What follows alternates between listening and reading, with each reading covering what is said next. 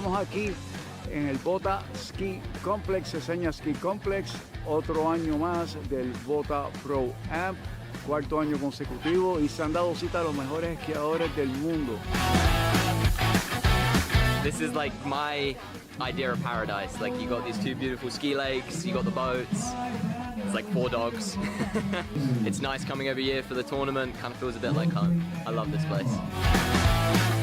We've got awesome boats, they're super strong, they feel amazing, and I'm excited to trick in finals and slalom in prelims today.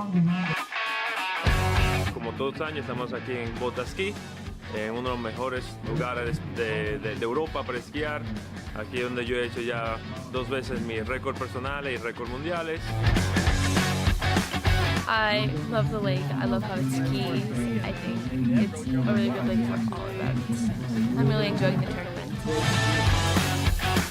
I love Spain, I love coming here, and the Botas family is always very welcoming to me and my family, and I always feel like I'm a part of theirs. It's amazing to come here, the site is awesome, and I'm excited to ski, so.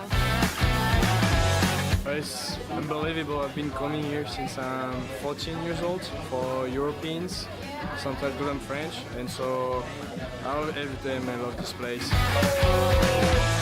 It's amazing, this place. The whole setting is perfect, and there's nothing better than this.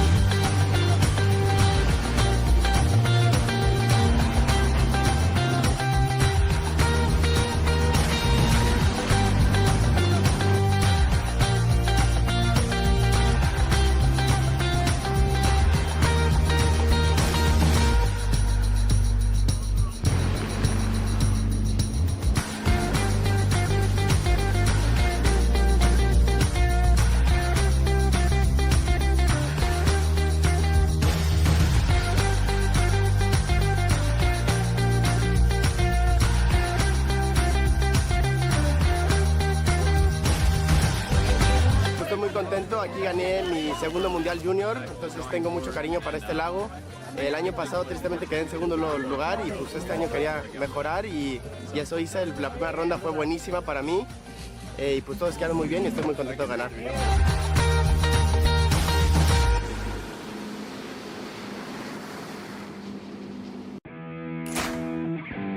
It was good. I was happy to run on my 39s.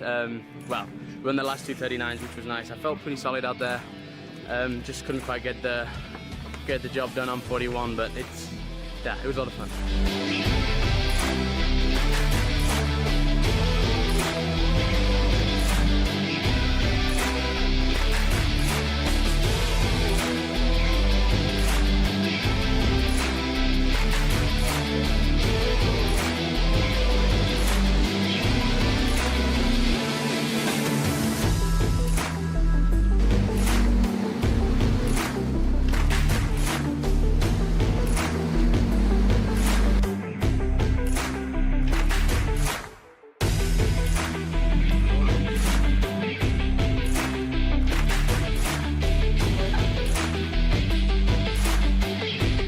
I feel good.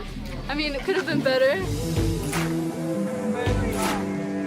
Me encanta, es muy bueno para esquiar, se siente increíble en el esquí y me divertí mucho.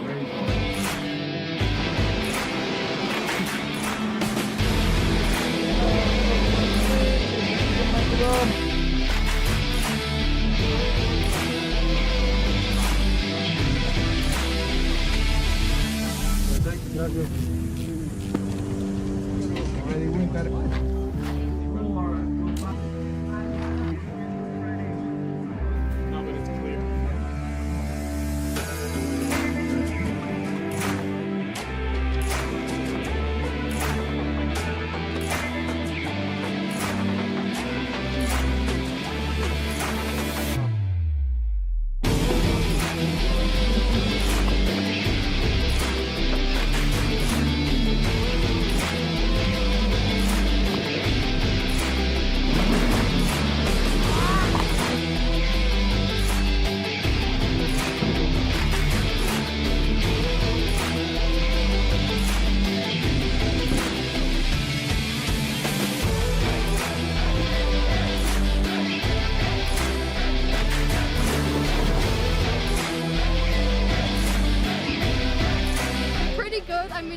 jumps wasn't as far as I hoped, but I mean I won, so I'm really excited.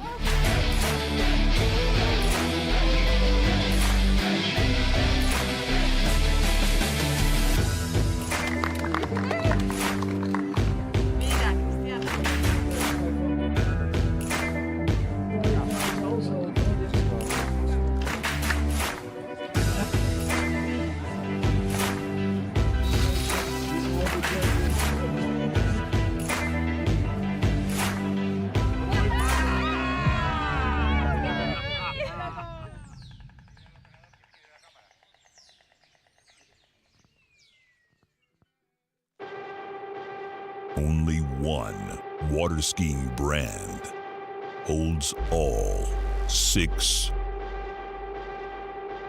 world records.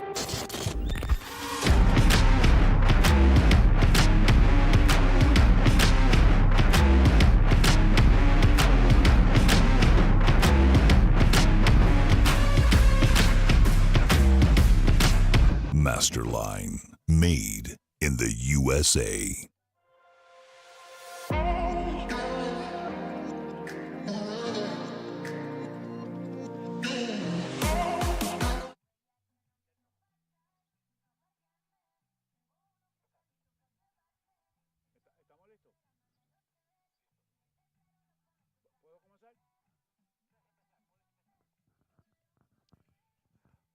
Muy buenos días, estamos aquí directamente del Ceseña Water Ski Complex y siempre ponemos la atención en los esquiadores, pero siempre tenemos las personas detrás, back the scene, como decimos en inglés, y este es un caso muy especial. Aquí tenemos a Richard Abelson, padre de Jake Abelson y Alexia Abelson, que se han convertido en 2 esquiadores sumamente fuertes. Jake Abelson acaba de romper el récord mundial en figuras con una puntuación de 12.930 puntos. Richard, I'm telling our audience the importance of you guys at this stage of the racing of athletes, your support to your kids, your training. Can you tell me something about that? How do you deal with Jake and Alexa that have become 2 rising superstars in the sport? Well, I think a lot of it comes from them. So, we provide love and support and guidance, as parents should. And, hoping that, every day they can improve a little bit in what they do and have fun doing it, I think is the most important part. And, focusing on your own path and where that's going and what's right for you. Whatever happens, whether it's, in training or in competition, you can't figure that out, but, you can enjoy what you're doing every day and be passionate about it. Sí, lo está diciendo Richard, que la mayoría del trabajo viene de ellos, pero que el apoyo que tanto Richard como Mariana le dan a sus hijos y su input hacia el deporte, pues los ha ayudado mucho y que definitivamente es una parte muy importante del desarrollo del atleta. Transmitiendo para ustedes directamente del Ceseña Water Ski Complex, este es Amador Ramírez. Muchas gracias.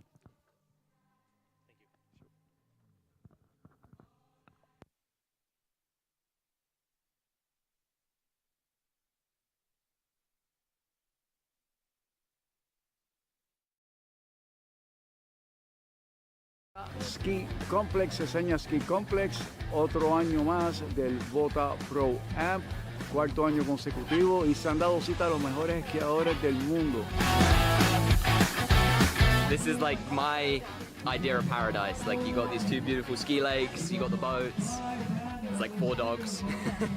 It's nice coming every year for the tournament. Kind of feels a bit like home. I love this place.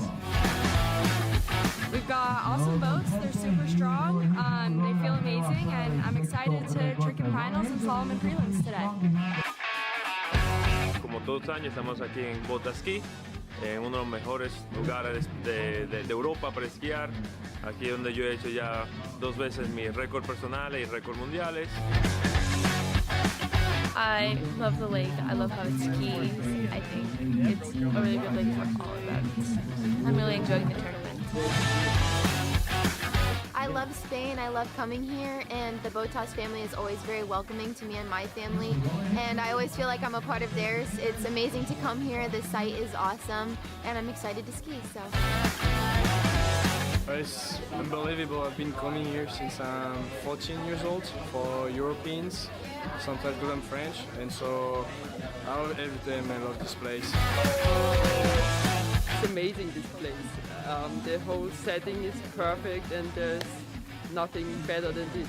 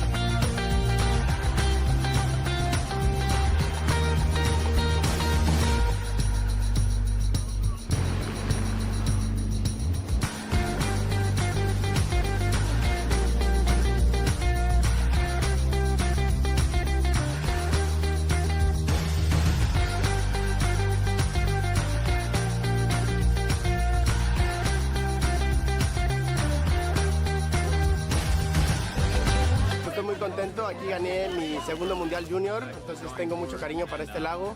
El año pasado tristemente quedé en segundo lugar y pues este año quería mejorar y eso hice. La primera ronda fue buenísima para mí y pues todos quedaron muy bien y estoy muy contento de ganar.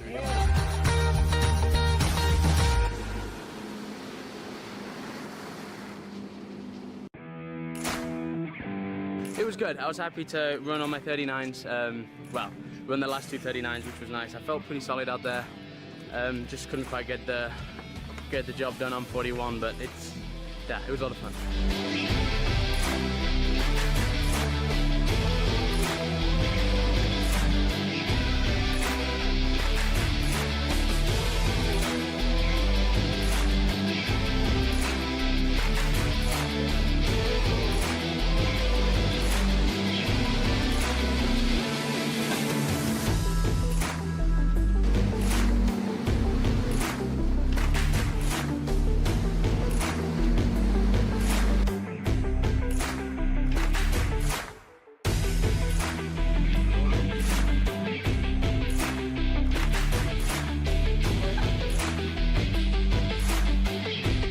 I feel good. I mean, it could have been better. Me encanta, es muy bueno para esquiar, es increíble en el esquí y me divertí mucho.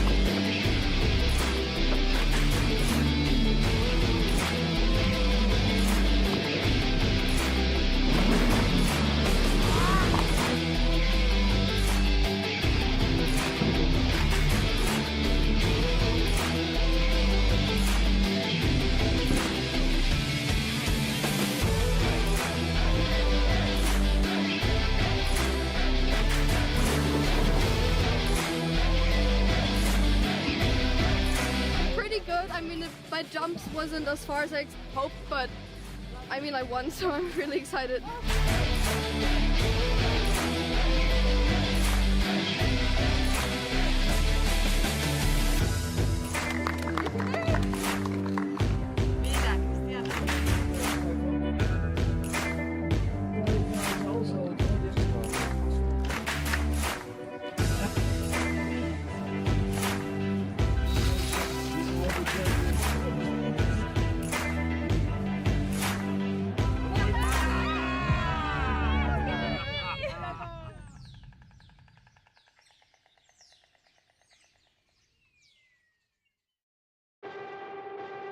only one water skiing brand holds all 6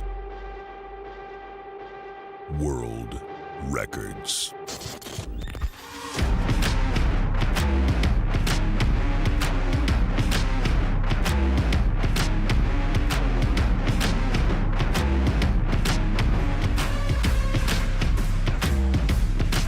Masterline, made in the USA.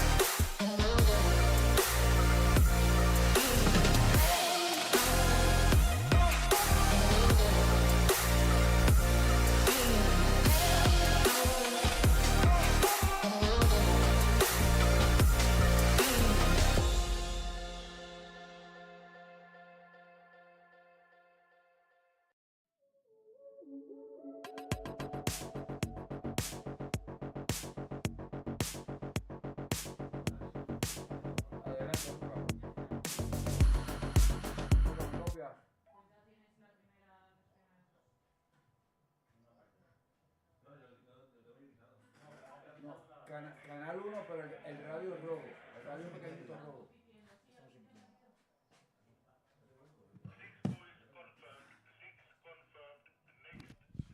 Bueno, estamos comenzando el head to head con Alexia Abelson, rebasando la primera pasada, y Inés Solé de Bélgica será nuestra próxima esquiadora. Recuerden que en este formato va una lancha primero, luego la otra, y así sucesivamente hasta que uno de los dos esquiadores caiga al agua o falle una boya. El sobreviviente pasará a la próxima ronda. Ya Alexia Abelson logró rebasar 16 metros y ahora Inés Solé de Bélgica será nuestra próxima esquiadora.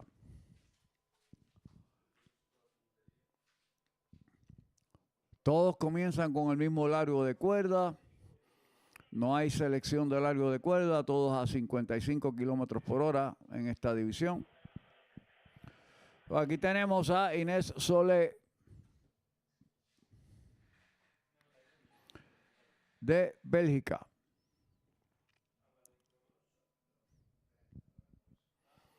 Aquí tenemos a Inés rebasando la primera boya, la segunda, luciendo bien.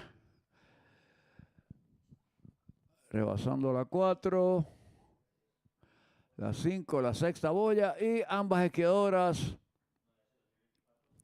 logran rebasar su primera pasada y regresarán con la cuerda de 14 metros.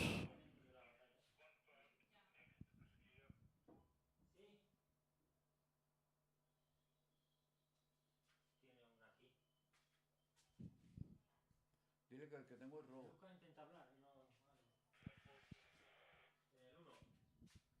Aquí no, yo tengo una radio de las antiguas y no he oído nadie hablar. No, Lucas me llamó por teléfono. Lucas me llamó por teléfono, pero aquí tengo una radio, la tengo aquí al lado y no se oye nada. Está aquí, mami, si estamos aquí al lado y no se ha oído.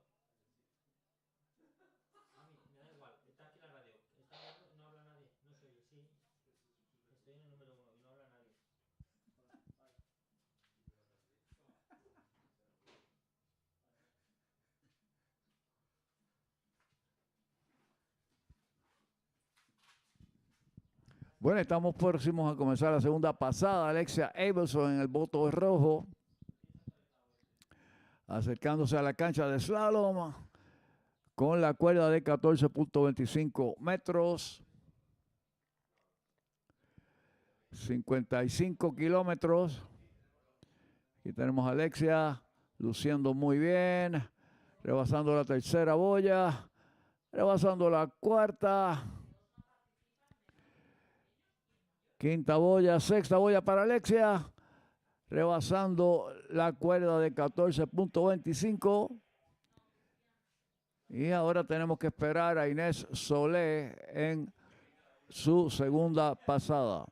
Recuerden que en este formato primero va un esquiador y luego inmediatamente viene el otro esquiador. Recuerden, el primer esquiador que falle una boya o se caiga se elimina y el ganador pasará a la próxima ronda. En esta división solamente tenemos 2 rondas. Tenemos la semifinal ahora y la final. Los ganadores de las 2 parejas que hay asignadas para sub-17, los ganadores de cada pareja se enfrentarán en la final. Bueno, aquí tenemos a Inés Solé preparándose para su segunda pasada con la cuerda de 14.25 metros.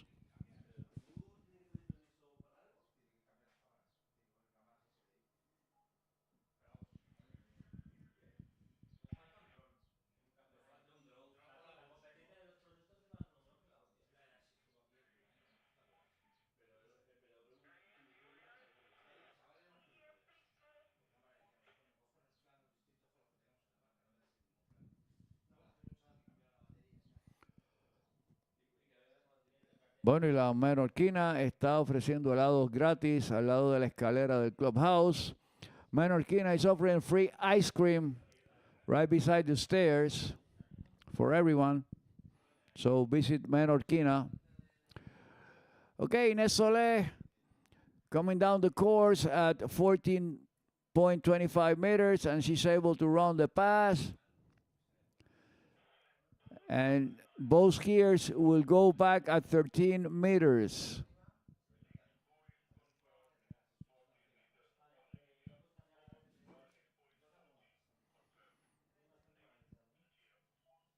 So Alexia Abelson will have to wait the additional 45 seconds of the wait time to then proceed for her 13-meter pass.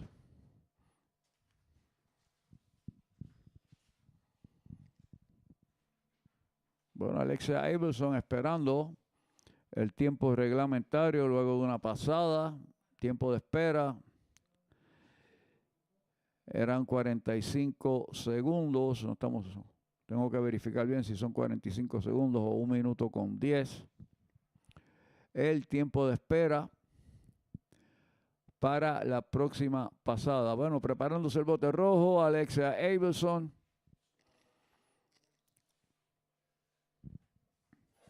En la cuerda de 13 metros. Bueno, en este formato head-to-head la estrategia es diferente. La estrategia es vencer al oponente para pasar a la próxima ronda, guardando energía. Okay, so Alexia Abelson managed to run 13 meters, and Inés Solé will be coming also at 13 meters for her third pass. So in this head-to-head format, the purpose is to beat the opponent. And usually skiers, the strategy is to, as soon as they beat the opponent just save energy for the next round.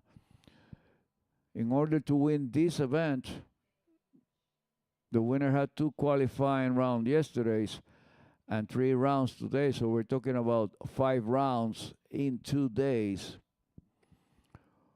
So the the strategy is totally open, totally different from a regular tournament where you just have like a your qualifying rounds and then a final. Here you ski 5 times versus 3 times that you ski on a regular tournament. Okay, Ines Solé coming down at 13. Alexia waiting at the other side for the outcome of this pass. Okay, so here comes Ines, looking good, going around 1. She goes around 2, rebasando la tercera boya. Hacia la cuarta. Y Inés Solé aparentemente logra rebasar la cuerda de 13 metros. Así que procederemos a la cuerda de 12 metros. Okay, so Inés Solé managed to run 13 meters. So both skiers will go back at 12 meters.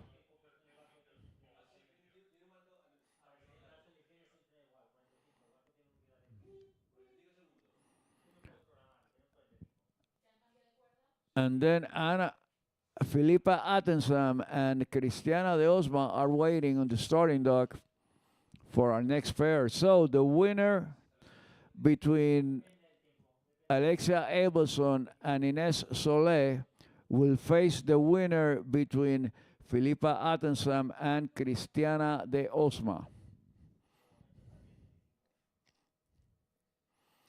And they will start from 0. The score of the previous round vanish, and it's a total new ball game. Okay, so Alexia Abelson, cuerda de 12 metros. 35 off for Alexia Abelson. In the forced pass for both girls. So there goes Alexia, she goes around 1. She goes around 2. She goes around 3, a little bit of second 3. And 3 buoys for Alexia Abelson. Ah, Sarina? Oh, I'm sorry.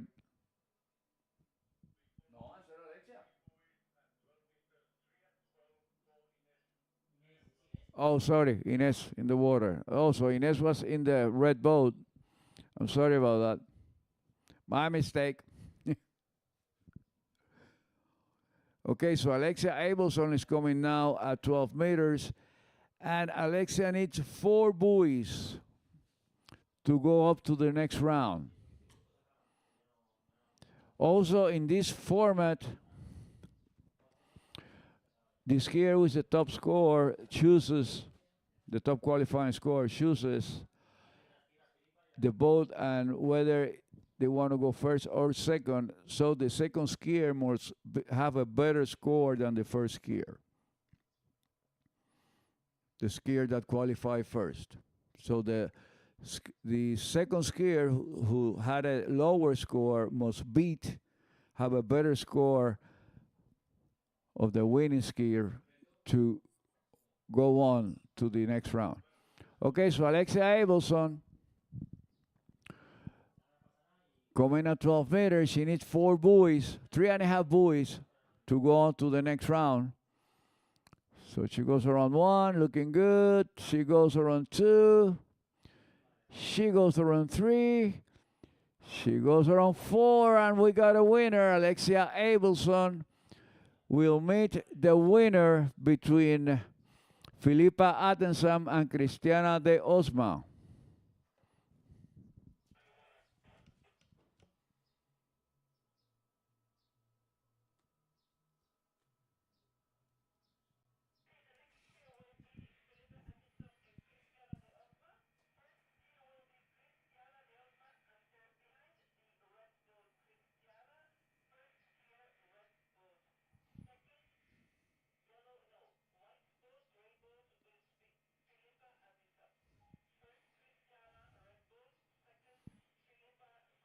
Okay, so our next pair, Cristiana de Osma, will be the first skier, and Filipa Attensam will follow.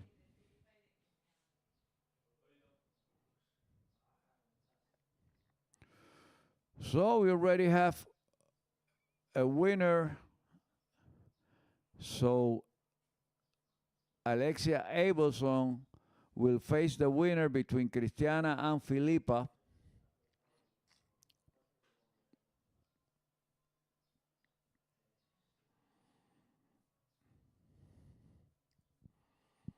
Says so Cristiano de Osma starting at 16 meters. And remember, all skiers of this division will start at 16 meters. There is no rope lengths choosing. Everybody will have to start at the same rope length at 55 kilometers. So Cristiana de Osma managing to run the first pass. And now Filipa Attenson will have her chance to run 16 meters and go on to the second pass.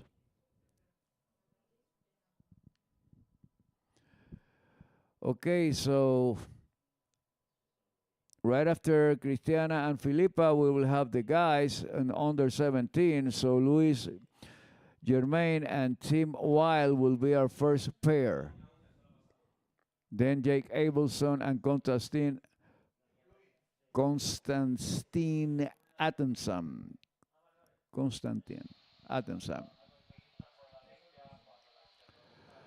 Bueno, tenemos a Cristiana de Osma y a Filipa Attenson en el agua. Ya Cristiana ejecutó su primera pasada con la cuerda de 16 metros y Filipa Attenson estará consumiendo su primera pasada a 16 metros. Tenemos a Filipa rebasando la primera boya, luciendo bien, rebasando la segunda. Luciendo muy bien Filipa y no debe tener problemas en rebasar 16 metros. Ambas esquiadoras logran rebasar 16 metros y estarán regresando con la cuerda de 14 metros. Comenzando con Cristiana de Osma.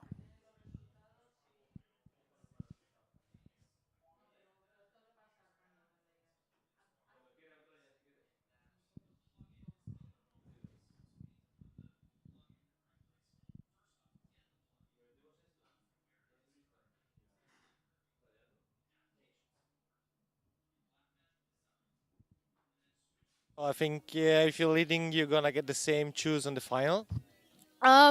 Yeah, probably. We'll see who I'm going up against, though.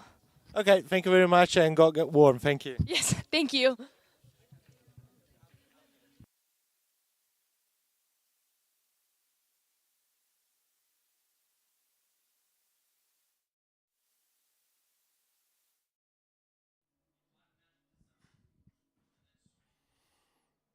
Bueno, bote rojo en movimiento. Cristiana de Osma a consumir su pasada a 14 metros.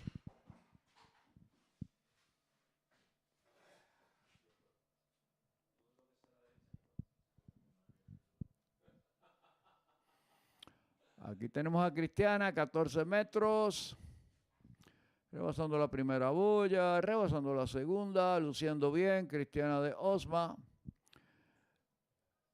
Cristiana logró ayer en su ronda clasificatoria rebasar la cuerda de 11.25 metros, agarrando una boya a 10.75, posiblemente empatando su mejor marca.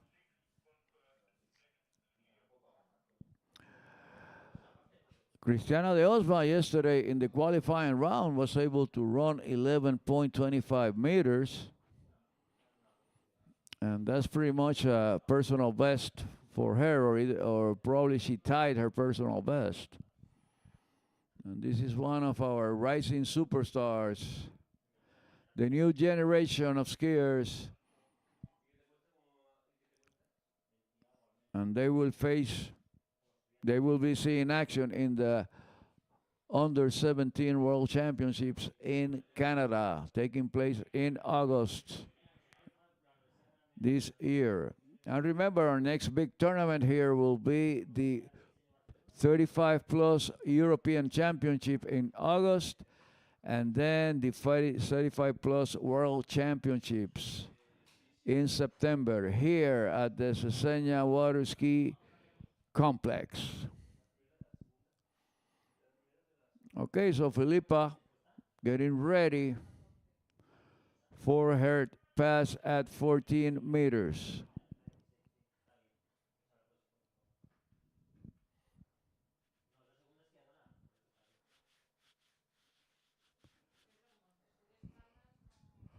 Filipa Attensam. She goes around 1. She goes around 2, looking good. She goes around 3. She goes around 4. She goes around 5. And Filipa Attensam managed to run 14 meters. So both skiers will go back at 13 meters. Remember, the purpose of this head-to-head format is for the skier to beat the opposite to be able to advance to the next round.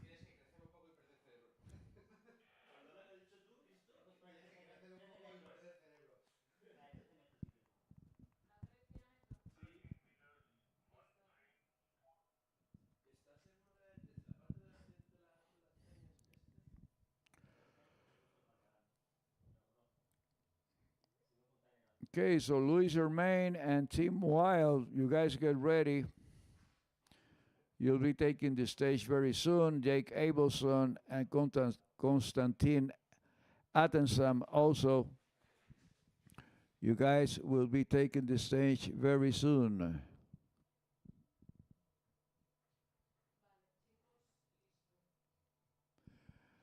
Okay, so 13 meters for Cristiana de Osma.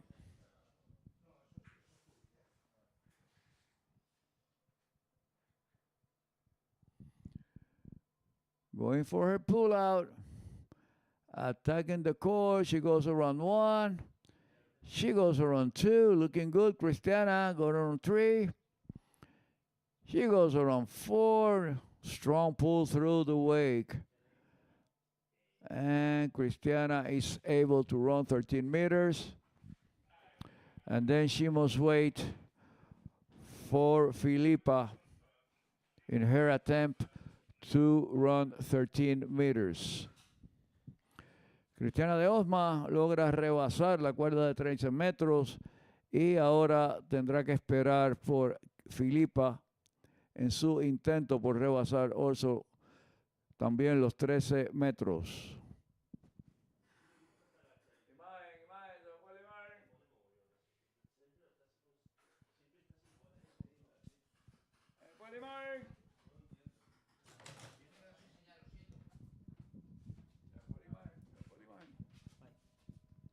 Se fue la imagen.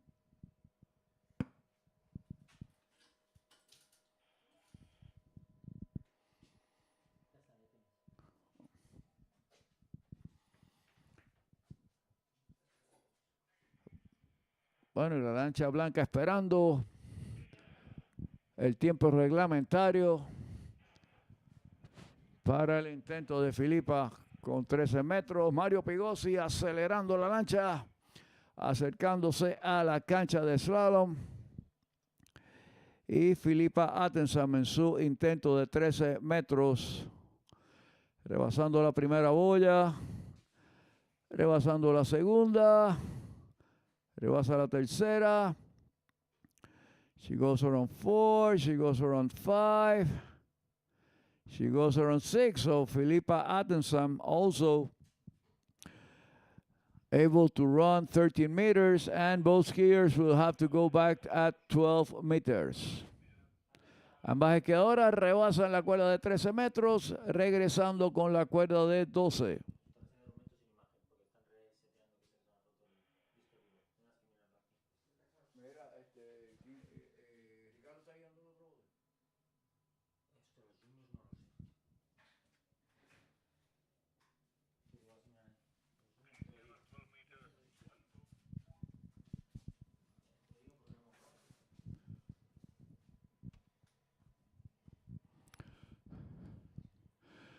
Bueno, lancha esperando, lancha roja esperando, Cristiana de Osma para consumir su pasada a 12 metros.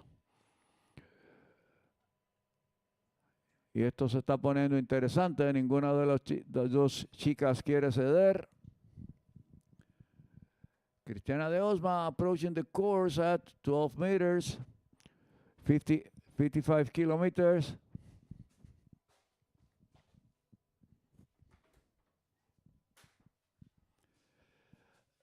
Here comes Cristiana, 35 off for 12 meters. She goes around 2. She goes around 3. She goes around 4. She goes around 5. And she is able to run 12 meters. Cristiana de Osma.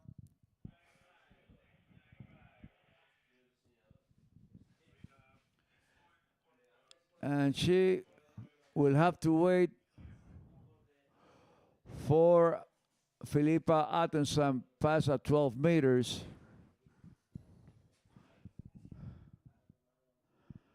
And both girls, none of them want to die.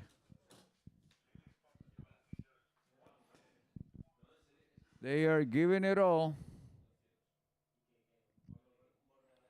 Our first pair also went into 12 meters.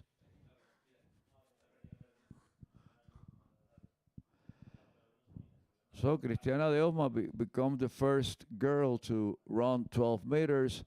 And we have to wait for the outcome of Filipa Atensam performance.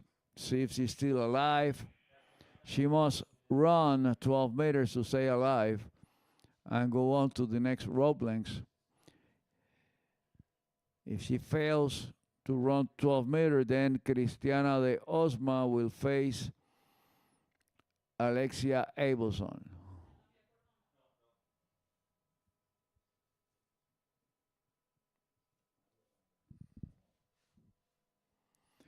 Okay, so Filipa is able to take 3 buoys, so Cristiana de Osma advances.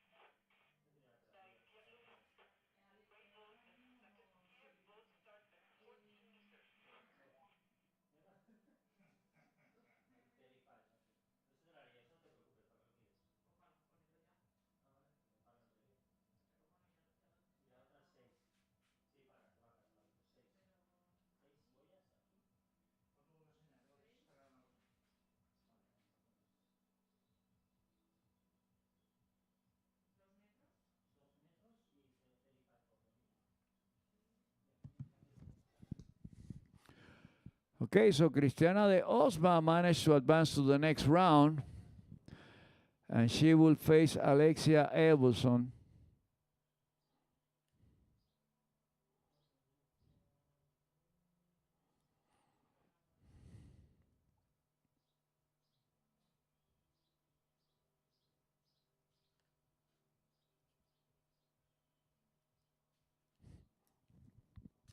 Okay, so now we'll proceed with the guys.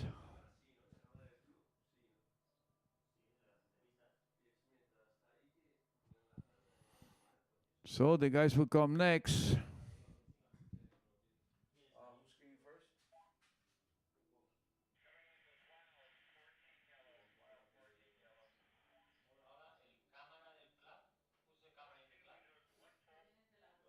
Who's the first skier, Tim?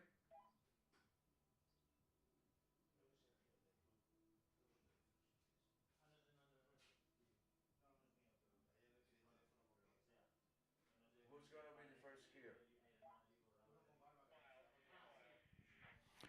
Okay, so Tim Wild will be the first skier, and then Luis Germain.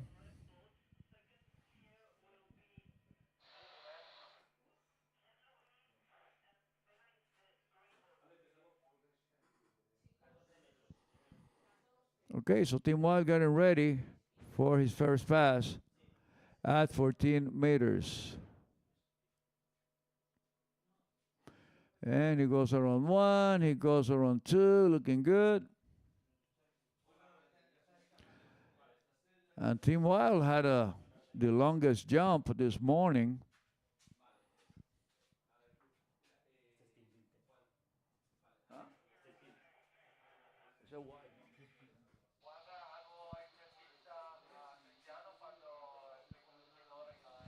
Okay, so Team Wild managed to run 14 meters.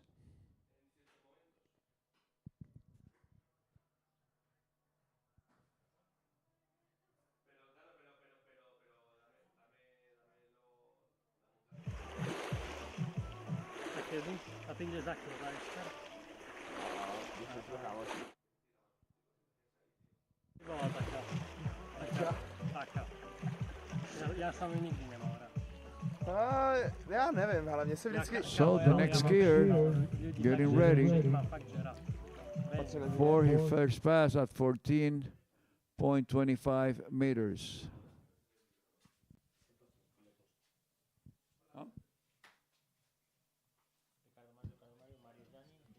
Ahora está on.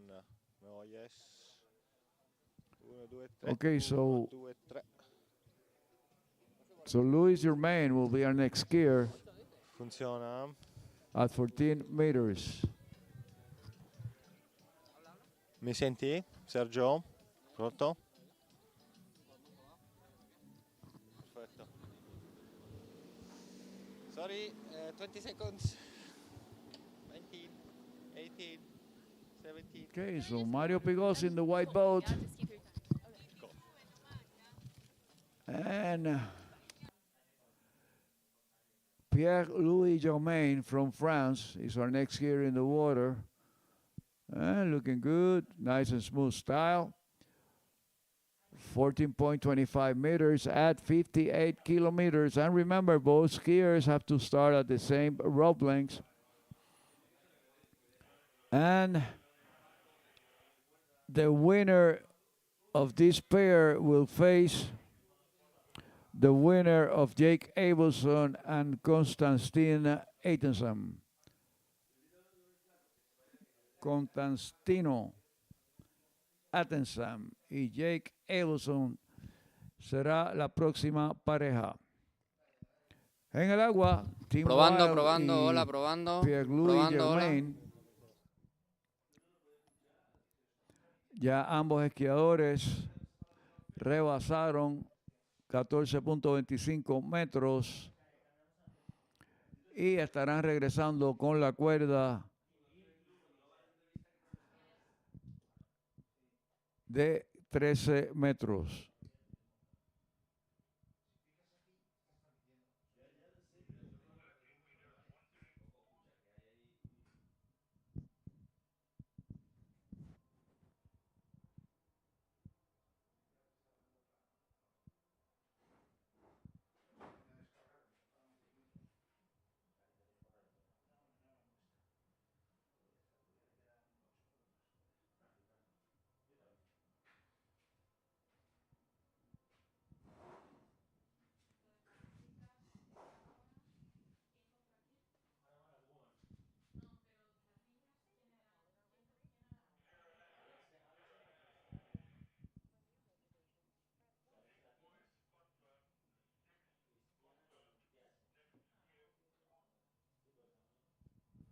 Ok, 6 boyas para Pierre-Louis Germain y Team Wild estará regresando con la cuerda de 13 metros.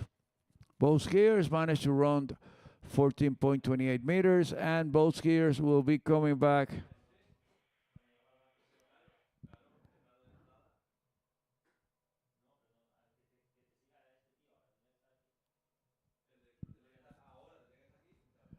at 13 meters.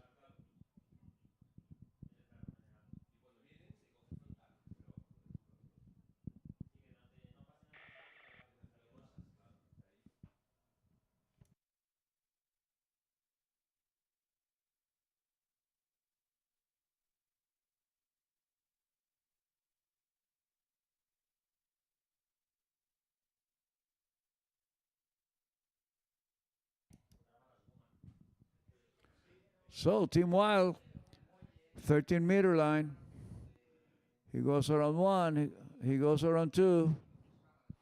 He goes around three, looking good. He goes around four. He goes around five. And Team Wild is able to run 13 meters. And Pierre-Louis Germain will be hitting the course in a few seconds. So Pierre-Louis Germain must run 13 meters to stay alive and keep going on the competition.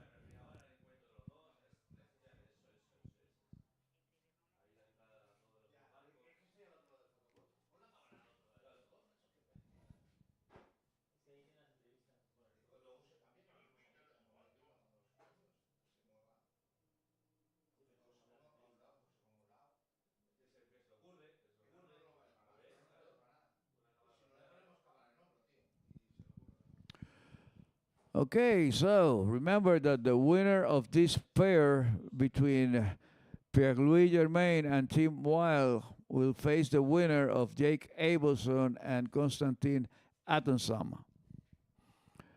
Right now, we already have one pair.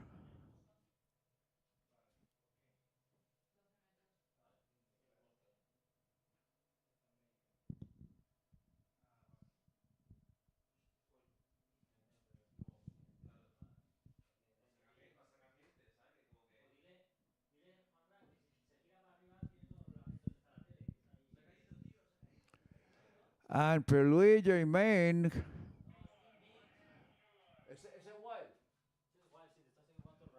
Team Wild goes down.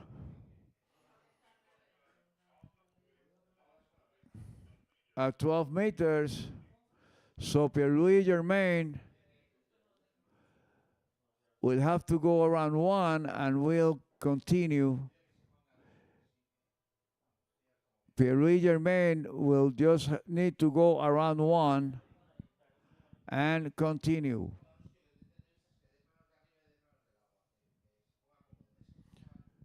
To continue to the next round. So Team Wild goes down, going around the first buoy.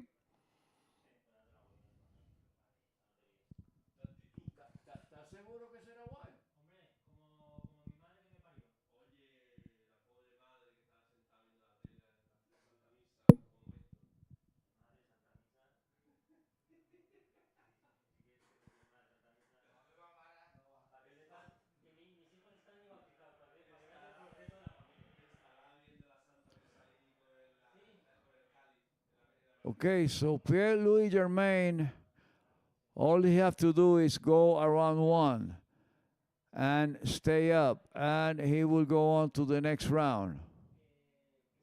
He goes around two, he goes around three, and he goes down at the third ball, so 2.5. So Pierre-Louis Germain advances to the next round.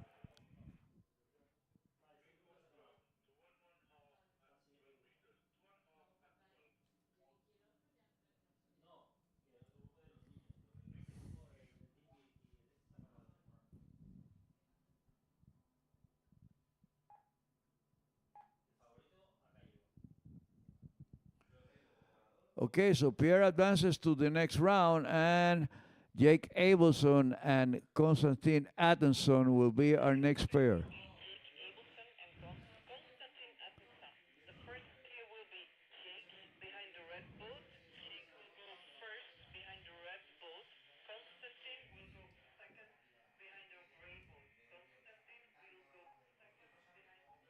Okay, so Jake Abelson will be our first skier behind the red boat, and Konstantin will be our second skier behind the white boat.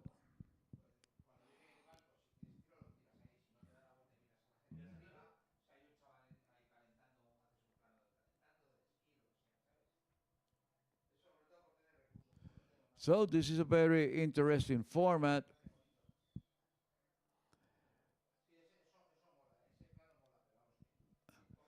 The objective is to beat the partner when the pair goes out, two skiers goes out, one after the other, and the winner between both skiers advances to the next round. And then in the next round, they start from 0 again.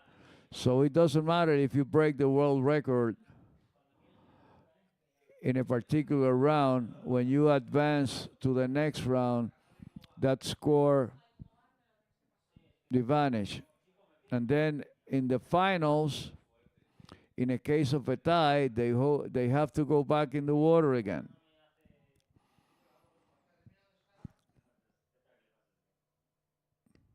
So this is a very interesting format, and this is more like a endurance type of thing, other than just go out and try to win the thing on one set.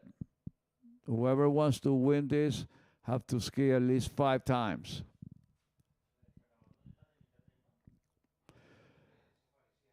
Bueno, y en este formato, no importa si en determinada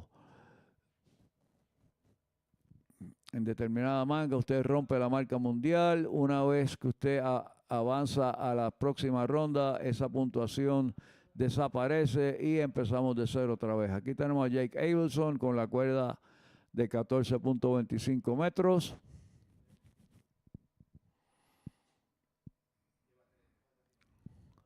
Y luciendo muy bien Jake. Jake Abelson managed to run 14.25 meters, and Constantine will follow on the white boat. So Ricardo Botas driving the red boat, Mario Pigossi driving the white boat. And both boats equipped with the 6.2 liter engine capable of producing 450 horsepower.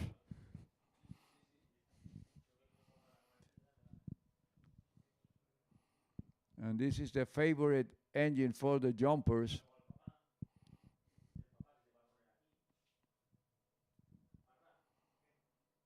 So Constantine getting ready for his first pass at 14.25. So we already have a winner. Pierre-Louis Germain is waiting for the outcome of this pair. See who's he's gonna face for the final.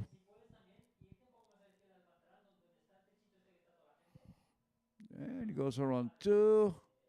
He goes around 3. He goes around 4. Looking good. And Constantine able to run the pass, and they will follow for the next round.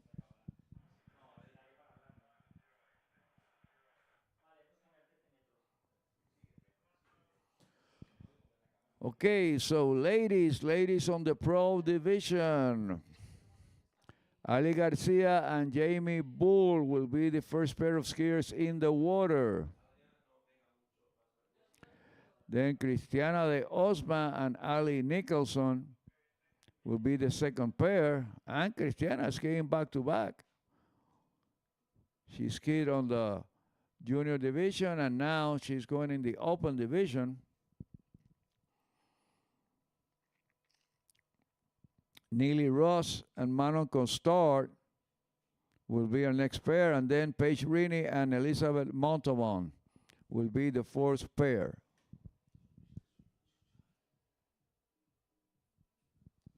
But first, we need to see the outcome of the boys under 17. So Jake Abelson getting ready for his 13-meter pass.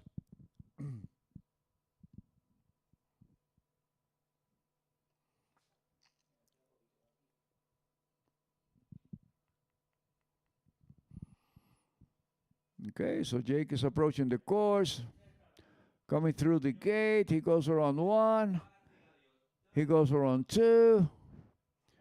He goes around 3, looking good. Jake Abelson goes around 5, and he goes around 6. Jake became last year an overall skier. And actually, he possesses the trick world record. with a score of 12,930 points.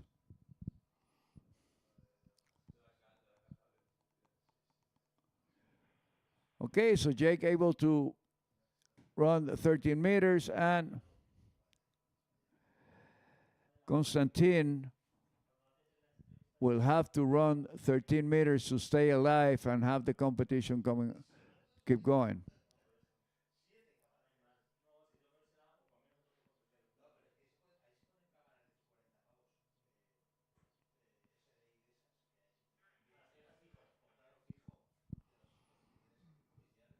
Oh, very interesting format, this head-to-head.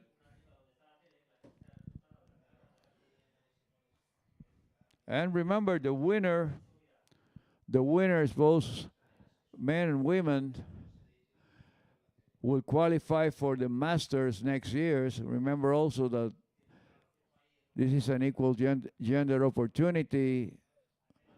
So both men and women will win the same amount of money. Okay, so Konstantin at 13 meters, looking good.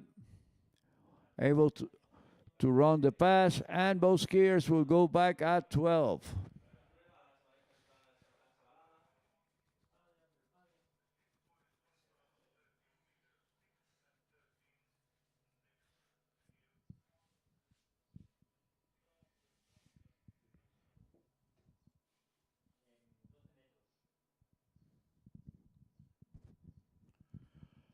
Okay, so Jake will be going back at 12 meters.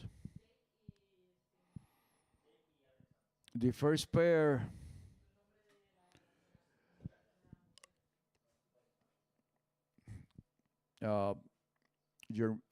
Pierre-Louis Germain run 2.5 at 12, was the winner of the first pair. Team Wild ran half a buoy at 12 meters. And let's see how far down the line Jake and Konstantin have to go in order to have a winner who will face Pierre-Louis Germain. Okay, Jake Abelson, 12 meters. Ricardo Botas driving the boat. He goes Jake for his pull out. And he goes through the gate. He goes around 1. He goes around 2. Hard pull for Jake. He was able to recover. He goes around 3. He goes around 4. He goes around 5. And Jake is able to run the pass at 12 meters.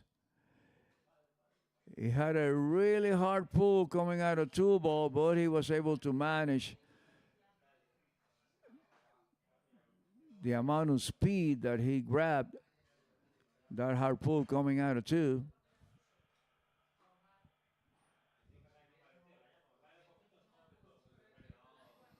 So Konstantin will attempt to run 12 meters. He needs to run the pass to stay alive.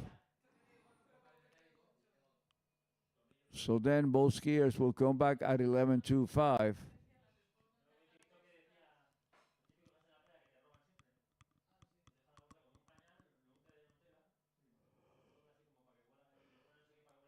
So Konstantin waiting in the water. Mario Pigossi driving the white boat.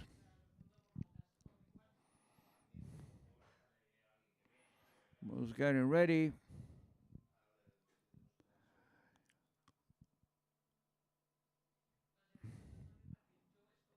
So here comes Konstantin at 12 meters. He needs to run the pass to stay alive. And Jake is waiting at the other end, waiting for the outcome. See if they have to ski again. Okay, he goes around 3, he goes around 4, he goes around 5. So looks like both skiers will have to come back at 11.25. And Konstantin looked very happy. The Fist of Fury in signal of good job. Not victory yet. Okay, so both skiers will come back at 11.25.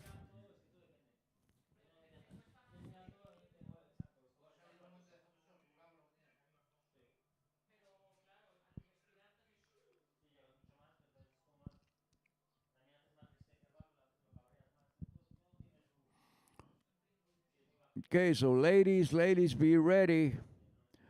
Ali Garcia and Jamie Bull will be the first pair. And they're about to take action. I do believe that this will be settled on this pass. Let's see who's going to be the winner between Jake and Constantine.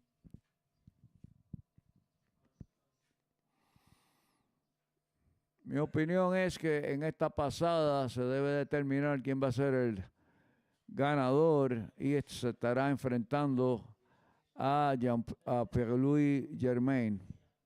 ¿Será Jake? ¿Será Constantin? Lo veremos en el próximo minuto. Jake va a hacer la primera boya, la segunda, la tercera boya y 4 boyas para Jake. 4 buoys for Jake at 38 off or 11.25.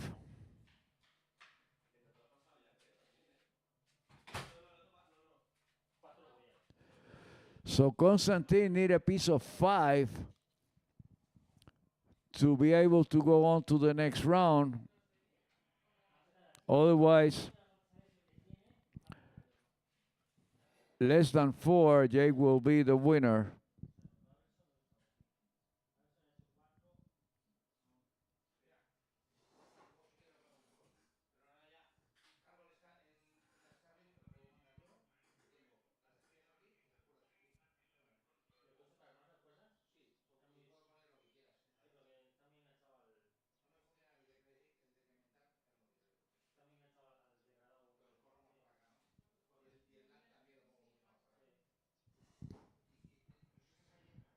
Okay, so Jake waiting for the outcome of Constantine pass to see who's going to face Pierre-Louis. Okay, so here comes Constantine. 11.25 meter line. And there he goes, and he goes around 1, getting slack on 1. He goes around 2. So looks like Jake Abelson is going to be facing Pierre-Louis Germain on the finals. Okay, so we got the under 17 scenario set up. So Cristiana de Osma will be facing Alexia Abelson in the final, and Jake Abelson will be facing Pierre-Louis Germain in the boys final. Okay, so we go to quarterfinals on the pro women slalom with Alexandra Ali Garcia and Jamie Bull. Jamie Bull was the first qualifier, and Alexandra Garcia was the last qualifier. So that's how the format goes.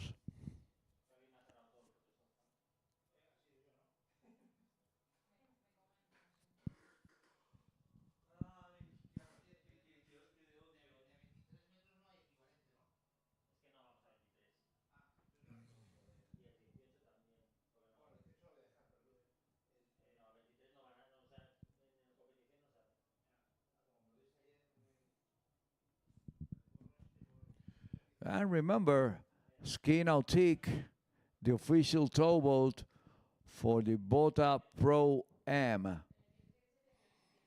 The brand new Ski Nautique is a carbon graphite construction, 450 horsepower, touch screen,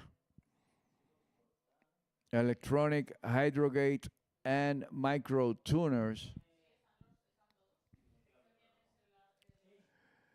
And the micro tuners is the new thing in the slalom skiing technology. These are devices that are on the back of the boat that goes down after certain rope lengths and kills the wake even more than the hydrogate.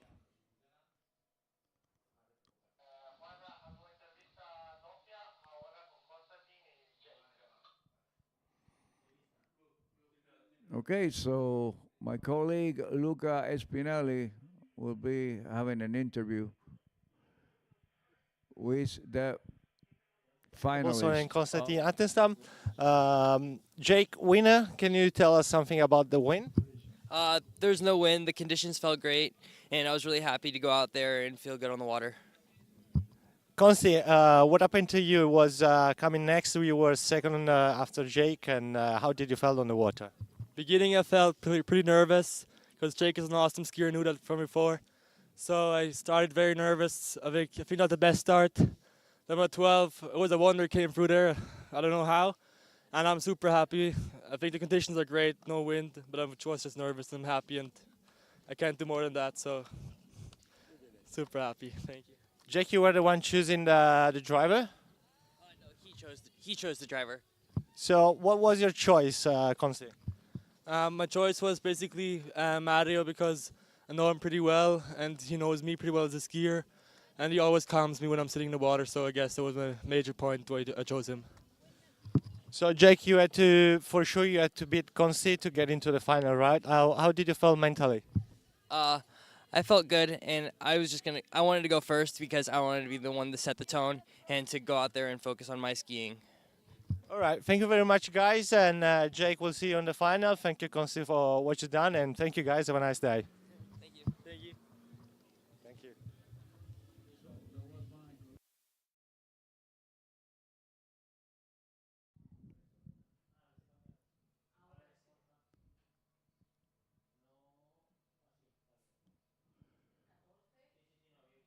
So looks like Jamie Bull decided to go out first.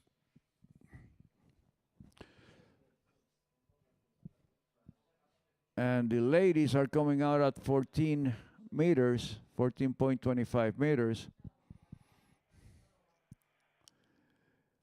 Usually Jamie Bull starts at 13 meters, but in this format, everyone have to start at the same rope length. So in this quarterfinal, they will start at 14. In the semifinals, they will start at 13. And in the finals, they will start at 12. So it's going to be harder every time that start. Okay, so Jamie Bull managed to run the first pass, and Ali Garcia will follow.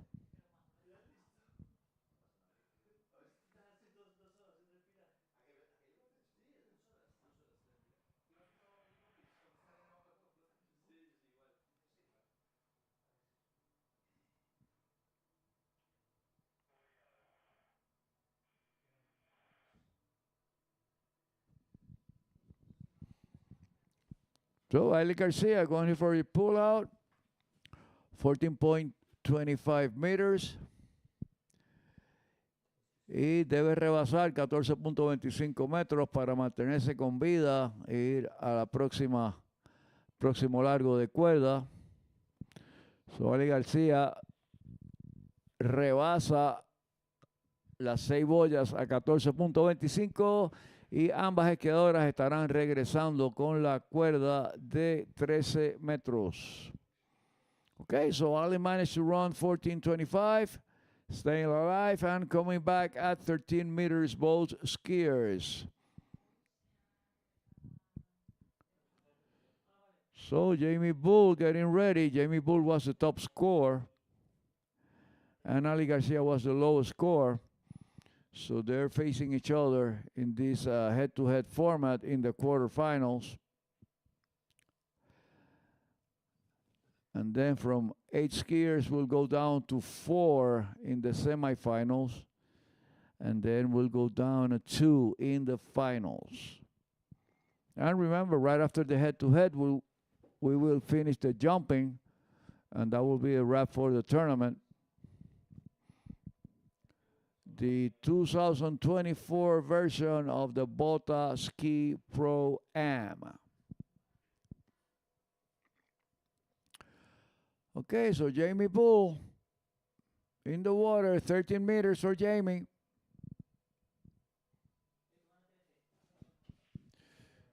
And Jamie goes around 2, looking good. And what a strong skier Jamie Bull is.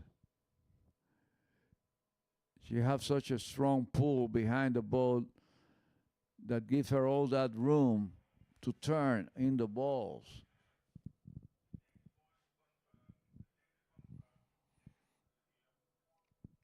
Excellent skiing for Jamie Bull, and Ali Garcia will be coming back also at 13 meters, and she must run the pass to stay alive.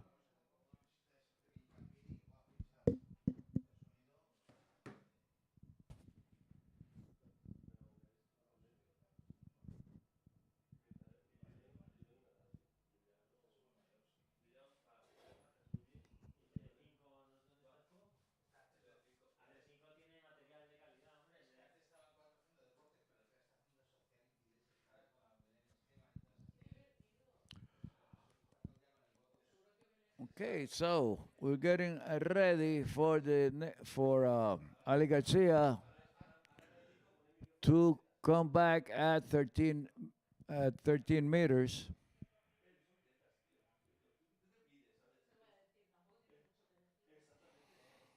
Both skiers managed to run 14:25.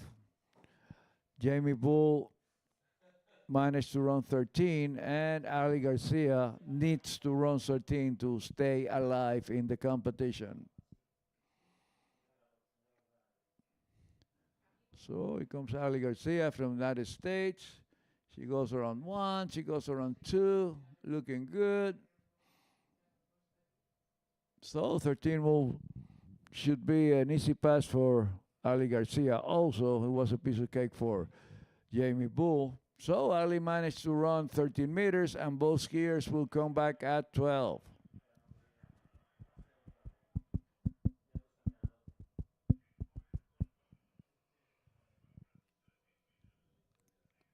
Ambas esquiadoras regresarán con la cuerda de 12 metros. Ambas lograron rebasar 13 metros.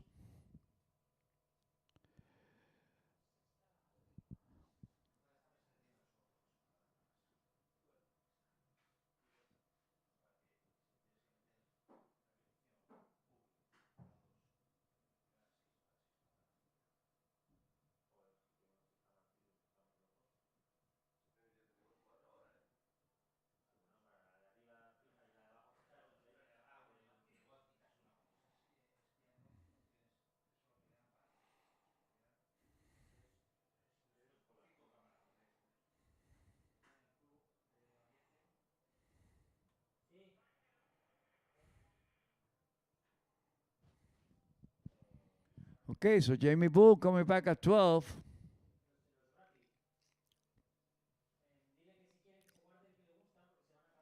$12 metros para Jamie Bull.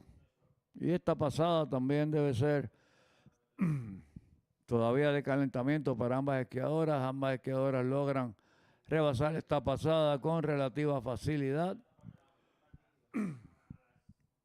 Por lo tanto, todavía la cosa está un poquito fría.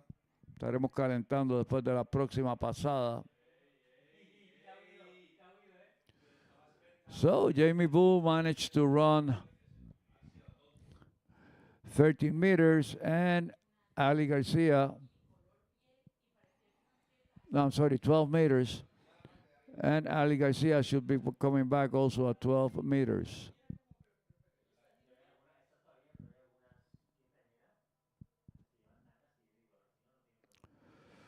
So our next pair will be Cristiana de Osma versus Ali Nicholson.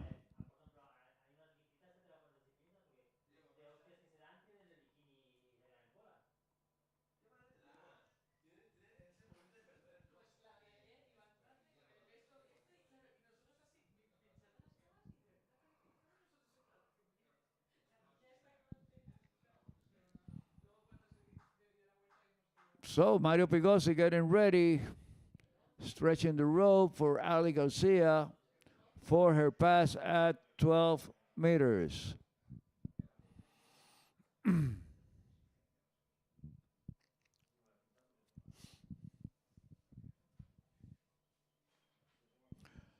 So here comes Ali. She goes around 1, looking good.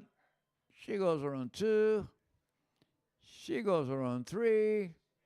She goes around 4. And Ali Garcia doesn't have any problem running 12 meters, and both skiers will be coming back at 11:25.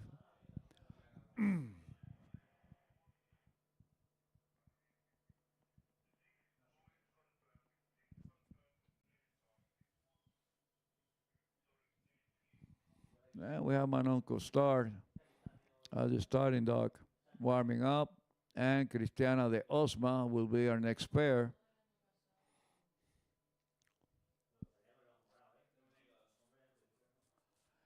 A lot of adrenaline going on between both skiers.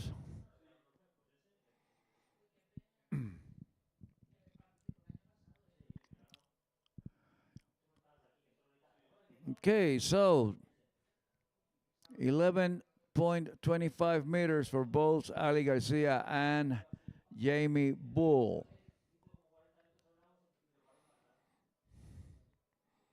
Oh, Jamie getting ready. And Jamie chooses to ski first. So Ali Garcia must have a higher score than her to beat her. In the case of a tie, Jamie will advance.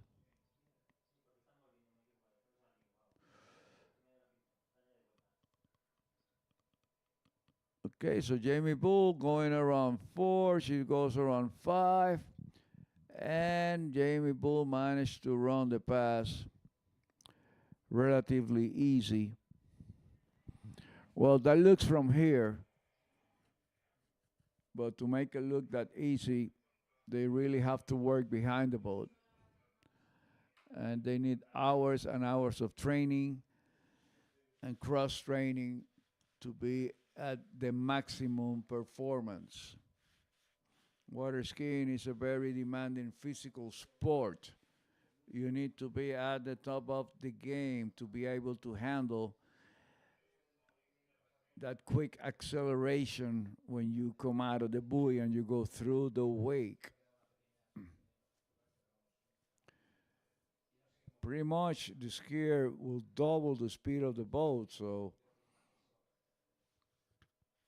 the skiers are crossing the wake at speeds, the guys like probably at 70 miles an hour and the girls like probably 65 miles an hour behind the boat.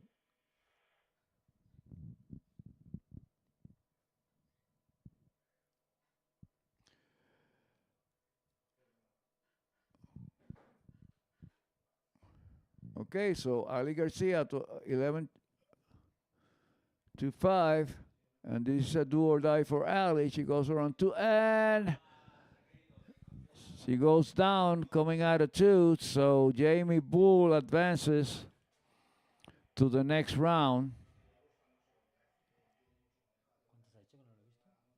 1:30.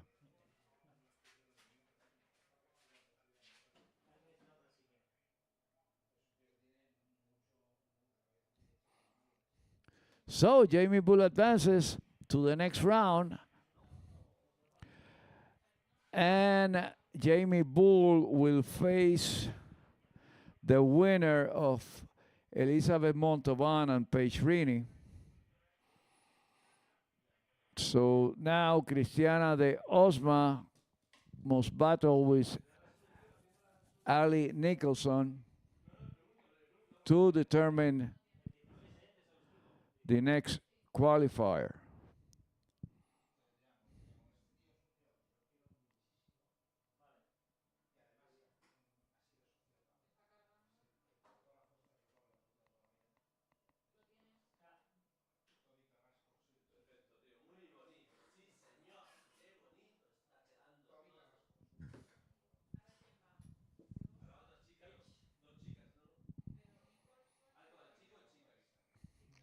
Okay, so we already have one pair, one qualifier. So Jamie Bull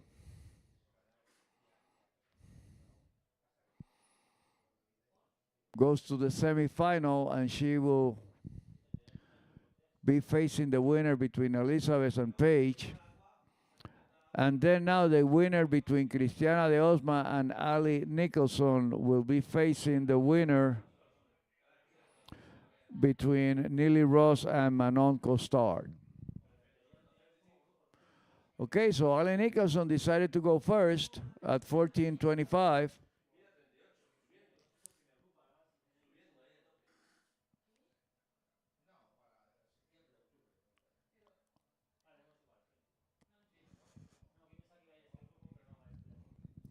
So remember, in these quarterfinals, both skiers will start, all the skiers will start at 14:25. And then on the next round, all skiers must start at 13 meters. And then on the finals, all skiers will have to start at 12. That's on the women's division. On the men's division, they will start at 13 meters. Then in the semifinals, they will start at 12. And then on the finals, they will start at 11.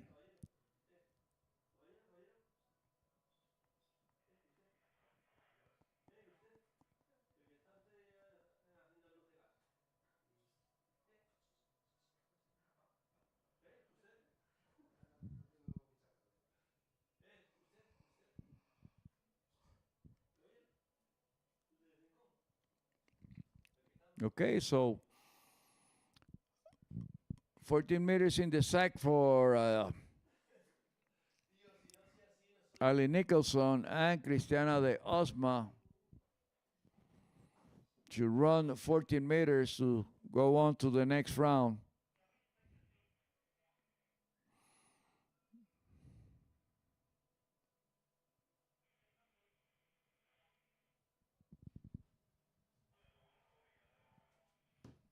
And that should be easy for her. Cristiana is able to get into 10.75. And this is going to be a very interesting matchup. Experience versus youth. Although Cristiana, at her young age, is a very experimental skier. She's been... Okay, and now my good friend Luca Espinelli will be interviewing someone down there. Take it away, Luca. Jamie Bull, first out of the ski, you were top seed. How was this morning your ski set? Yeah, it was pretty good. Managed to make it around to the next round, so looking forward to skiing again. Yeah, absolutely. Did you have some strategies this morning, or you keep it secret for the final? All the secrets. No, I just went out and skied and tried to ski well and see what happens. All right, thank you very much. We'll see you on the final. Wish you all the best. Thank you, Jamie. Thank you.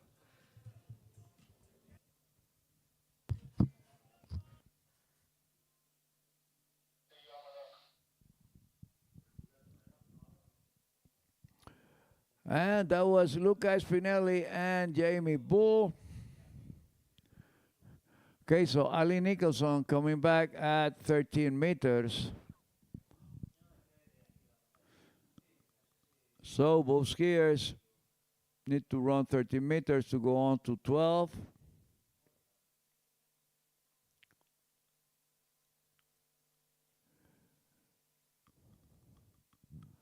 As I was saying, Cristiana de Osma, even at her young age, is a very experimental skier. She started skiing international at the age of 11.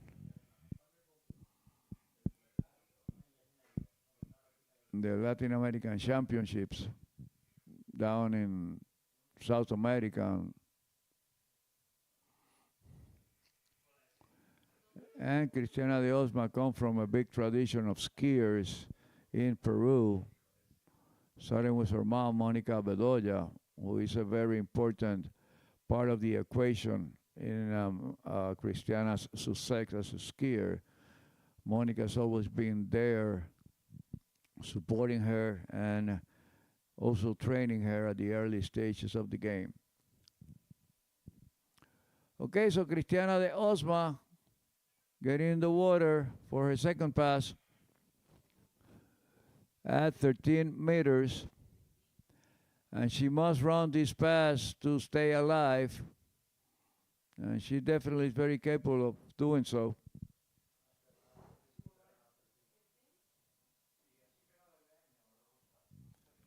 And she goes, Cristiana de Osma. She goes around 2. She goes around 3. She goes around 4. She goes around 5. And she managed to run the pass at 13 meters. So both skiers will come back at 12 meters. And Cristiana has done a lot of skiing. She has skied in the open division and in the junior division.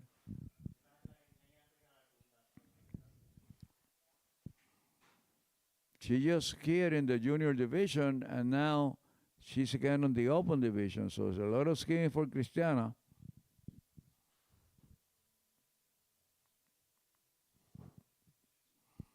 And we got Manon Costar warming up. And she's going to be seeing action very soon.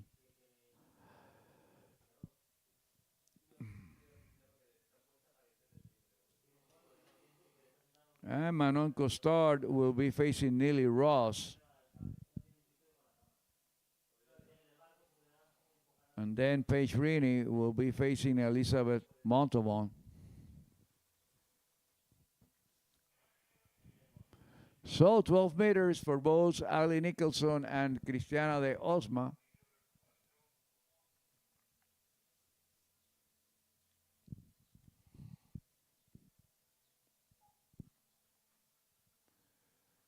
And Ali goes around 1.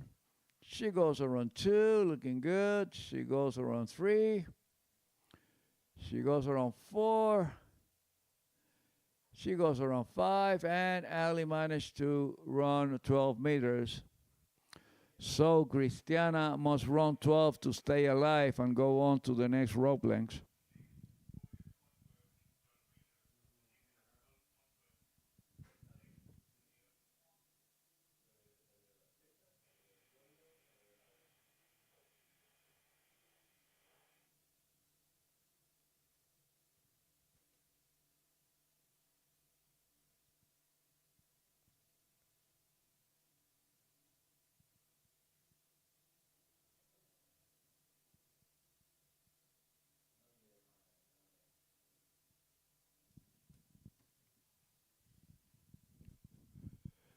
Okay, so Ali runs 12 meters.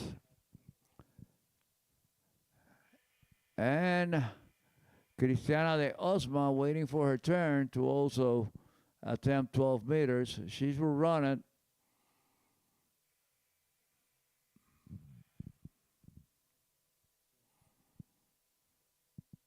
And I do believe that these juniors skiing in the open division have done a lot of skiing in the weekend. Okay, so here comes Cristiana. She goes around 1. She goes around 2. She goes around 3. She goes around 4. She goes around 5. And Cristiana de Osma managed to run 12 meters. So they should be coming back at 11.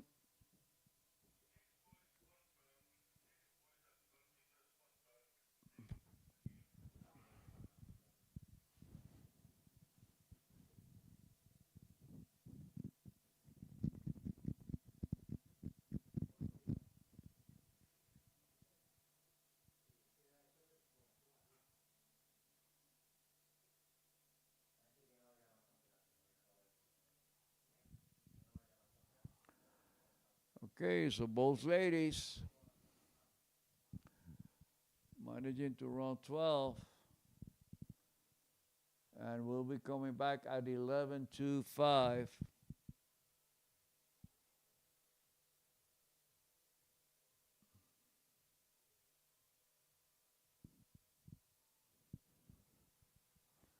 So Alan Nicholson getting ready. Ricardo Botas hitting the gas. 55 kilometers, 11.25 rope lengths for Ali Nicholson. And there she goes, and she goes around 1. She goes around 2, looking good. She goes around 3. She goes around 4. She goes around 5, and she managed to run the pass. So Cristiana de Osma have to run this pass to stay alive.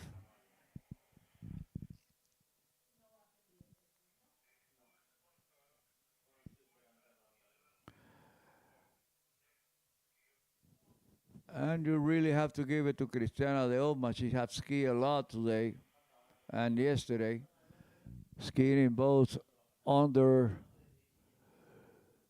17 and in the open division. And she just skied in the under 17 head-to-head. So this is her second set in less than an hour.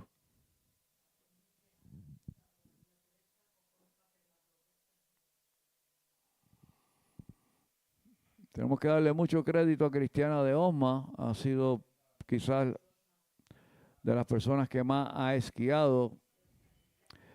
Ella participó en la división sub-17 y ahora está participando en la división abierta en menos de una hora.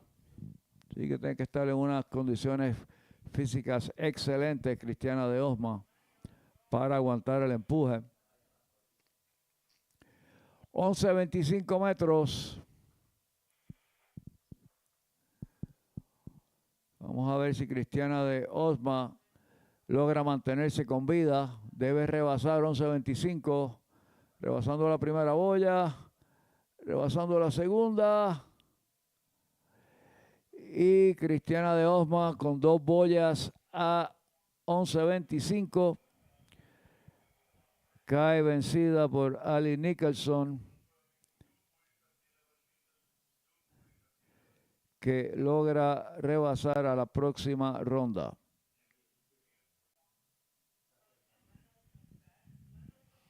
Bueno, ahora tenemos a Manon Costard y Neely Ross. Será nuestra próxima pareja. Y la ganadora de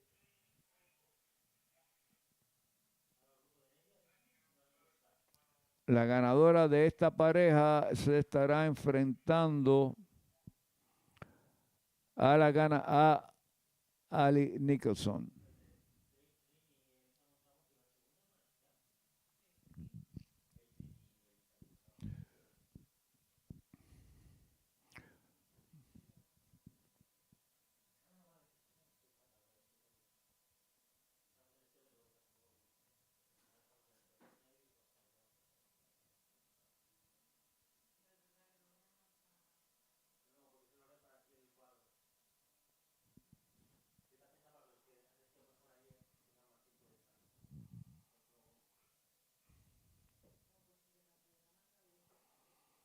Okay, so Neely Ross y Manon Costard se estarán enfrentando ahora la próxima pareja.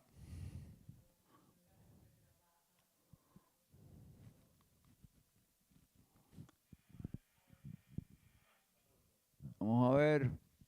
Pienso que es Neely Ross y Manon Costard. Bueno, ahí está Neely. So, Manon Costard en el agua.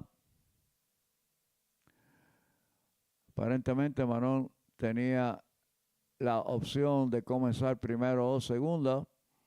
Y Manon Costard decidió empezar con la cuerda de 14.25.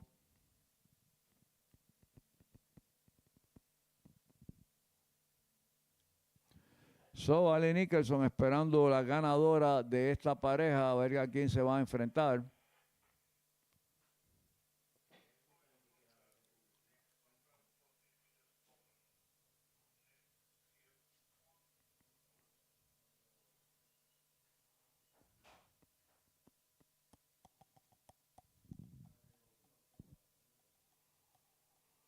Bueno, seguimos en la acción con Manon Costard y Neely Ross, nuestra próxima pareja. Y muchos de estos esquiadores no están acostumbrados, sobre todo las muchachas, no están acostumbradas a lo que es el head-to-head competition. Esto era más un formato del ya desaparecido Big Dog y fue adoptado aquí en la división profesional por Ricardo Botas, que fue el primero en tener estos profesionales esquiando en un formato de Big Dog. Y a mi entender, este es el único campeonato que sigue utilizando el formato head-to-head.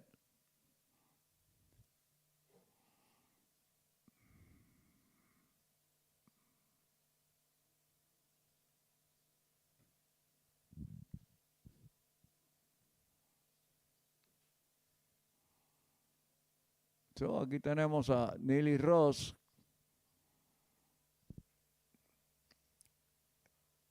en su pasada a 11.25, a 14.25.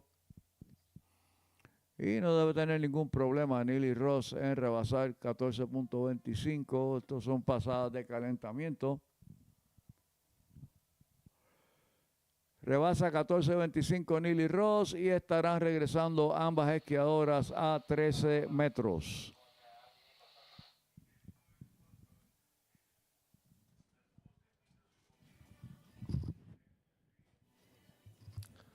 Hailey, how was it this morning? You just win your first set, the quarterfinals. How was it in the water?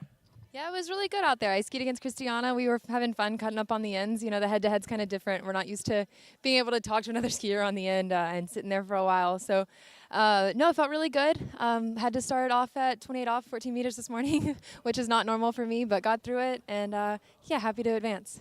Because you normally start on the green one, 13 meters line? Yes, yeah, so that's my normal. I haven't started on 14, I think, at all this year. So that was a little bit, I was just kind of like, okay, just don't take it too aggressive. So, but got through it, happy to advance. So yeah, on to the next round. All right, thank you very much. Wish you all the best for the next one, for the semifinal. I'll see you next on the water. Thank you. Thank you. Bueno, será Lucas Spinelli entrevistando a Ali Nicholson. So, Ali está esperando la ganadora entre esta próxima pareja entre Neely Ross y Manon Costard. Aquí viene Manon a 13 metros. Y Ali estaba comentando, la mayoría de estas muchachas comienzan a 13 metros. So, se le hizo un poquito weird empezar a 14, pero las profesionales pues ya están acostumbradas a cualquier largo de cuerda.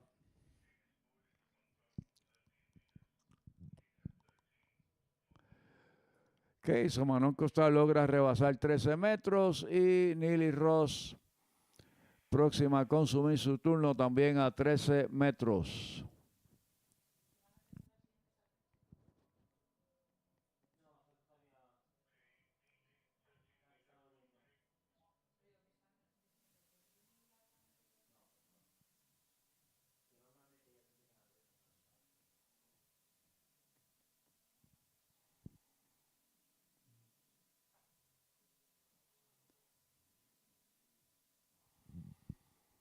So, tenemos a Neely Ross en el agua esperando el tiempo reglamentario para proceder a consumir su turno.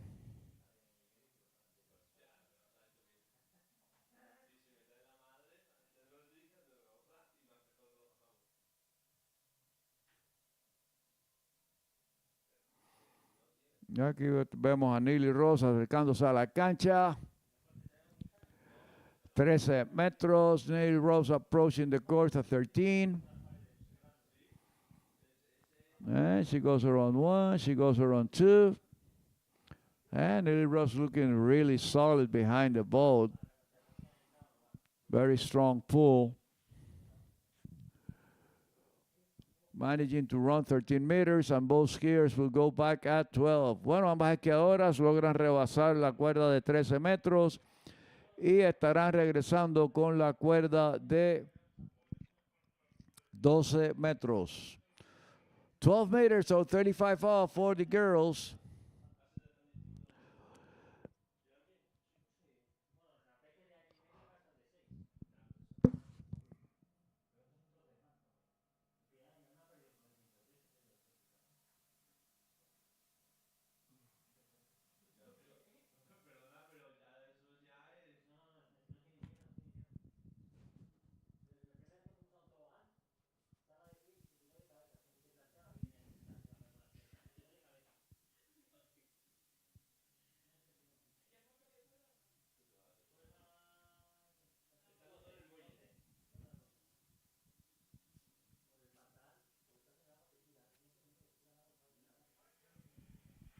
Bueno, seguimos en la acción.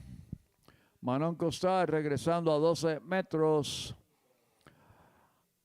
Manon Costar returning at 12 meters on the third pass. And she goes around 1. She goes around 2. And looking good, Manon Costar. Very strong skier. Good position behind the boat. Strong pull through the boat. Nice angle away from the boat. You need all these factors to have an effective pull through the wake.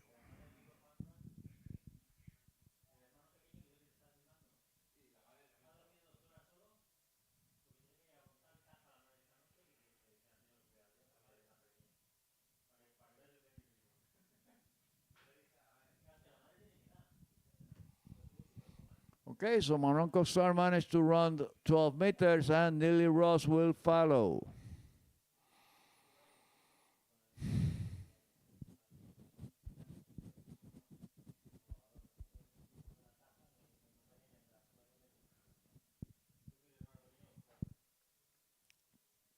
Okay, so both of the girls are capable of skiing into 10.75.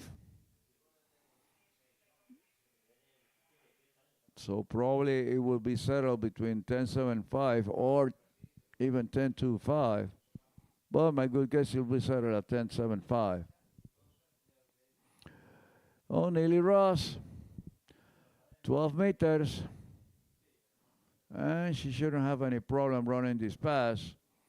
Very strong skier, Neely Ross, looking good. Good acceleration through the wake. Look at the angle away from the boat. And the strong pull through both wakes and the white water. Not only the wake, you should pull through the white water on the sides of the boat. And getting ready, Elizabeth Montalban from the United States. And Elizabeth will be facing Paige Rini from Canada.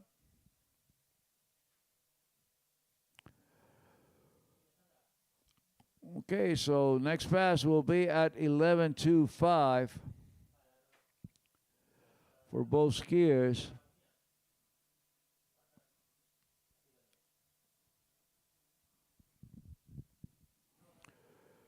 So Manon Costard will be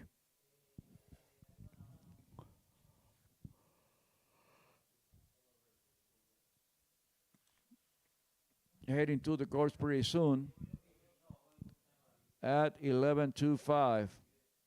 And both skiers very capable of running this pass.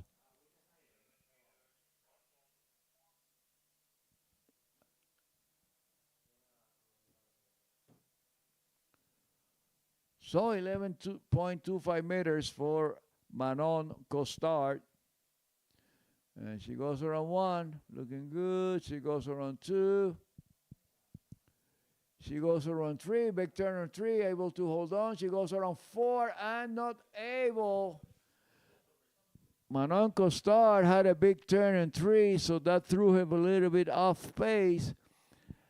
And then that made it hard for her to turn at 4, so 4 at 11.25. So Neely Ross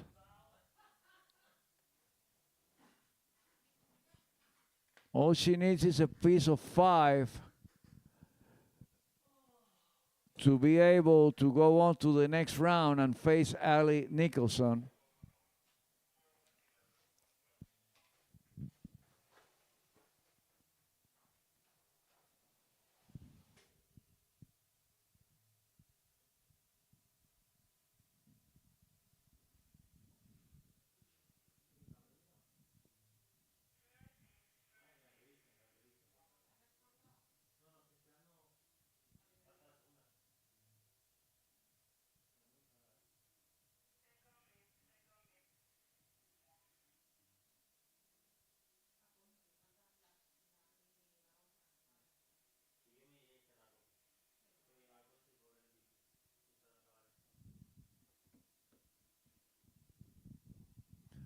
Okay, so Neely Ross approaching the course. 11.25 or 38 off. And Neely just need a piece of 5 to go on to the next round. She goes around 1. She goes around 2. She goes around 3. She goes around 4. And Neely Ross advances to the next round, playing it safe, just what she needed to go on to the next round, but it's smart skiing for Neely Ross. So Neely Ross will be facing Ali Nicholson.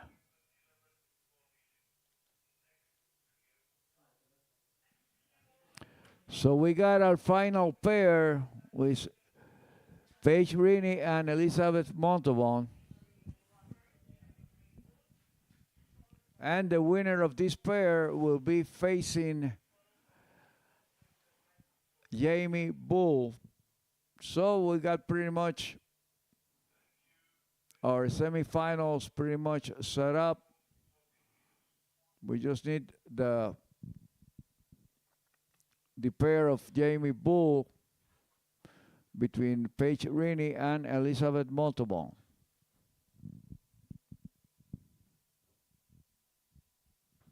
Okay, guys, get ready. Guys, you're about to take the stage.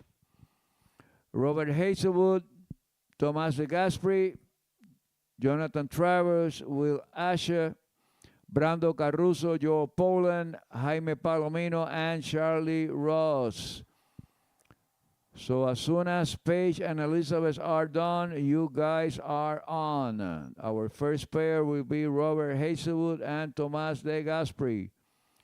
Our second pair, Jonathan Travers and Will Asher. Our third pair, Brando Caruso and Joe Poland. Our fourth pair, Jaime Palomino and Charlie Ross.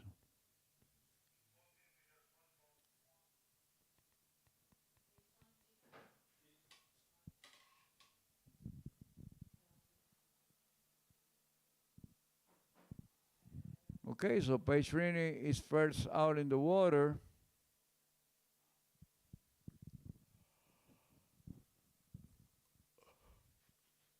At 14.25 meters, looking good, Paige Rini.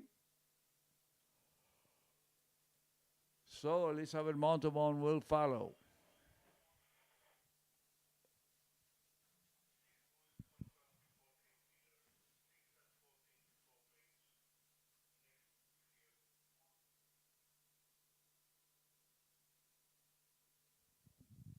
So we're moving at a fast pace this morning. Everything running smoothly. It's 11 o'clock in the morning, and we're pretty much through the pro women quarterfinal slalom. And pro men will follow. And then after the pro men, we will go to the finals of girls under 17 and boys under 17 on the finals. And then we will go on to the semifinals in pro women and pro men.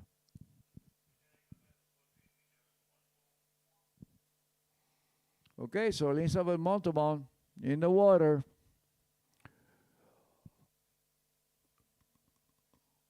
Paige Rini already ran 14:25. Elizabeth Montauban is following from United States. So United States versus Canada.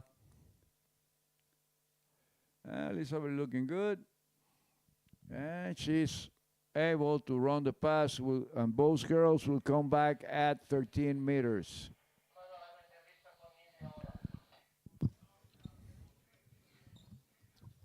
Well, and in the so Luca Spinelli is with Neely Ross. Take it away, Luca. Neely Ross, you just went out of the water. How was your quarterfinal that you just won? Yeah, so the conditions are amazing out there, a lot better than yesterday. We've got basically no wind out there, and it's a great setup for some good scores today. Were you the first one choosing the driver as well? Yes, I was. Manon chose to go first, so I chose the driver. And who would you choose? I chose Mario. I love skiing behind Mario. He's someone that I get to ski behind at most tournaments, so it's great to always ski behind him. All right, thank you, Neely. We'll see you on the semifinals just after the boys. Thank you. Sounds good. Thank you.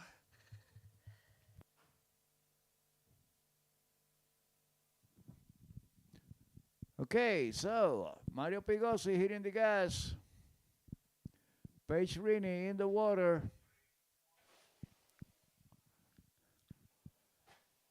13 meters for both skiers. And here comes Paige Rini. She goes around 3, 4, 5. And she goes around 6, and she have no problem running the pass at 13 meters for Paige Rini. And Elizabeth Montalban will follow.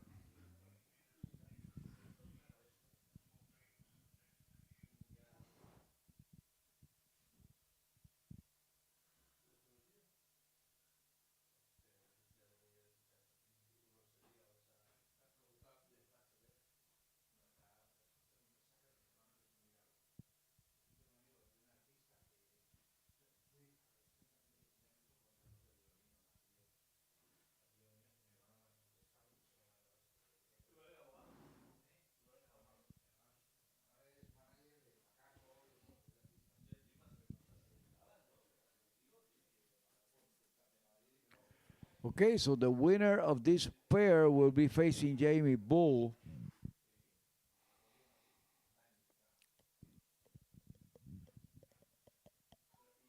So Jamie Bull is waiting for the outcome of this head-to-head between Paige and Elizabeth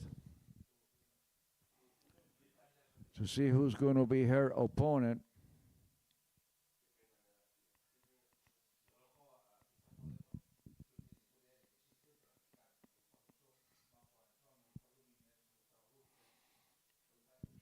And this is a little bit new for the girls because usually the head-to-head format, it was invented for the big dog.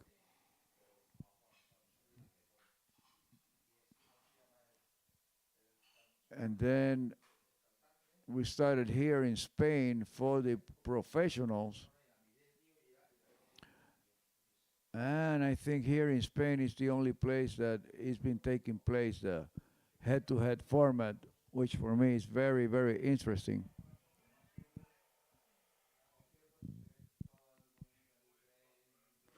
Okay, so Elizabeth managed to run 13 meters, and both skiers will go back at 12 meters.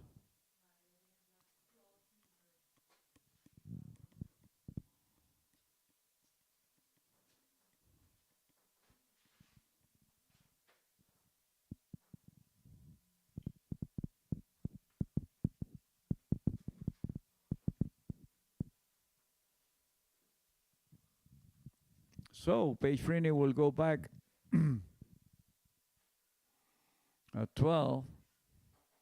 They started at 14 to 5, then 13. Both skiers managed to run it, so now they will go back at 12.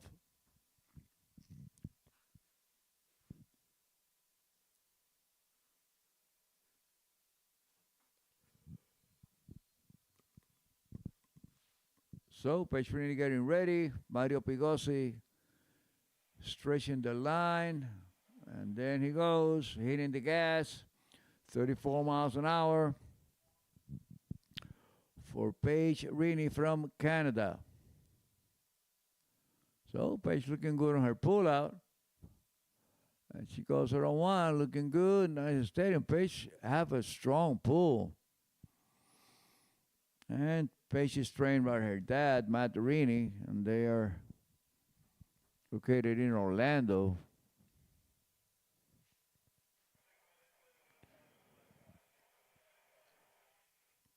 Okay, so she managed to run the pass and will be coming back at 12. No, that was the 12-meter line, and they will be coming back at 11.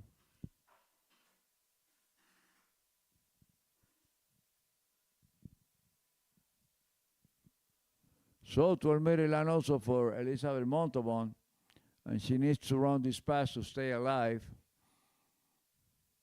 and come back at 11.25.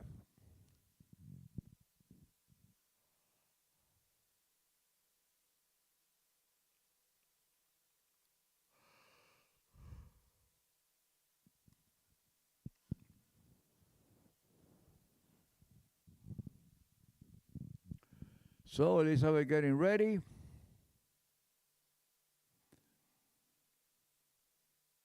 Both straight in the line. About to hit the gas, and here we go. It's Elizabeth Montalban, 12 meters. She needs to run this pass to stay alive.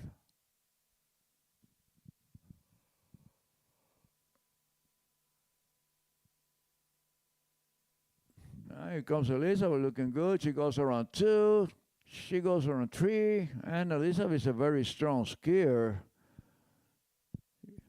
He goes around 5, and she managed to run the pass at 12 meters. So both skiers will be returning at 11.25.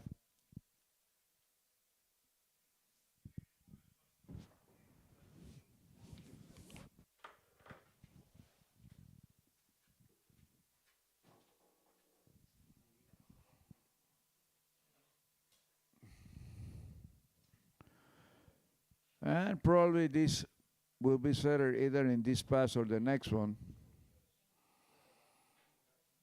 So Robert Hazelwood and Tomas de Gasperi, you guys are about to take action.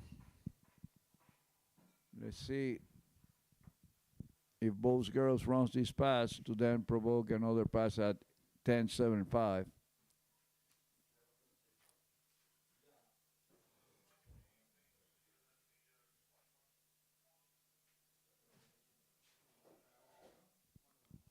And remember, the winner of this pair will face Jamie Bull in the semifinals. Will it be Paige? Will it be Elizabeth? We're going to find out very soon. So Paige goes around 1. She goes around 2. She goes around 3, looking good. She goes around 4. She goes around 5, and Paige managed to run the pass at 11.25. So Elizabeth must run 11.25 to stay alive. And settle this at 10.75. We shall see.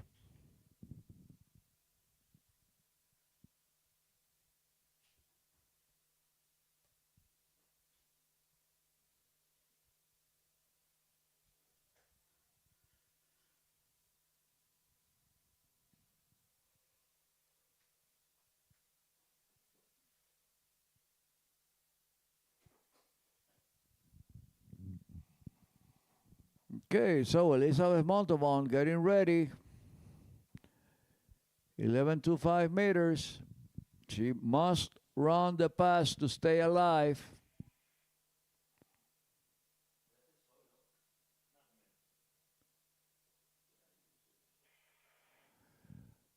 And our deepest appreciation to Ski Nautique, the official boat for this tournament. The new Ski Nautique, probably the most advanced boat right now in the market. Carbon fiber construction, digital screen, 450 horsepower. So here comes Elizabeth. She goes around 1. She goes around 2. She goes around 3, looking good. She goes around 4. She goes around 5. It goes up. Let's see if she's able to come back. And the handle snapped out of her hand coming out of the gate. So Paige Rini advances to the next round.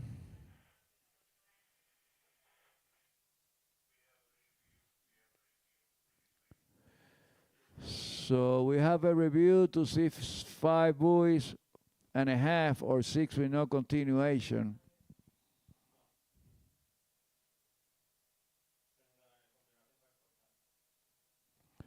But Paige Rini advances to the next round, and we will be facing Jamie Bull. Okay, so Paige Rini and Jamie Bull will be on one semifinal, and then Ali Nicholson and Neely Ross will be the other pair.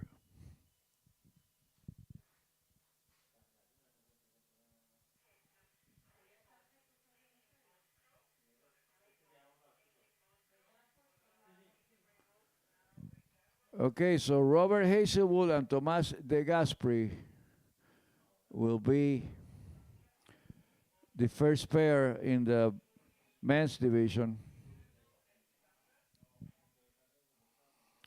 Okay, so we're all set for the semifinals with Jamie Bull and Paige Rini on the first pair, and then Ali Nicholson and Neely Ross in the second pair.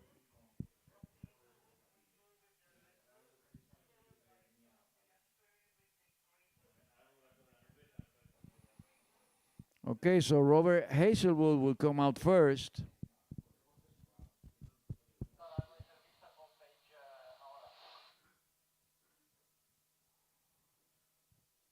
So Robert Hazelwood will be our first skier in the water, and then Tomas De Gasperi. Here we are with Paige Rini, just won the quarterfinals. How did you feel this morning on the water? I felt great out there. It was a little cold, so I decided to get on the back of the boat. That helped to get some sun. But it felt great out there. Everything was awesome. So, yeah, I'm excited for the semifinal. All right, thank you very much. Now we go with the men's final. Thank you, Paige. I'll see you in the semifinal. Thank you. Appreciate it. Thanks.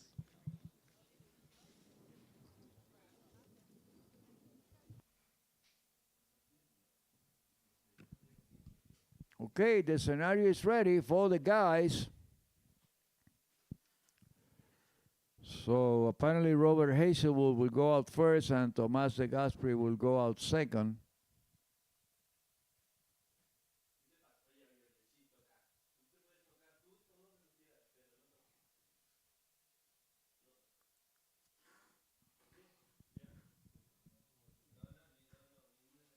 Okay, so again,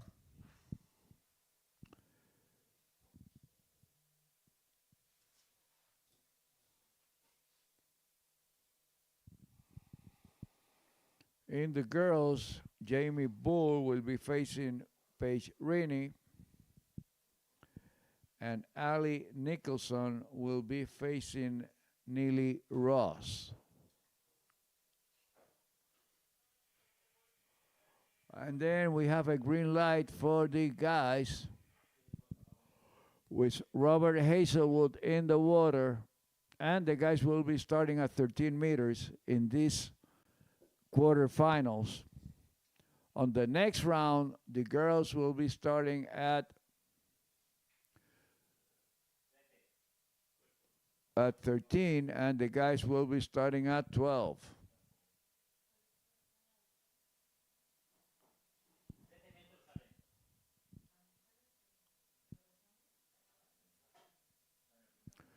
Okay, so Rob Hazelwood, 13 meters, looking really good. Remember, they go at 36 miles an hour.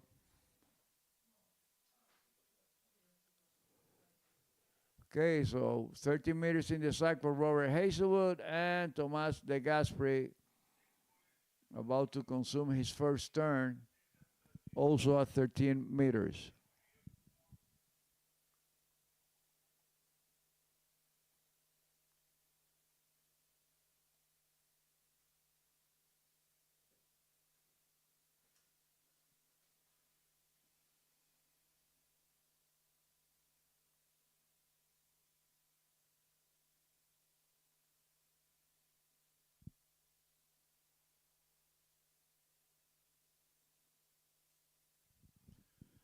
Okay, so Tomas De Gasperi waiting for the green light to go in the water.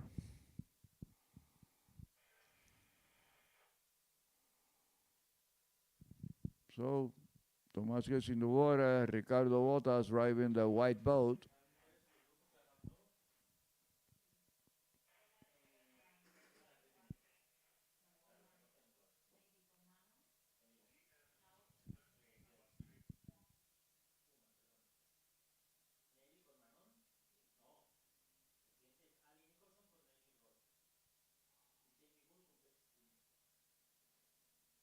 No, Manon se eliminó.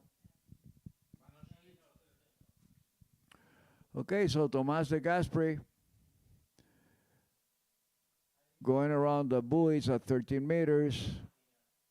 And this should be an easy pass for both Tomas de Gasperi and Robert Hazelwood. So 6 buoys for both of them, and they will be returning at 12 meters.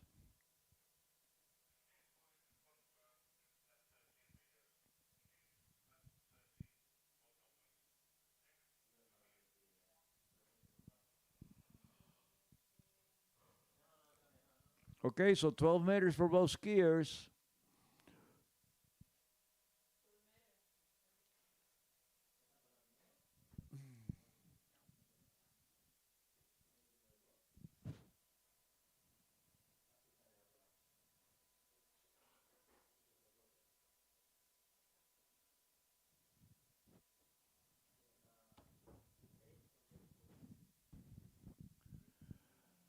Okay, so Rob Hazelwood on the red boat.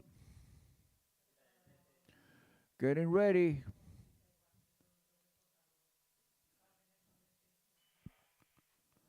"12 meters. Here comes Robert from Great Britain. So Great Britain versus Italy.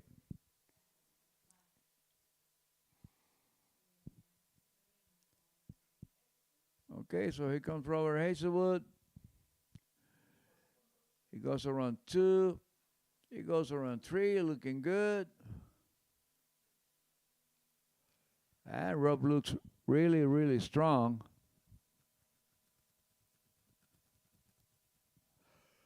Very strong behind the boat. A lot of angle away from the boat.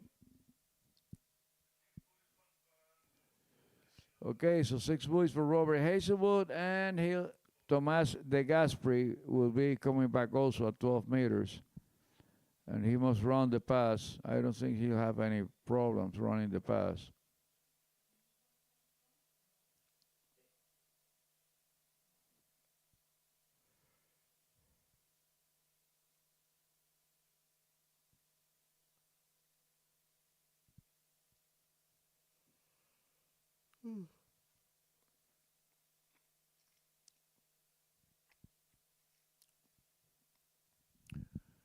Okay, so Nadine Botas as the boat judge.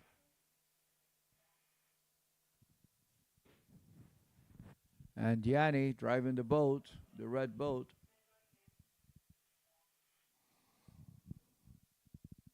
And Tomas de Gasperi is about to consume his turn in the white boat with Ricardo Botas in the driver's seat. And I do believe Brian Smith is the boat judge.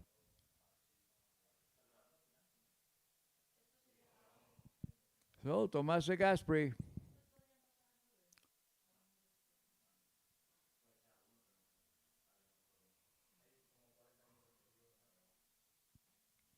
He's managing to run the pass at 12 meters.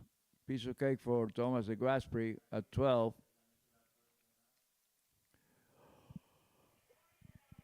And both skiers will go back at 11.25.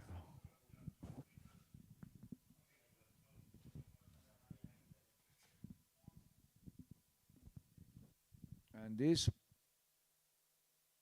pair will be probably settled at 10.25.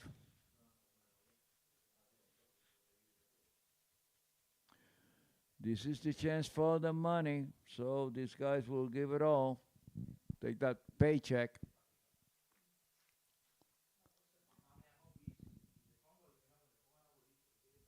And remember, the winner of this head-to-head format in both men and women will qualify for the Masters of next year, We already had some qualifiers on the trick event.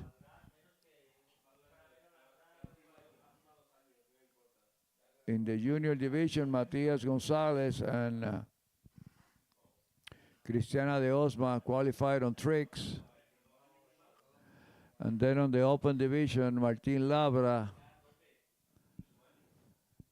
and Erika Lang also qualified for the Masters of next year. Okay, so 11-5 for Rob Hazelwood, looking good.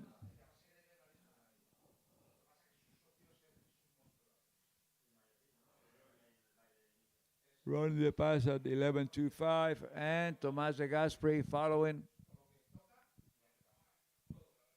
And he should run the pass also to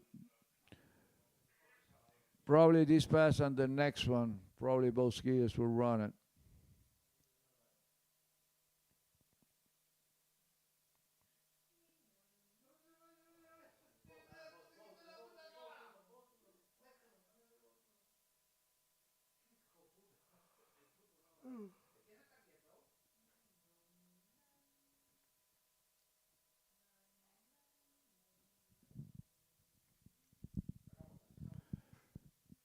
Okay, so Tomas de Gasperi getting ready.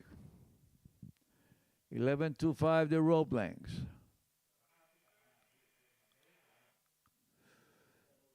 So Ricardo Botas in the boat and Sandra Botas as the boat judge.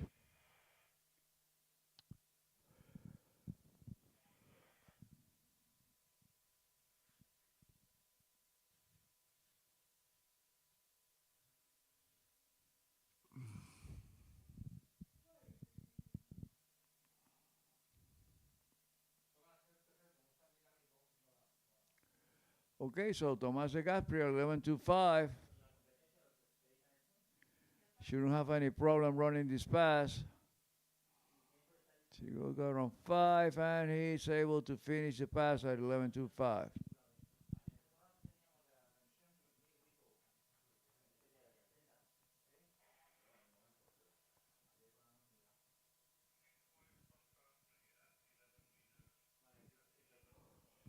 Okay, so both skiers will be coming back at 10-7-5.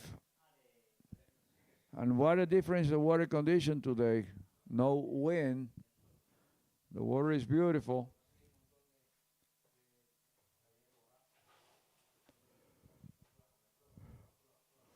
Mother Nation giving us a break today.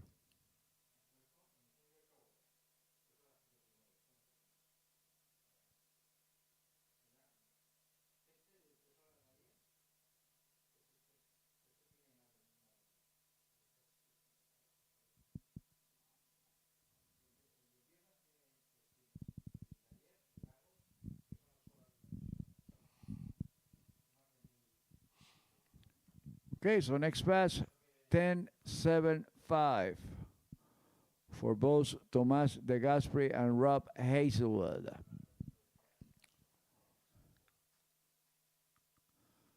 Both of them capable of running this pass.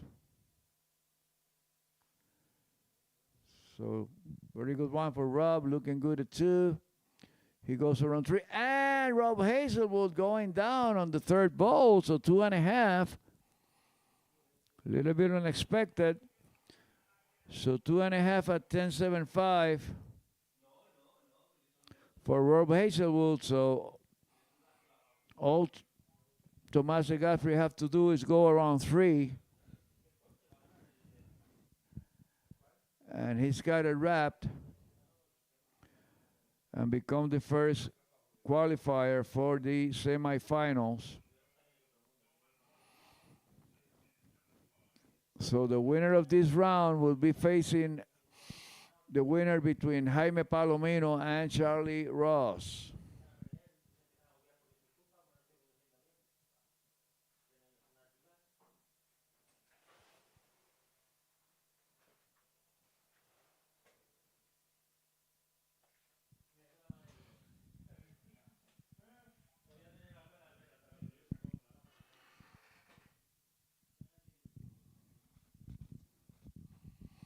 Okay, so Tomas de Gasperi him along the Will Archer, the most experienced skiers here in the tournament.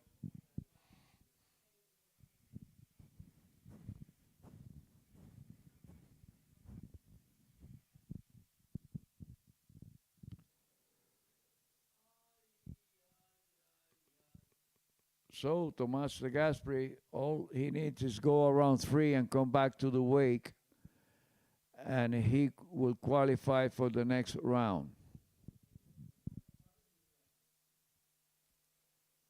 So here comes Tomas de Gasperi. Let's see how he plays it. He goes around 1. And Tomas de Gasperi goes down on the first buoy. Totally unexpected. So Rob Hazelwood make it to the next round. So half a buoy at 10.75 for Tomas de Gasperi in a totally unexpected fall on the first buoy at 10.75. And Rob Hazelwood goes on, and he will be facing the winner between Jaime Palomino and Charlie Ross. And you never know what's going to happen. And that's why we can't predict anything in this sport. Full of surprises. Tomas de Gasperi eliminated out of the competition, and Robert Hazelwood goes on. And he will be facing the winner between Jaime Palomino and Charlie Ross. So our next pair will be Jonathan Travers and Will Asher.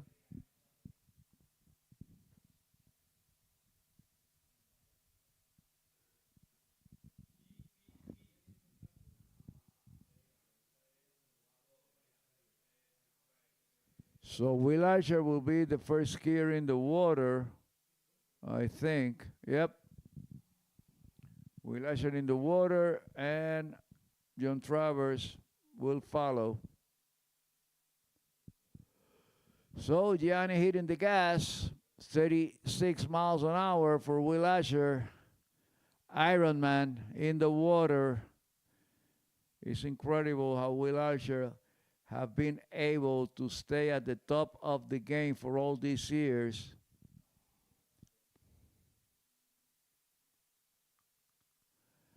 The Nolan Ryan of water skiing, Will Archer. In baseball, Nolan Ryan, in water skiing, Will Archer.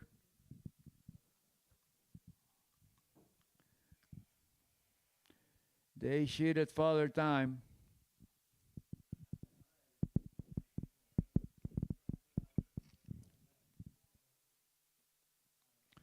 So Will Archer managed to run the first pass at 13. And Jonathan Travers will follow.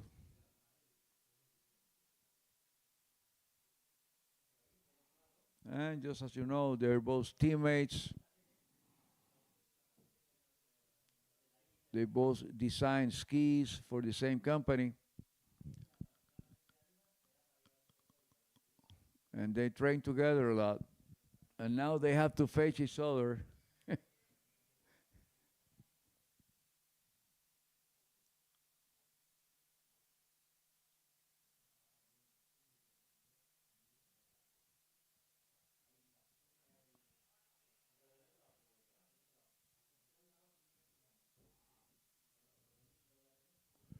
So John Travers, ready for his 13-meter pass.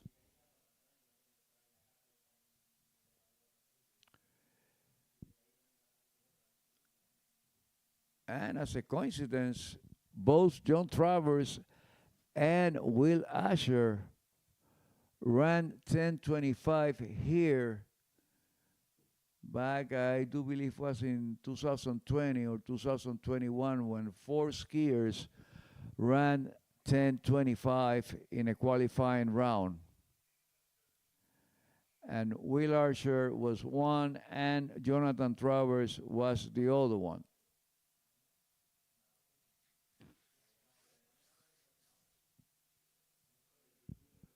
Also, Sasha Deskum And Robert Pigossi ran 10:25 in that competition. Totally unprecedented for skiers running into 10:25.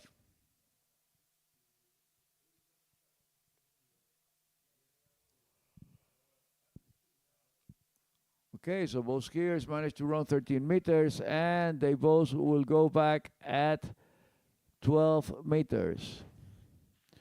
So our first qualifier was Robert Hazelwood in a total unexpected outcome, because both skiers are able to run 10:75, and both of them fall early. But sadly, Tomás de Gasperi fell earlier. Okay, so Will Archer at 12 meters, looking good.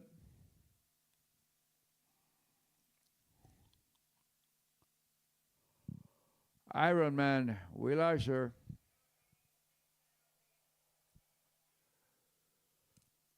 And John Travers will follow.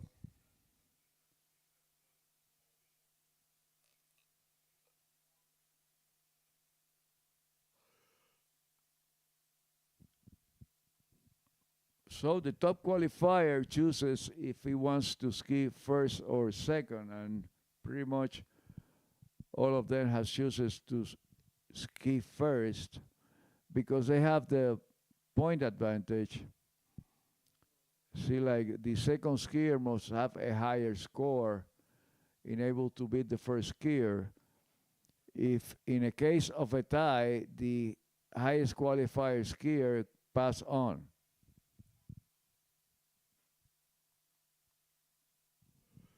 So in this case, John Travers must have a higher score than Will Archer. If they both tie, Will Archer will go on.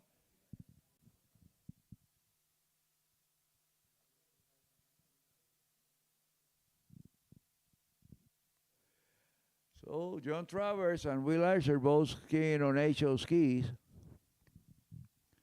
HO Syndicate. And John looking pretty good, very strong behind the boat. John Travers is a very strong skier and very aggressive skier.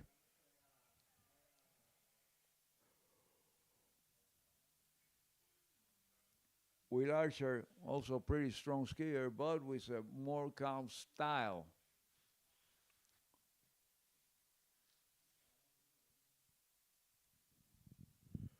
So both of them managed to run 12 meters, and they will go back at 11:25.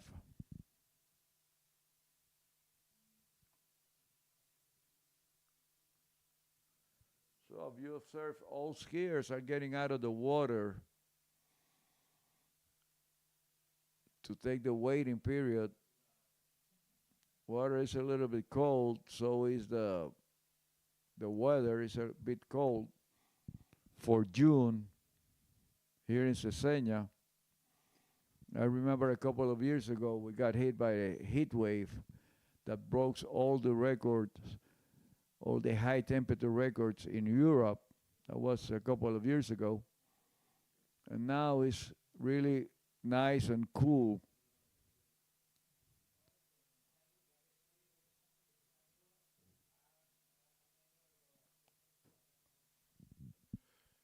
Okay, so 11:25 for Will Archer. And looks relatively easy for Will Archer. 11:25. And like I said, it looks easy from here, but when you're in the water, you got to put a lot of effort behind the boat to make it look easy. But it's not. Requires a lot of effort and coordination to be able to handle those high speeds of 60 miles an hour. 70 miles an hour. The skiers will develop 70 miles an hour because they double the speed of the boat. especially on these very short rope lengths. That's why you see that the ski comes out of the buoy like a sonder going to the other side.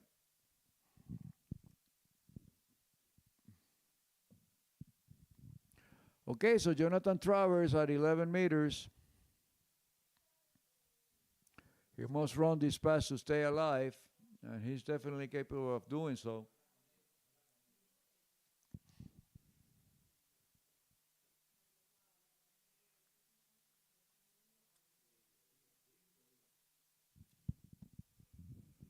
So John Travers in action. Here he comes. Pulling out.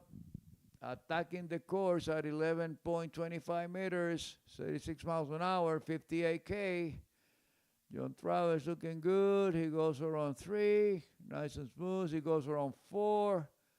He goes around 5. And John is able to run 11.25 with no problems. So both skiers will come back at 10.75.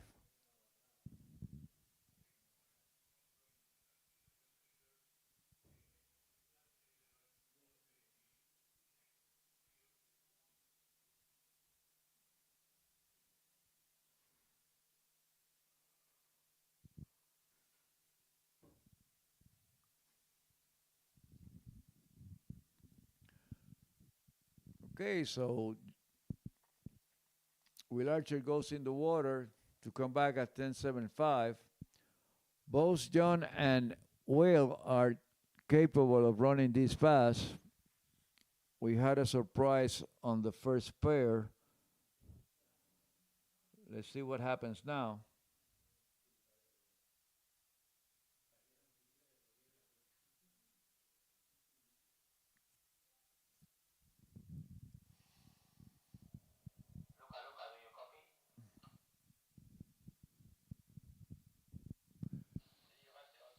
Okay, so Will Archer attacking the course at 10.75.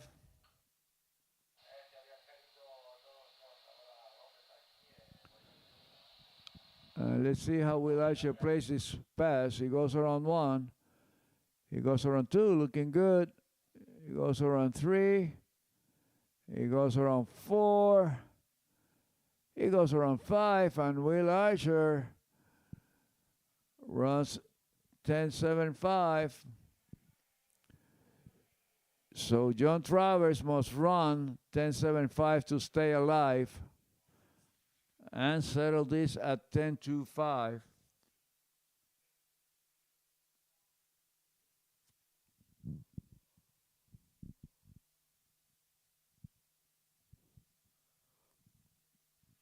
And whoever want to win this will have to ski 3 sets today. One now, the semifinals and the finals. A lot of skiing for one day. And then 2 qualifying rounds yesterday. We're talking about 5 sets in 2 days. And very intense sets, because in this format, you want to beat the other guys, so you want to give it all.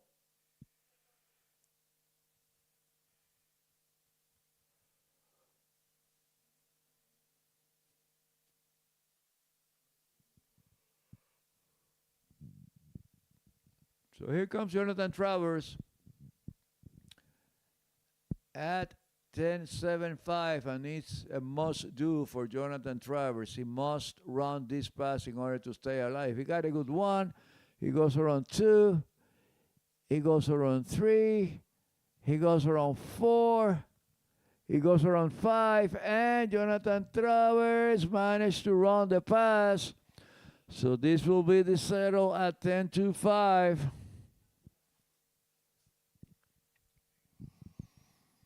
Nobody's giving up here. They all want the money.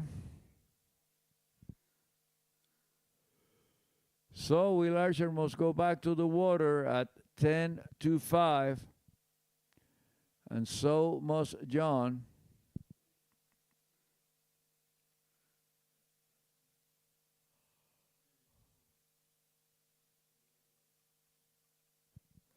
So our next pair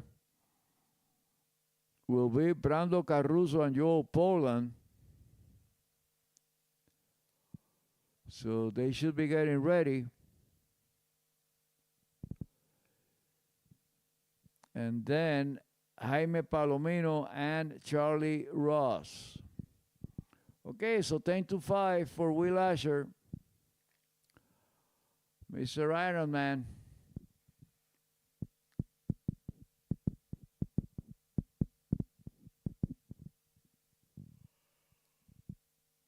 To 5 meters. Let's see how Will Asher plays it. He goes around 1. He goes around 2. He goes around 3. So 3 buoys at 10-5 for Will Asher. So Jonathan Traver needs a piece of 4 to go on to the next round. If he does 3 buoys and ties Will Asher will go on to the next round.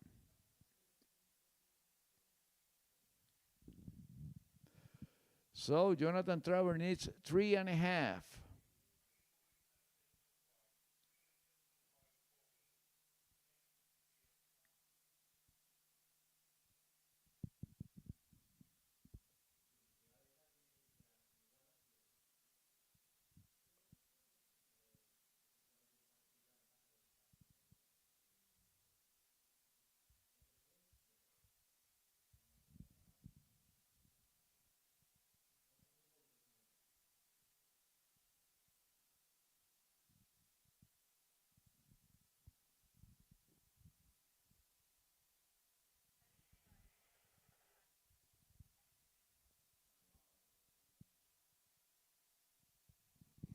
Okay, so Jonathan Travers, 10-5.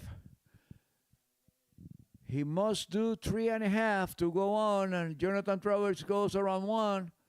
He goes around 2, and he goes down coming out of 2, so 1.5. So Will Asher advances to the next round.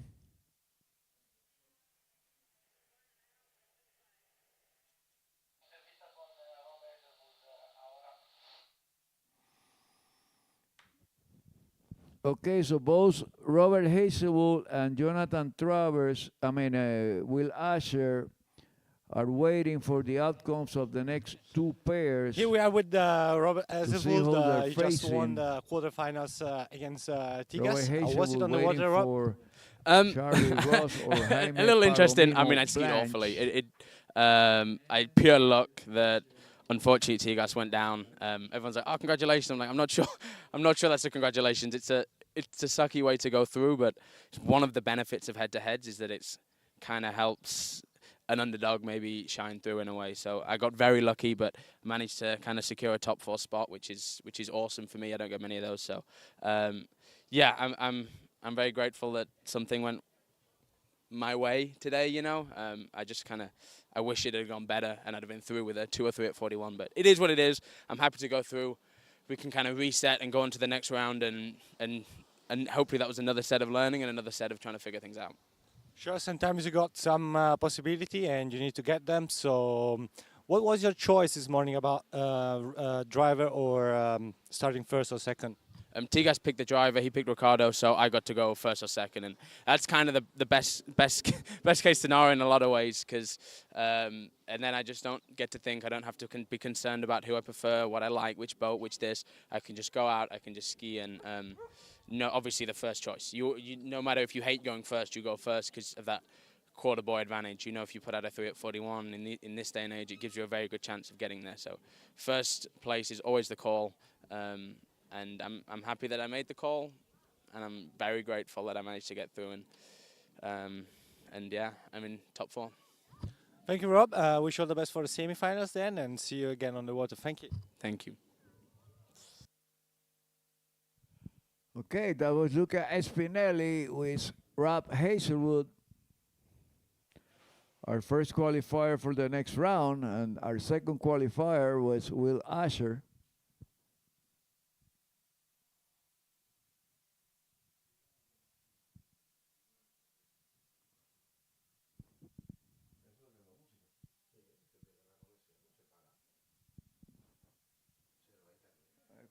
Yo no sé qué está pasando aquí, pero como estoy encerrado aquí, no sé qué está pasando allá afuera. Okay, so Joe Poland is our next skier.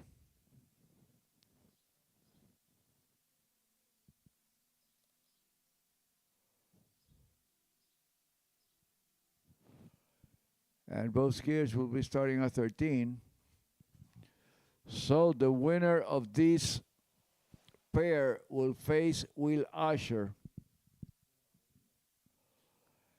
And here is Mr. Overall, Joel Poland, the only overall skiers who have been able to qualify in all three events, the only skier that have specialist scores in all three events.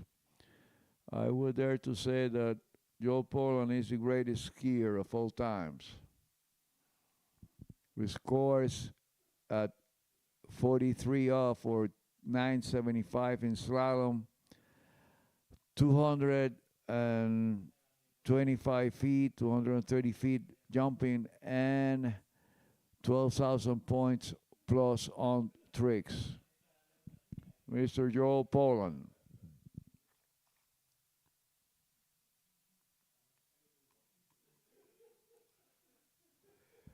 Okay, so Joe Poland managed to run 13 meters, and Brando Caruso will follow from Italy.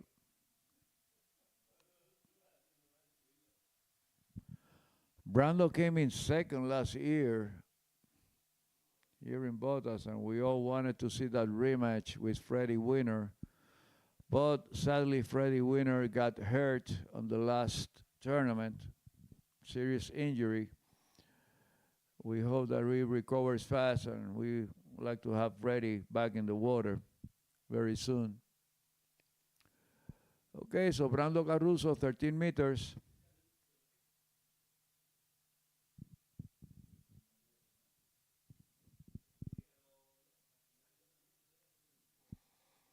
And Brando is a very capable skier. He spent some time training in Miami avec moi. I was honored to help Brando Caruso on his training in Miami.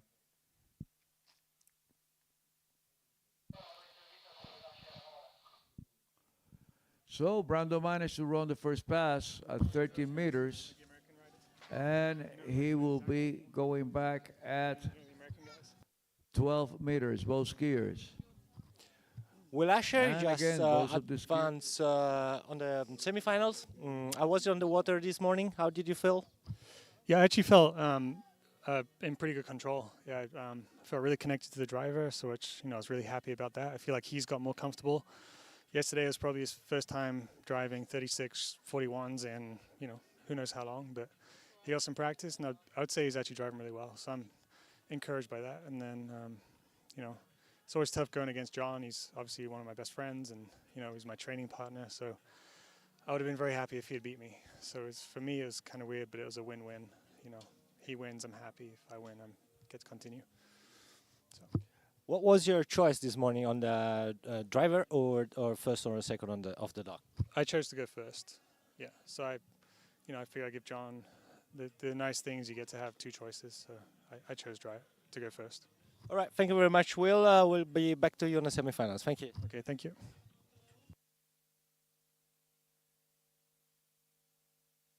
Will Asher. And we continue with the competition with the 12-meter rope length. So Joe Poland consuming his turn at 12 meters. Completing the pass, and Brando Caruso will follow at 12 meters.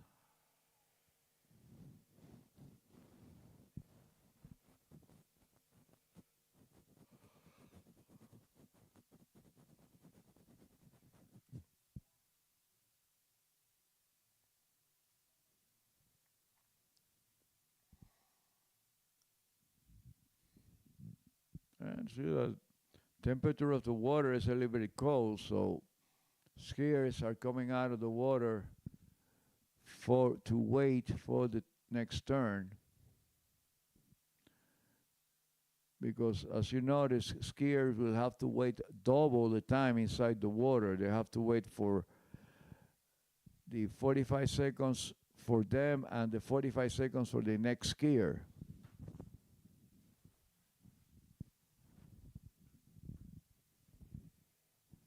So pretty much they're taking the waiting time outside the water. It's untypically cold here in Spain for this time of the year.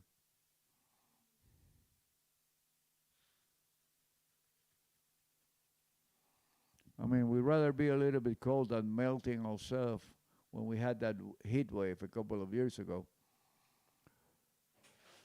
Okay, so Brando Caruso coming back at 12 meters. Looking good. And both of them will have to go back at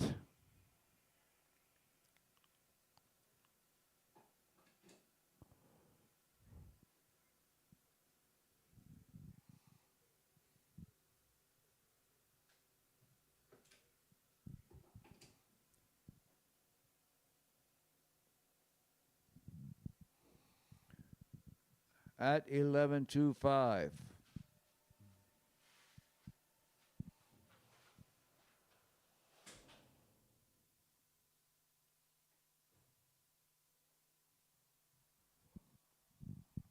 So Joe Poland will be going back at 11:25, and then Brando.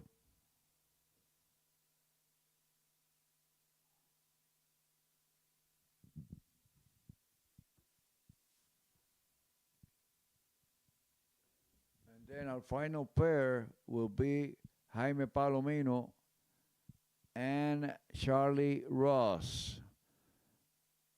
The two young guys of the competition able to qualify for the head-to-head. The two rising superstars in the slalom divisions, both of them under 18 years old, already on the big leagues, battling out with all these veteran skiers.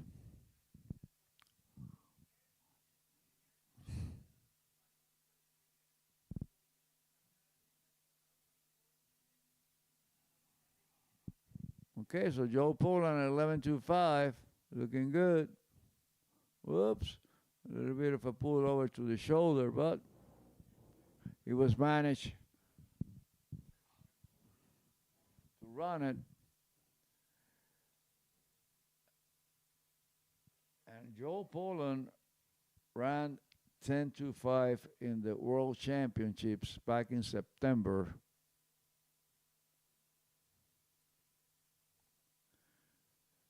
In the qualifying round for the first time ever.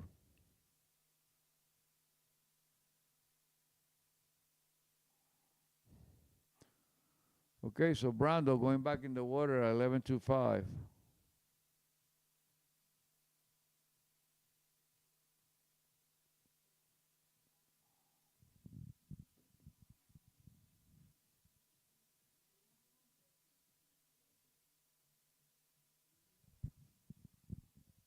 Okay, so Brando Caruso getting ready to go in the water. And as you notice, all the skiers are getting out of the water to wait for the time to ski, because they have to spend quite some time in the water in this head-to-head format.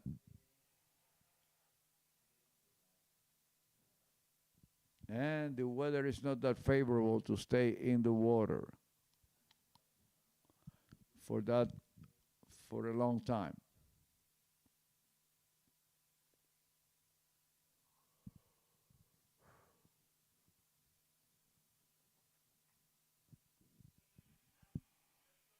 Okay, so Brando Caruso, 11:25 rope lengths.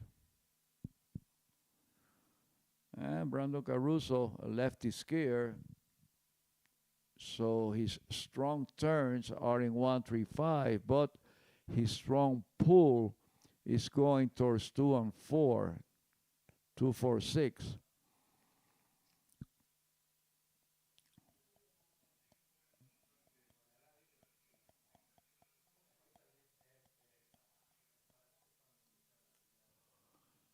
Okay, so we keep skiing down the road.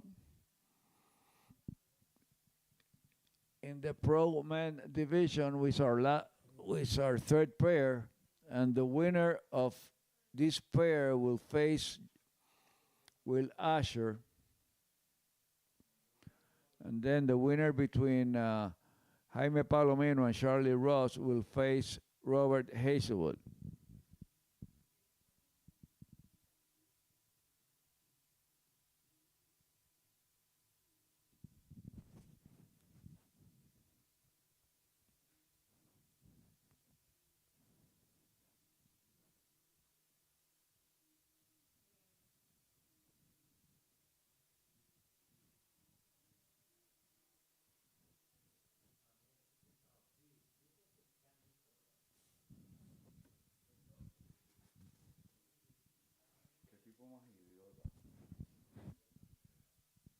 Okay, so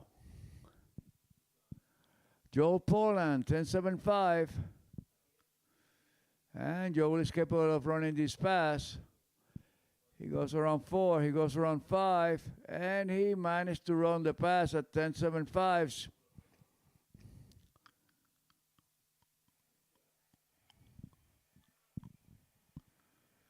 And Brando Caruso must run this pass to stay alive.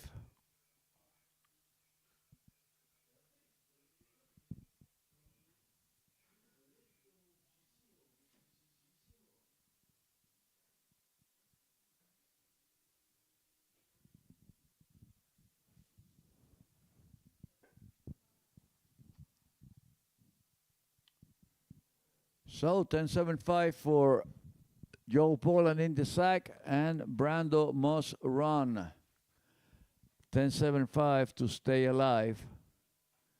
So pretty much this looks like it's going to be settled at 10-5 like the previous pair.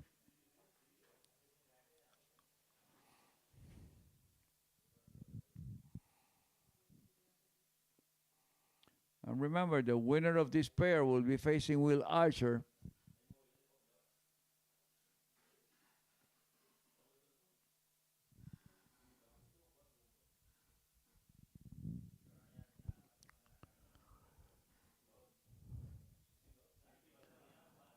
Okay, so Brando Caruso coming down at 10.75.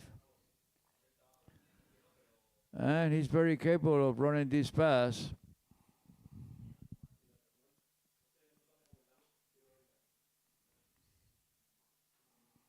Okay, so he goes around 1, he goes around 2, and looking good. Brando Caruso at 10.75, managing to run it, so this will be settled at 10.25.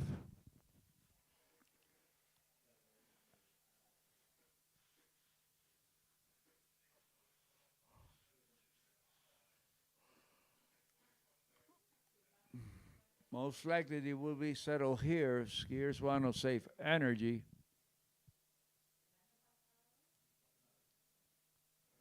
Both of them want to stay alive, so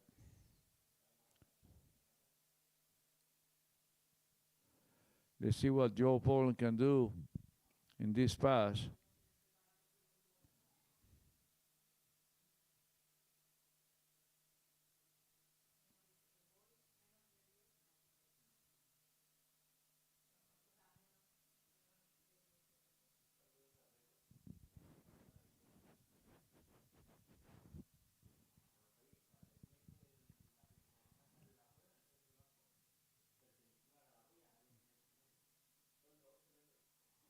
Okay, so Joe Poland coming back at 10.25.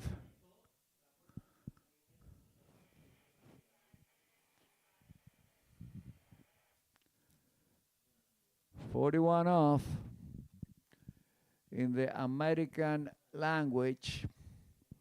Here comes Joe Poland getting ready. He goes through the gate. He goes around 1. He goes around 2. Her turn at 2. And probably 2 buoys at 10.75, 10.25.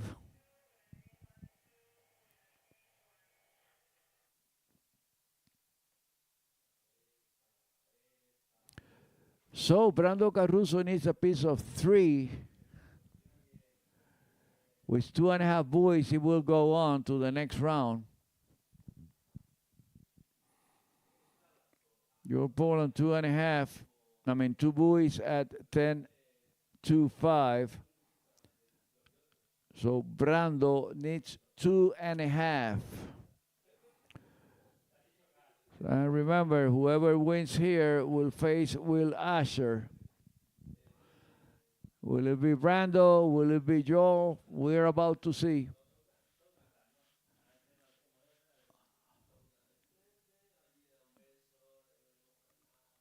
This is it. One of them will advance. One of them will be done.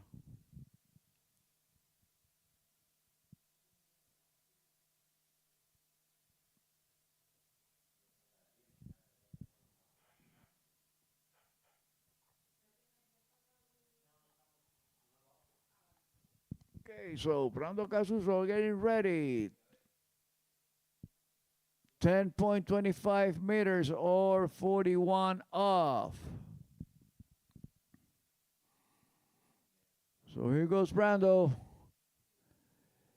He goes around 1, good 1. He goes around 2, and Brando goes down. So Joel Poland advances to the next round. 1.5 for Brando Caruso. So Joel Poland advances to the next round.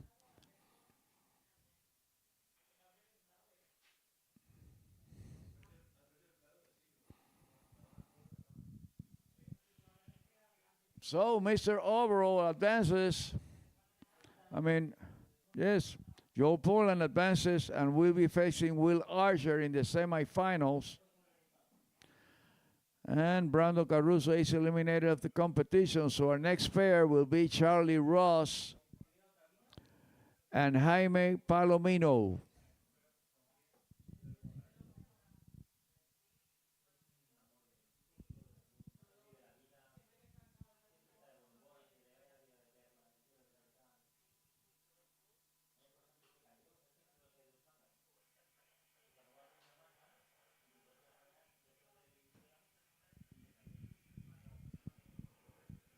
Okay, so we're waiting for the outcome of the next round, of the next pair, to set up our semifinals. Semifinals B, Will Archer and Joe Poland. Semifinal A, Robert Hazelwood is waiting for his opponent between Charlie Ross and Jaime Palomino. Charlie Ross from Canada, Jaime Palomino from Mexico. Both of them 17 years old. Both of them are rising superstars from the next generations, already on the big leagues. Both Charlie and Jaime are the youngest skiers of the competition.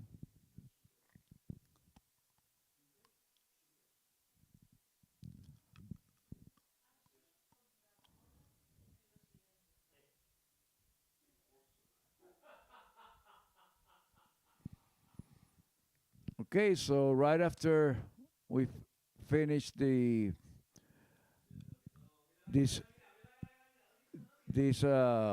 qualifying pair, we're going to take a short break, and we'll be back with the final.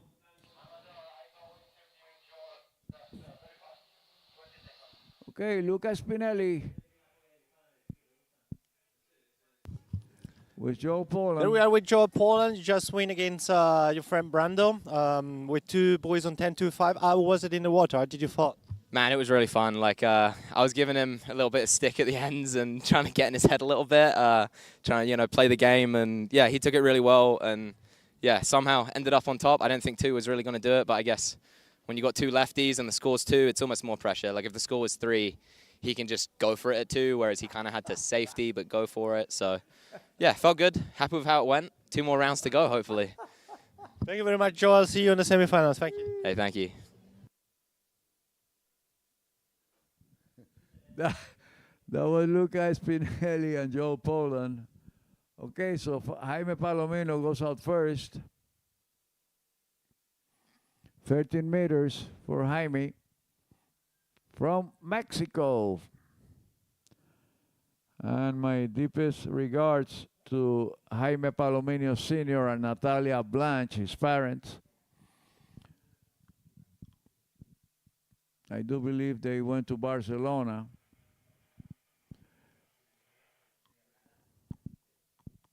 Hola Jaime, Natalia, saludos desde Madrid. Ahí está el nene esquiando.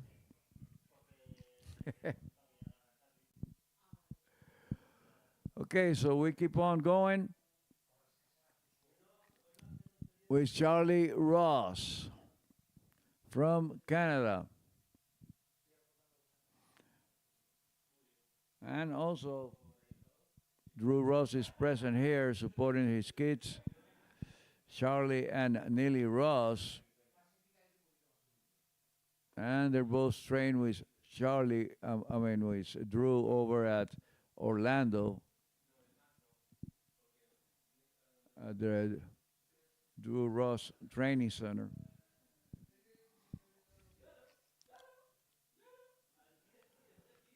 So this is a pretty interesting match between the two younger guys of the competition. So let's see who's going to face Rob Hazelwood between these two guys.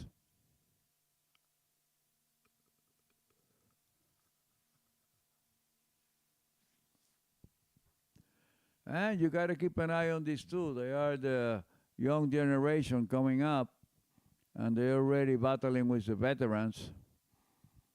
So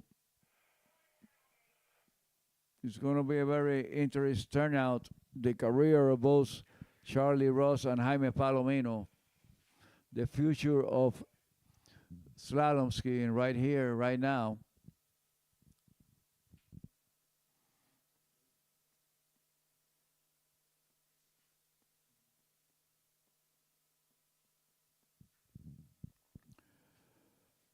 Okay, so Robert Hazelwood waiting for the outcome of this pair, see who's going to face him. And we already have a 3 pairs set up. We already have 1 pair set up between Will Asher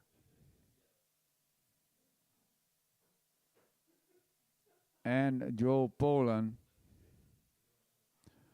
So we're waiting for the outcome of Jaime Palomino and Charlie Ross to see who's going to face Robert Hazelwood. Okay, so 12 meters for Jaime Palomino.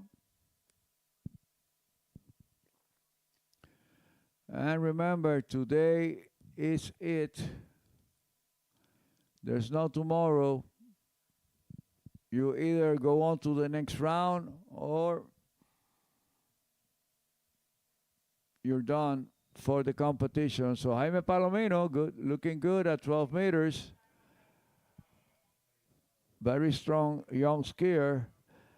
And Charlie Ross will follow at 12.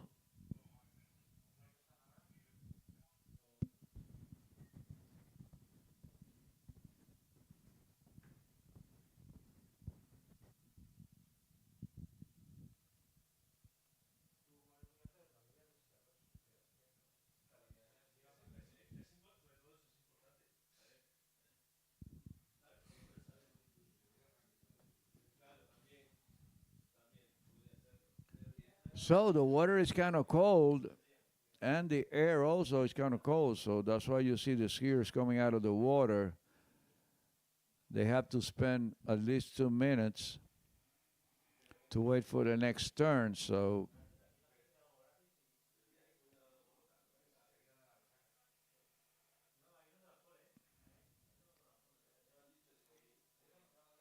you rather stay out of the water, warm up your body for the next round. So Charlie Ross coming at 12 meters. And this is a very interesting matchup between the two younger skiers of the competition.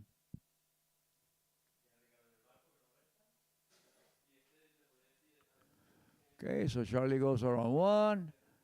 He goes around 2. He goes around 3, looking good. Goes around 4.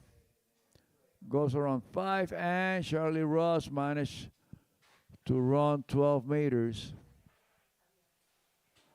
And both skiers will be coming back at 11:25.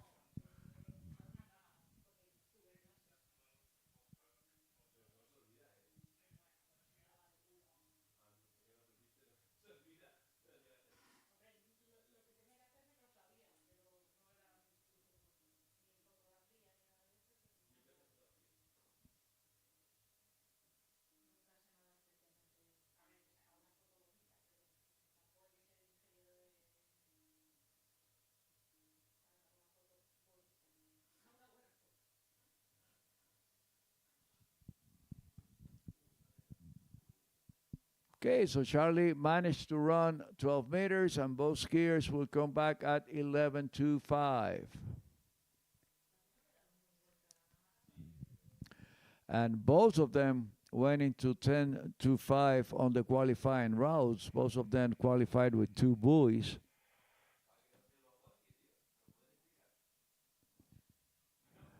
And we had 6 skiers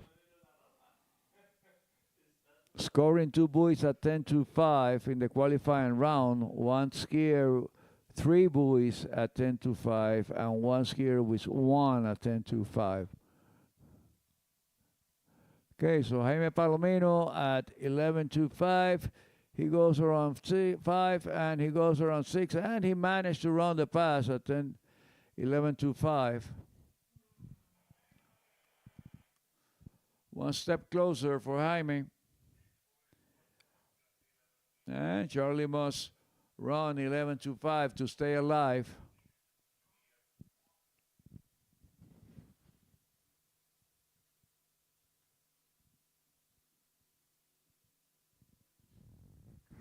As I was saying, all the skiers into the head-to-head went into 10:25. And we had 6 skiers tied with 2 buoys at 10:25.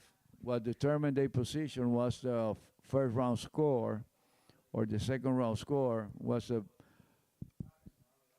in the case of the tie, you would go to the first pass to break the tie. And then we had 1 skier with 3 at 10:25 that was the top score. It was Thomas de Gasperi. And then Robert Hazelwood with 1 buoy at 10:25, who was the lowest score. So that's why Thomas de Gasperi faced Robert Hazelwood. Okay, so Charlie Ross, here he comes. 11:25. And Charlie is also capable of running this fast. So I don't have a doubt that this pair is going to be settled pretty much at 10:25 also.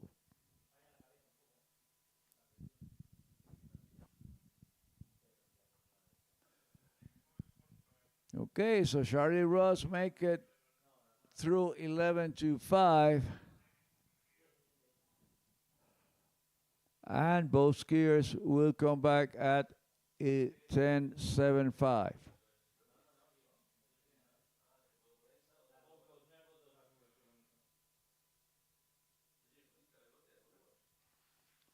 So both skiers ran it at the qualifying round, 10:25. So they are way capable of running it, both skiers.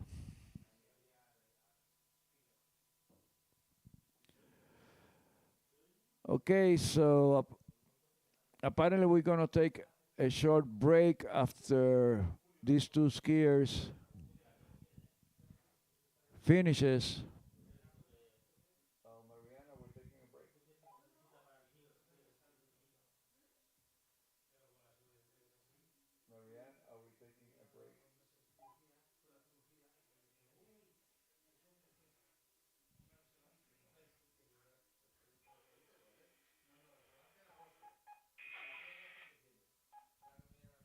So Jaime Palomino, he goes around 3. So 3 at 10.75 for Jaime Palomino. And Charlie needs a piece of 4.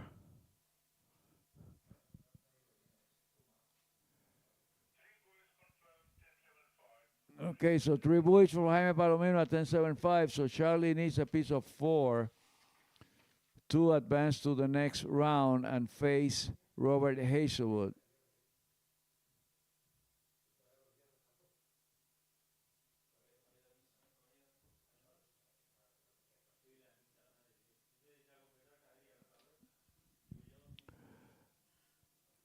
Okay, so 3 buoys for Jaime Palomino at 10.75. So Charlie needs a piece of 4.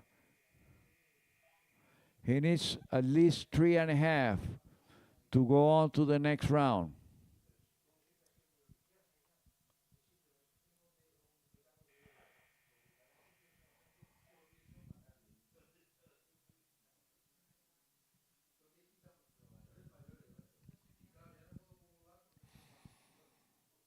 So let's see how Charlie is going to play this.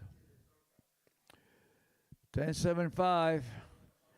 He needs 3.5 to go on to the next round. Okay, here we go. And he goes around 1. He goes around 2. He goes around 3. So Charlie Ross managed to go to the next round with 4 buoys at 10.75. So Charlie Ross will be facing Robert Hazelwood, and Joel Poland will be facing Will Asher in the semifinals.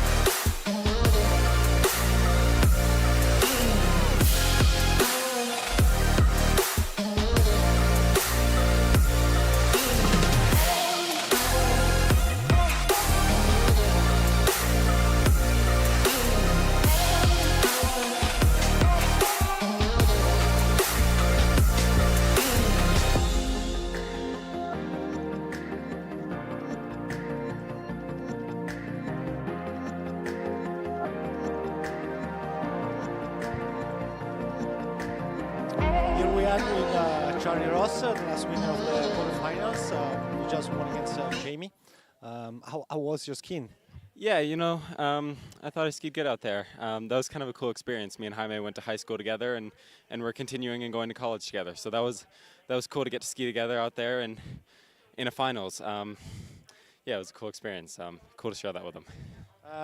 Were you the first to pick up driver or first out of the dock? What did you choose? I picked driver. It was just what I skied better with yesterday. It wasn't, I don't know. I just wanted to go with the boat and the driver that I skied better with yesterday and leave it at that. Yeah. Okay, so to be mentally free and easy, right? Yeah. Yeah, to just kind of know that was, I don't know. You can't really go wrong, but that was just kind of what I ended up deciding with. And what about the lake condition from yesterday and today? What do you prefer? Yeah, I mean today it's glass calm. It's super nice out today, so you can't really get better than this. It's super nice. Everything's running really smoothly, so it's been a good day so far. All right, thank you very much, Charlie. We'll see you on the semifinals just after goals. Thank you very much. Thank you. Grazie, Charlie.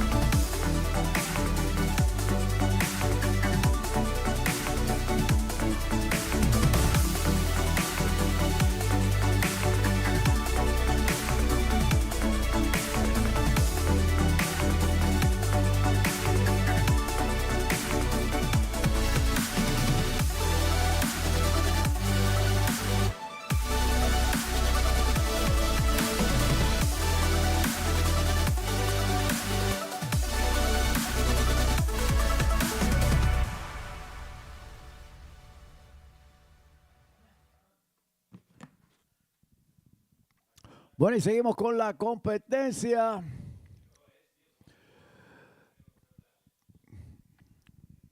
Niñas sub-17. Alexia Aberson se estará enfrentando a Cristiana de Osma. Y muchachos sub-17, Jake Aberson se estará enfrentando a Pierre-Louis Jomon.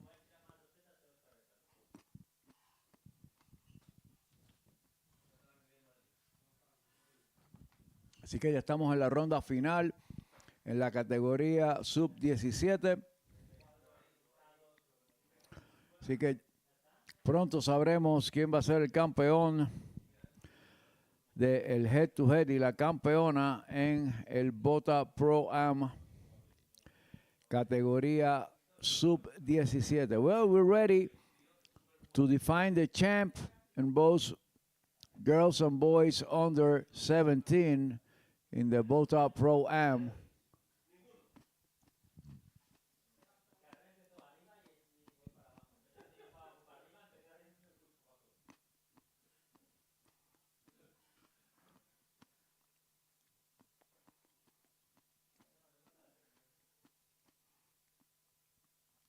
So we have Alexia Abelson facing Cristina de Osma. And apparently Cristina de Osma will go out first.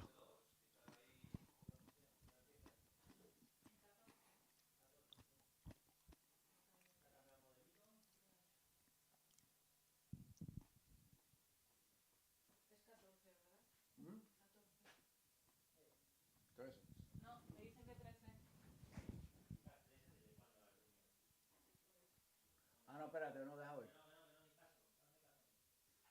El 14 es, ¿verdad?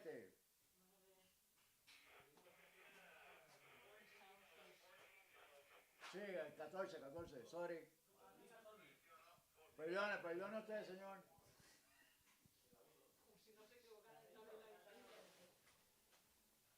Bueno, yo llevo todo el día equivocándome, así que...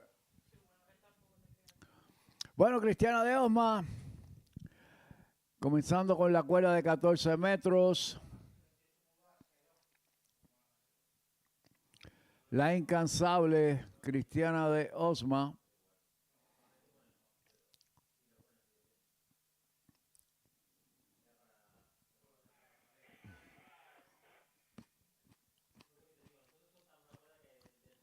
Rebasando la cuerda de 14.25. Y será seguida de Alexia Abelson.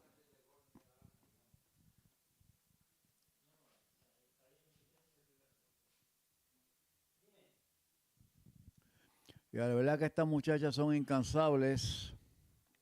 Cristiana de Osma esquivó en la ronda cualificatoria sub-17, en la ronda cualificatoria, digo, en el head-to-head sub-17, head-to-head open y ahora en la final. Y Alexia Everson esquivó en la ronda cualificatoria sub-17, ahora en la final, y también saltó y todavía tiene que saltar para la final. Incansables estas muchachas.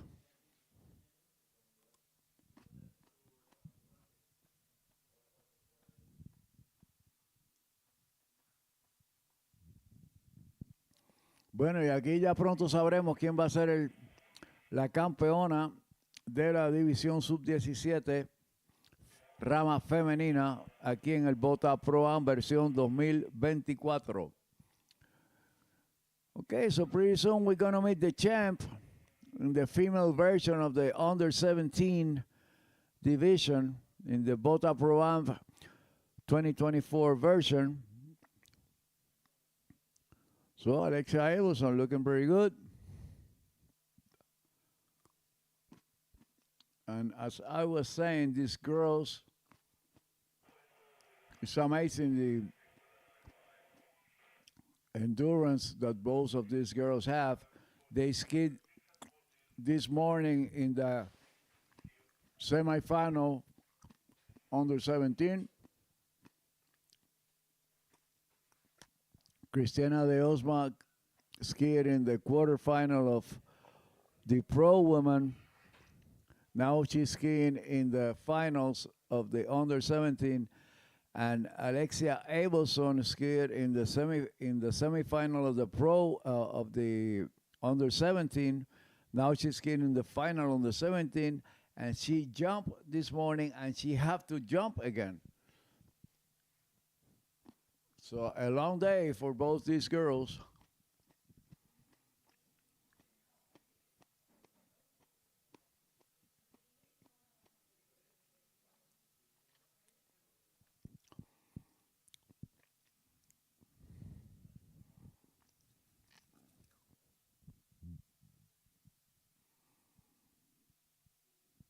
And I do believe both these girls also trick in under 17 and in the open division. Okay, so Cristiana de Osma coming back at 13 meters.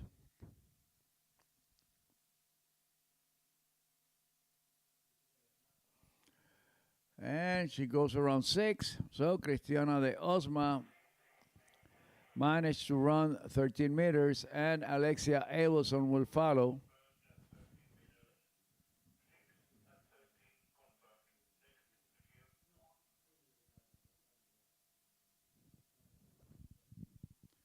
So pretty soon we're going to meet the champ in this division.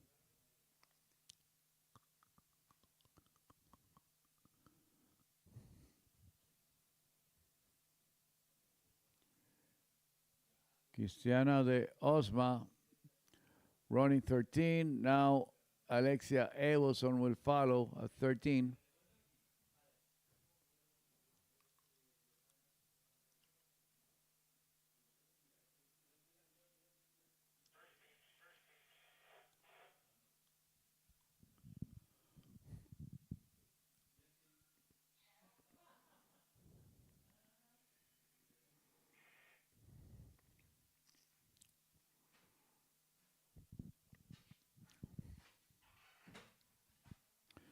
So there we have Alexia Abelson in her 13-meter pass. And she must run this pass to stay alive. Okay, so Alexia Abelson runs the pass at 13, and both girls will come back at 12.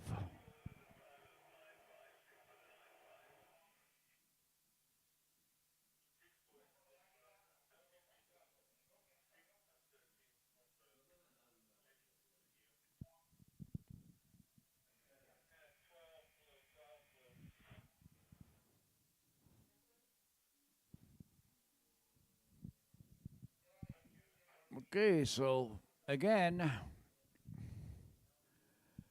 they'll be coming back at 12 now. 12 meters for both of these girls.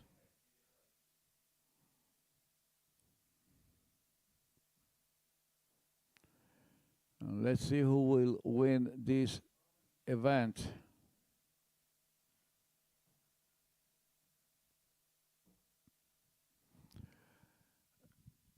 So the end is getting closer for those of these girls. Pretty soon we have a winner and a runner-up between Cristiana de Osma and Alexia Abelson.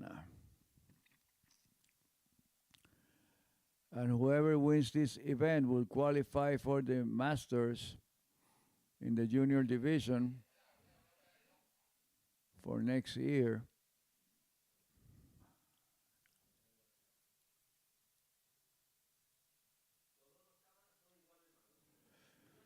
Okay, so Cristiana de Osma running 12 meters.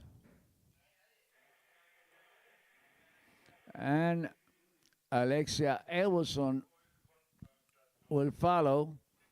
And she must run 12 to stay alive.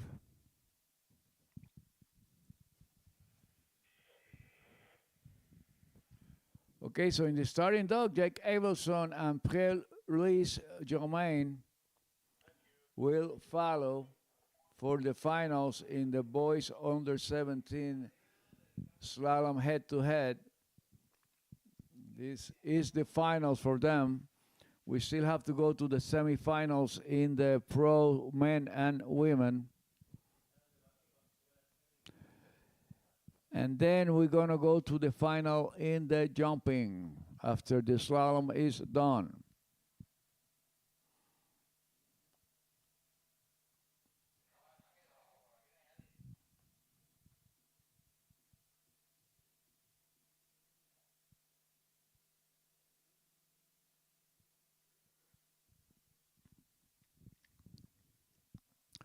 Okay, so 12 meters for Alexia Abelson. She must run this pass to stay alive.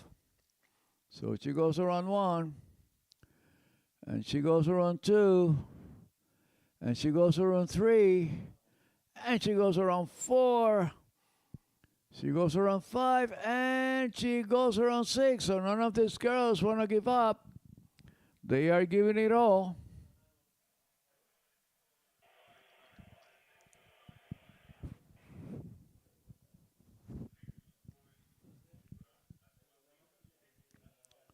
So this is probably going to be settled at 11-5 for both of these girls.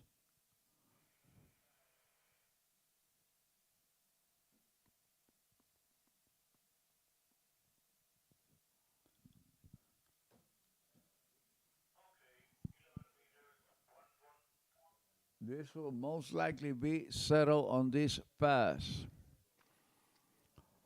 Bueno, y pienso que esto va a ser resuelto ahora en esta pasada.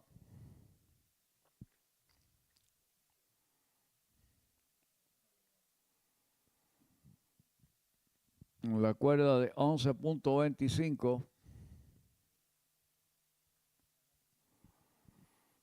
Vamos a ver quién logra llevarse la victoria entre Cristiana de Osma y Alexia Abelson.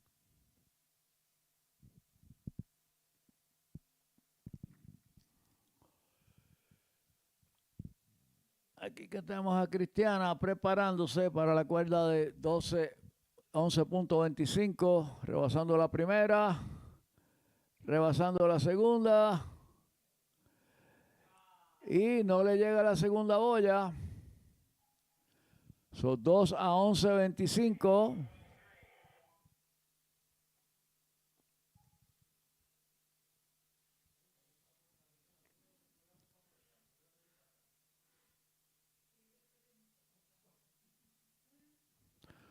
Dos boyas a 11.25 para Cristiana de Osma.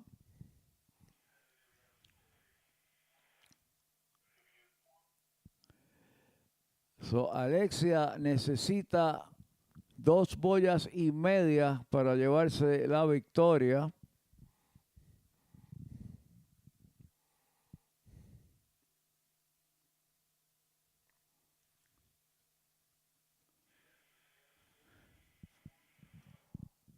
Necesita 2 boyas y media Alexia Abelson para ganar. Si empata,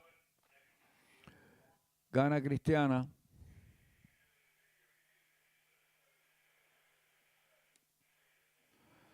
Vamos a ver cómo va a ser el resultado.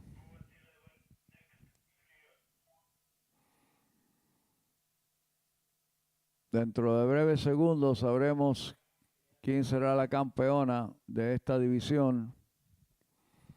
Aquí viene Alexia Abelson. Rebasando el portón, rebasando la primera boya, rebasando la segunda, y Cristiana de Osma se alza con la victoria. Con 2 boyas a 11.25, Alexia Abelson 1 boya y media a 11.25. Sumamente reñida esta competencia entre estas dos muchachas. Lo dieron todo por el todo. No sé cómo todavía están caminando.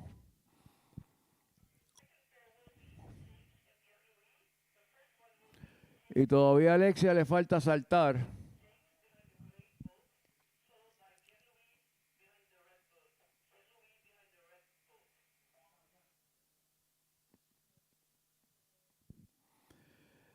So, Puntuación final en las chicas sub-17. Cristiana de Osma se alza con la victoria con 2 boyas a 11.25 y Alexia Abelson en el segundo lugar con 1 boya y media a 11.25. Más cerrada la competencia no pudo estar.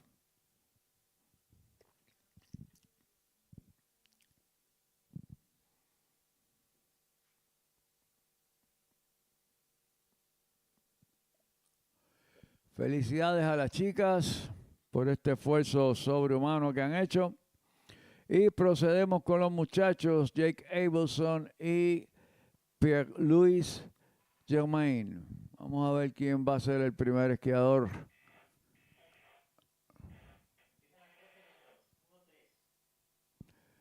Y estos muchachos estarán comenzando con la cuerda de 13 metros.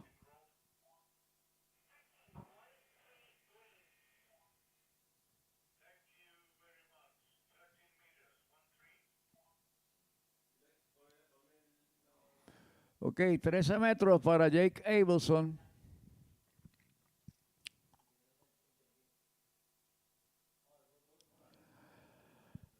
Vamos a ver cuál va a ser el desenlace de la ronda final para la división sub-17 entre Jake Abelson y Pierre-Louis Germain.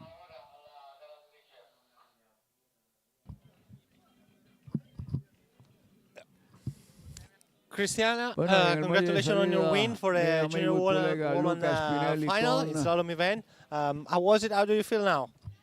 It was really good. Lexi skied amazing.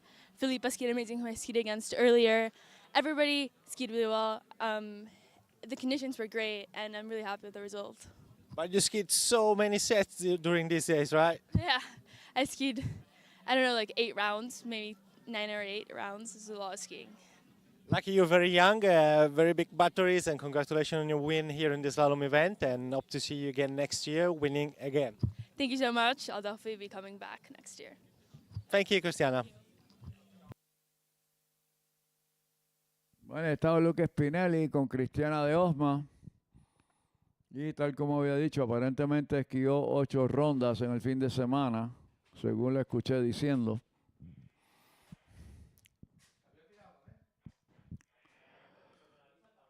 Supergirl, estas muchachas, Supergirls. Ok, so Pierre-Louis Germain a consumir su turno con la cuerda de 13 metros.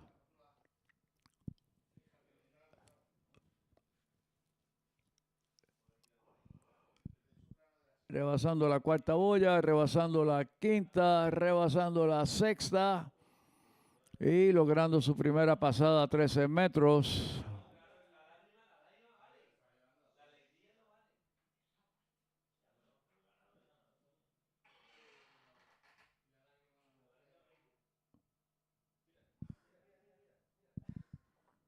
Así que ambos esquiadores regresarán con la cuerda de 12 metros.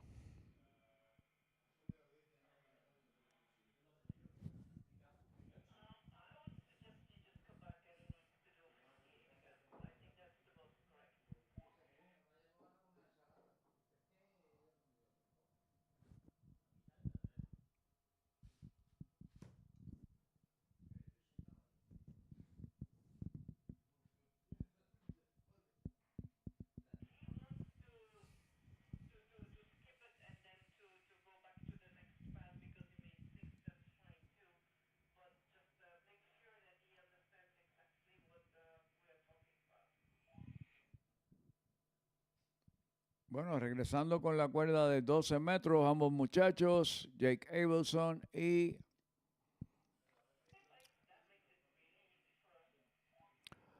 Pierre-Louis Germain, acercándose a la cancha. Jake Abelson, 12 metros, 35 off in the American language, Jake Abelson.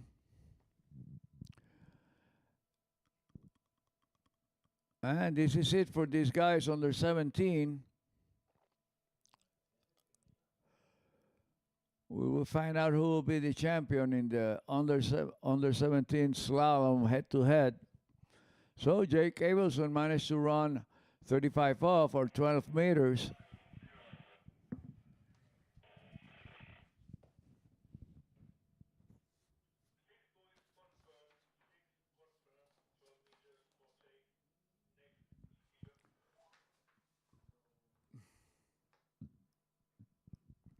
So 6 buoys at 12 for Jake, and Pierre-Louis must run this pass to stay alive in the competition. Okay, so ready in the pro woman slalom, Jamie Bull and Paige Rini on the first semifinal, both from Canada, and then Ali Nicholson and Neely Ross on the second semi.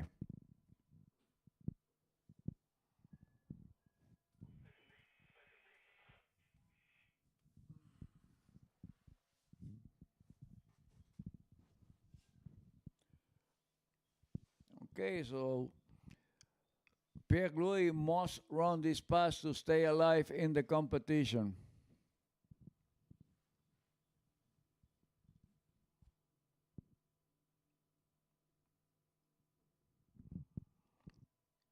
Let's see if Pierre-Louis can manage 12 meters. He goes around 1. He goes around 2. He goes around 3. He goes around 4. He goes around 5. And he managed to run the pass.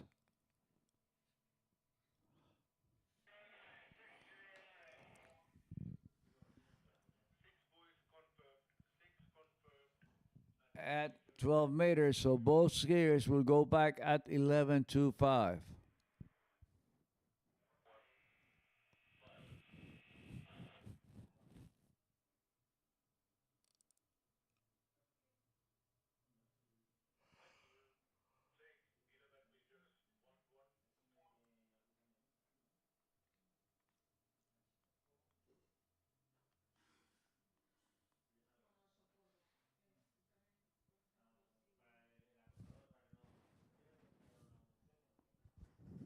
Okay, so the boat moving, getting ready to start.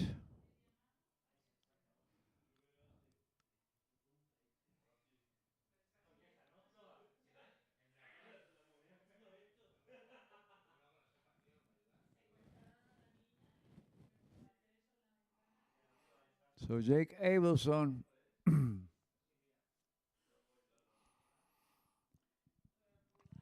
con la cuerda de 11.25 metros. Vamos a ver. Y Jake Abelson se va por encima del esquí. Aparentemente eso es una boya. Vamos a ver si le dan la boya completa. Venía fuera de control saliendo de la boya.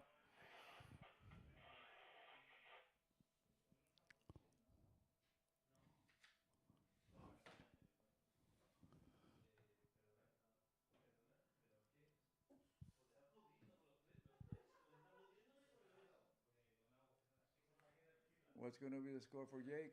1 or half a buoy?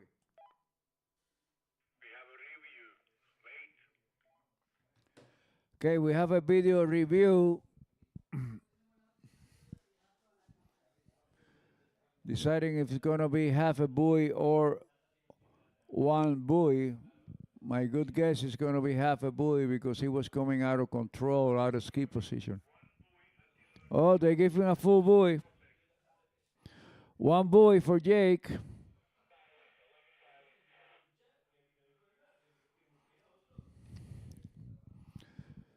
So Jean-Pierre needs a piece of 2. He needs 1.5 to win. With 1 buoy, Jake will win because Jake was the top scorer. Okay, let's see how Jean-Pierre plays it. He goes around 1. Oh my God.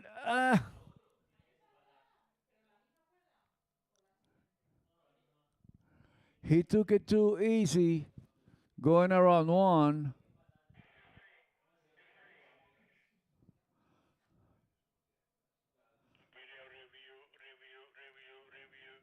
Okay, we're gonna go to a video review, see if he made it to the second ball.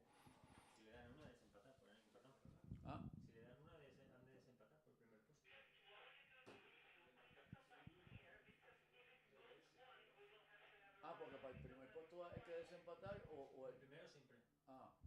Los otros no.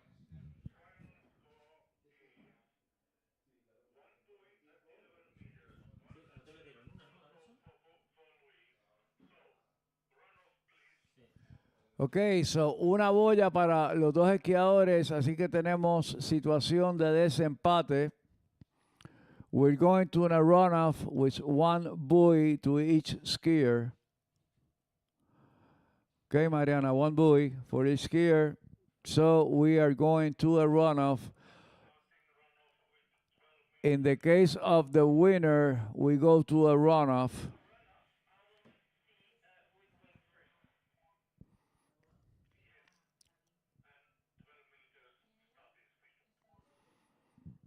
And we're going to start at 12 meters. So it is one rope length before the tie. So both of them will have to start at 12 meters. Okay, guys, we got to go again.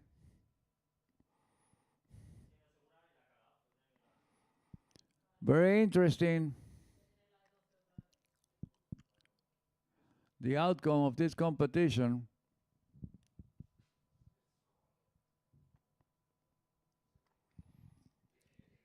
Okay, so Jamie and Paige, you girls have to wait a few more minutes before we settle this down.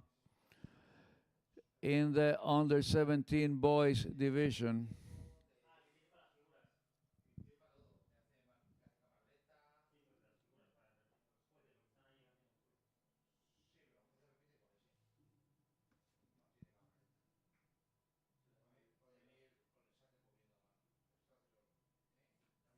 Okay, so we're waiting for the decision of who is going to go first at 35 off or 12 meters.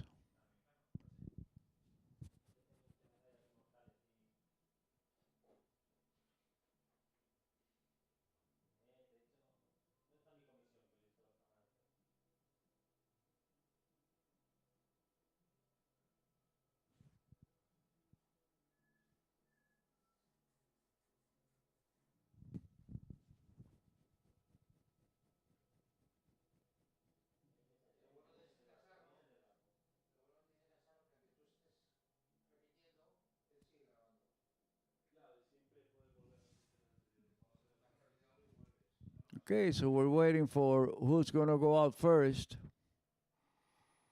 between Jake and Pierre Louis.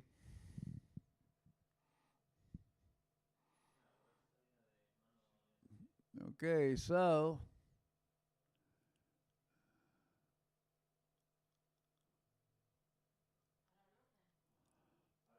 we're delivering who's going to go out first.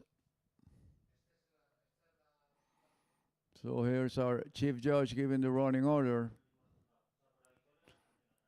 for the runoff.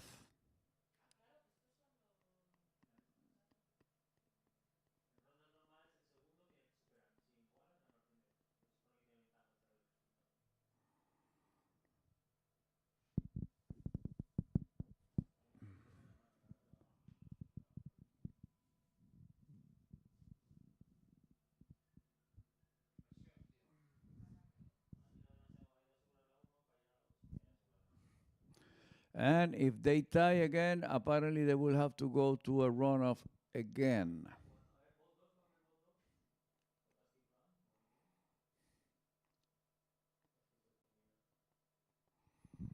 So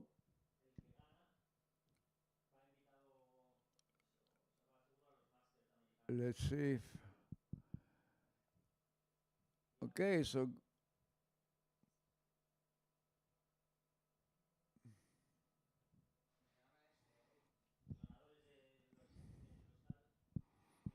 apparently they're going to start from the other side.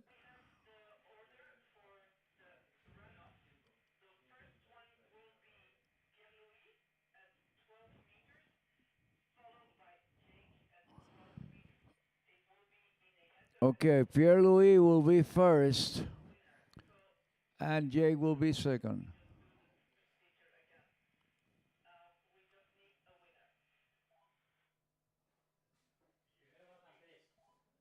¿Ah? Sí, sí, sí. ¿Pero van a empezar desde acá? Desde allá, sí, de la misma dirección en la que venían del 12. Del fondo del lago. Y es 12. Ya después chupar el...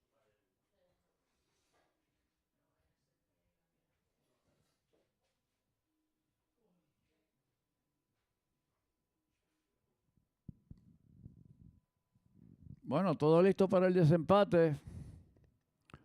Everything is ready for the runoff. And they're going to start at 12 meters. And apparently they're going to start from the other side of the lake.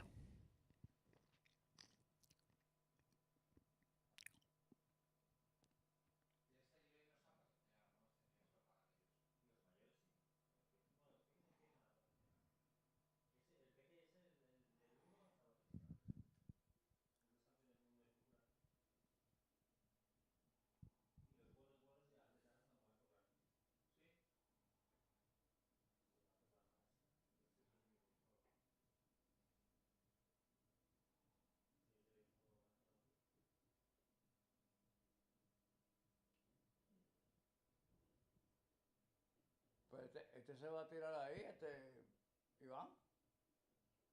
Se tiran al final del lago, sí, regresan como venían antes. El 12 lo regresan hacia el club y del club para allá el 11. Lo que pasa es que están haciendo lo del timing, están esperando los 45 segundos para que viniera el otro gacho para que tengan las condiciones iguales los dos. Que uno no empiece en plano y otro... No, no, yo sé, yo sé. Ah, no, vale, no, empiezan del club. Que han hecho un sube y baja para que tengan las condiciones de olas. No, empiezan desde el club. Ah, por eso ya me estaba... Ah, Uno hace un sube y baja para que esté movido. ahí, ok, sí, sí. Okay, so we are proceeding with the Phantom Pass. So both skiers have the same conditions. And Mr. Pierre-Louis will be the first skier in the water. And both skiers will start at 12 meters.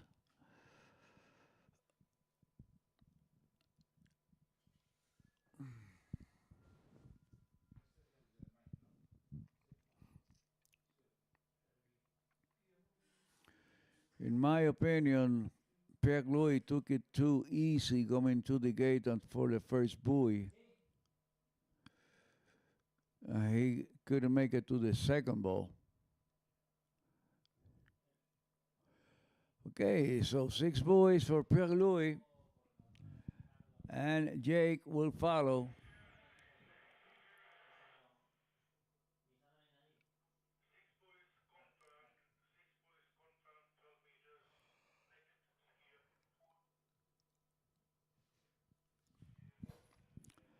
And this has been very intense in the under 17 division.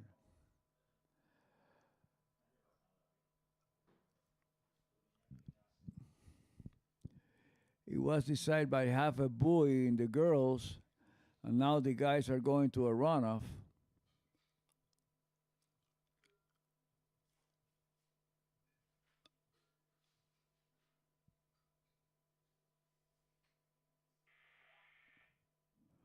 So Jake Abelson in the water, getting ready.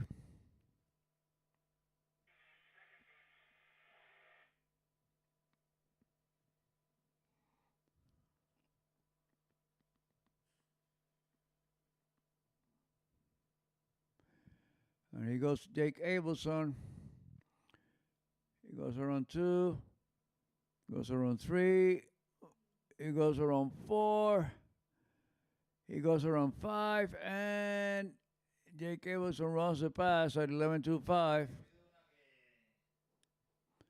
He broke forward a little bit coming out of 3, but he was able to handle it.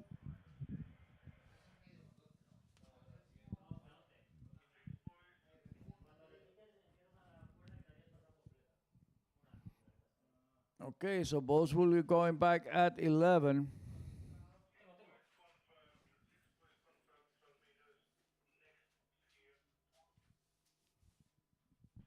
So none of these guys want to give up. They're battling all to the end.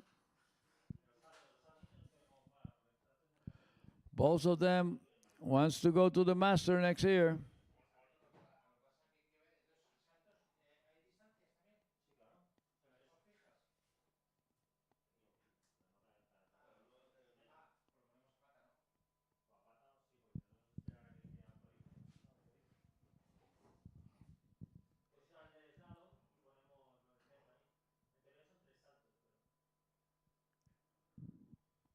Okay, so Pierre-Louis Germain coming back at 11 meters.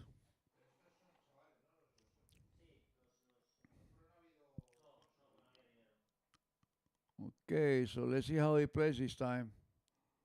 And definitely a little more aggressive.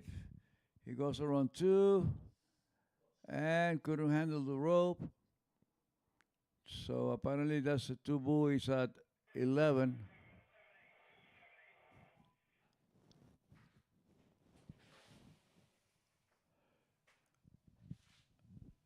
Let's wait for the decision of the judges. If it's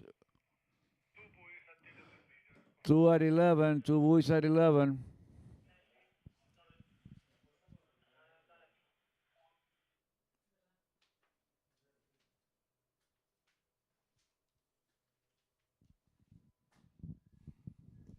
So Jake needs 2.5 to win.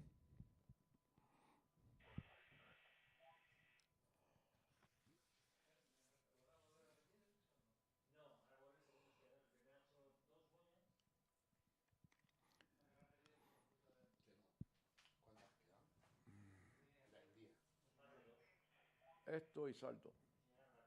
Y salto, pero ya no como el de esta mañana, el salto bueno, ¿no? No, lo mismo de esta mañana. No, la calificación. O sea, la final. No, es la final, la final. Ya es la final.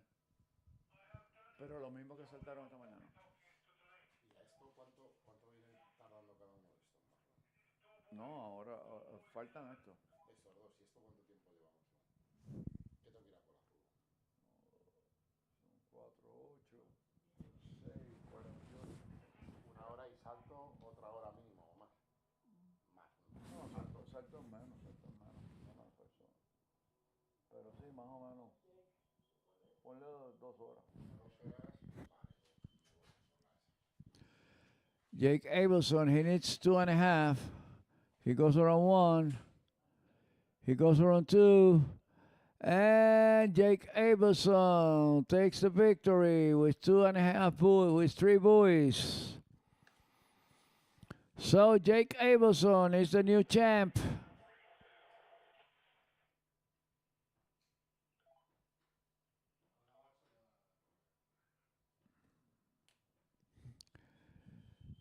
Jake Abelson is the new under 17 slalom champion. And Cristiana de Osma is the winner in the girls division.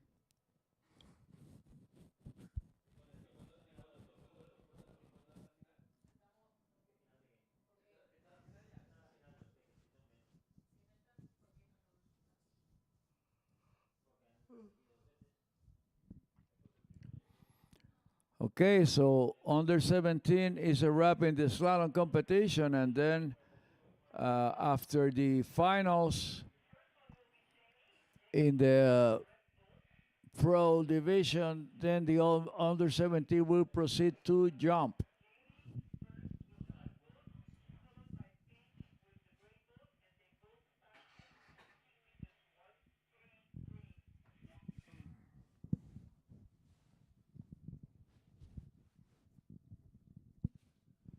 Okay, so poker time for the girls. In the pro slalom division, pro woman slalom, we're going to go to the semifinals with Jamie Bull and Paige Rini. In semifinal number 1.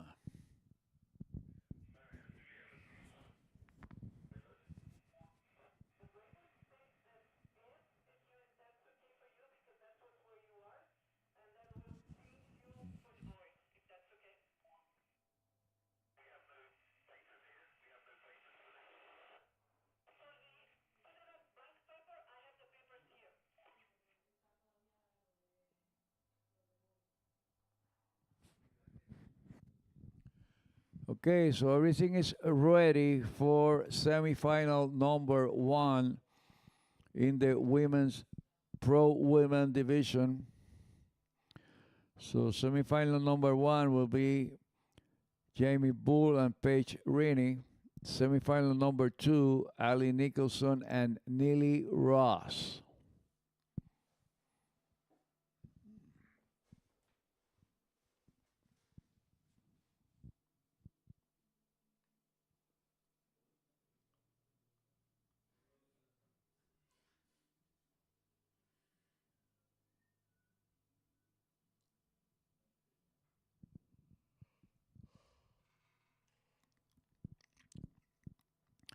So Mario Pigosi driving the gray and white boat.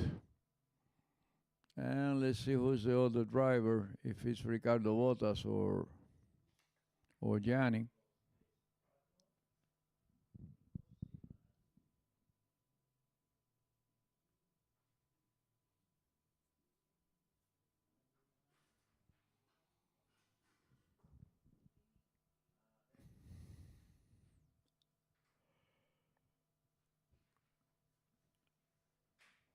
So the boat is going for the Phantom Pass, making sure that everybody gets the same conditions. And as soon as the boat is back, showtime for the girls. And let's see who's going to go out first.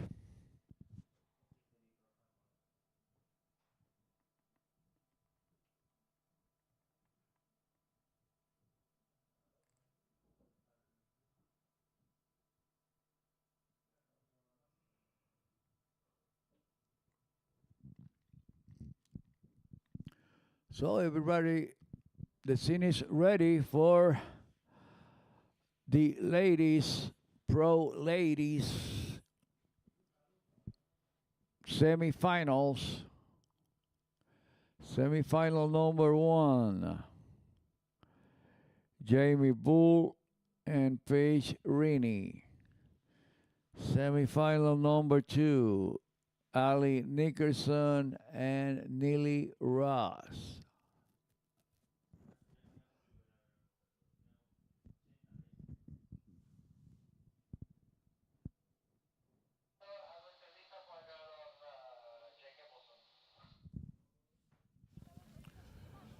Okay, so Luca Spinelli and Jake Abelson.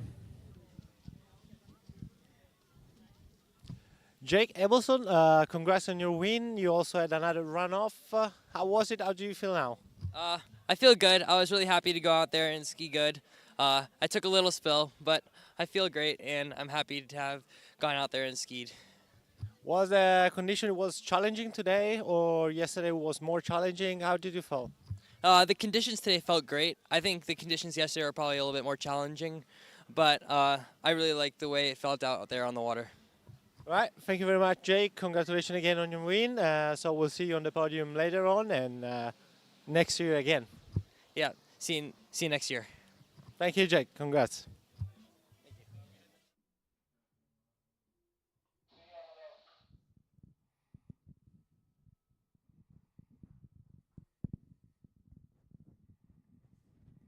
Okay, showtime for the girls. So Jamie Bull will go out in the water first.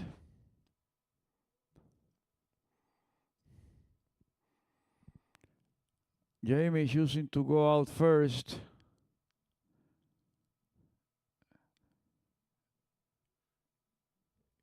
In all the times he has skied.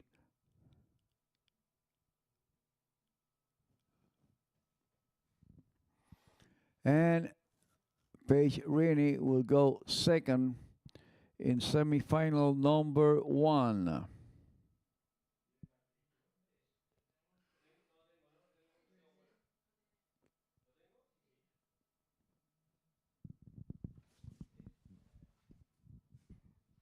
Okay, so Jamie Bull getting ready at 13 meters. So the ladies will start at 13 meters in these semifinals. And then in the finals, they will start at 15.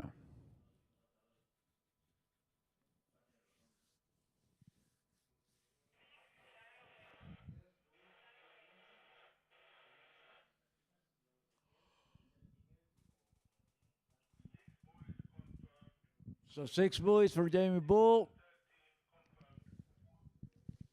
And Paige Rini will be attacking the course for her pass of 13 meters.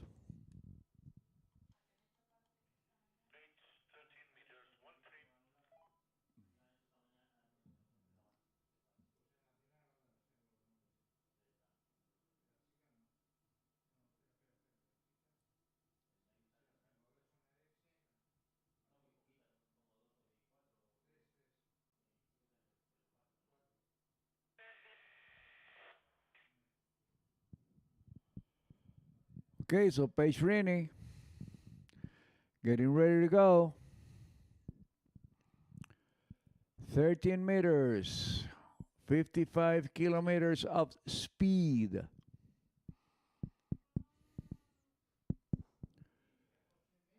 And there she goes. She goes around 1. She goes around 2, looking good. She goes around 3. She goes around 4. And Paige Rini managing to run the first pass at 13 in semifinal number 1. So both girls will be coming back at 12 meters.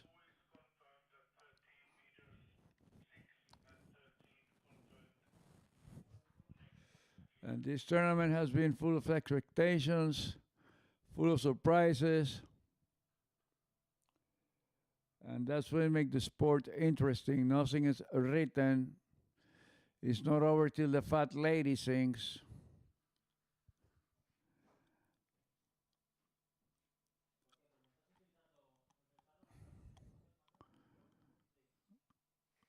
So we still have this semifinal to then go to the big finale.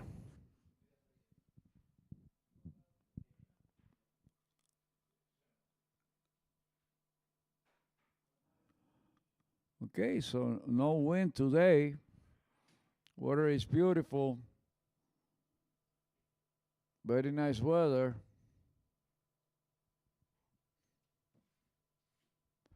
Okay, so Jamie Bull coming back at 12.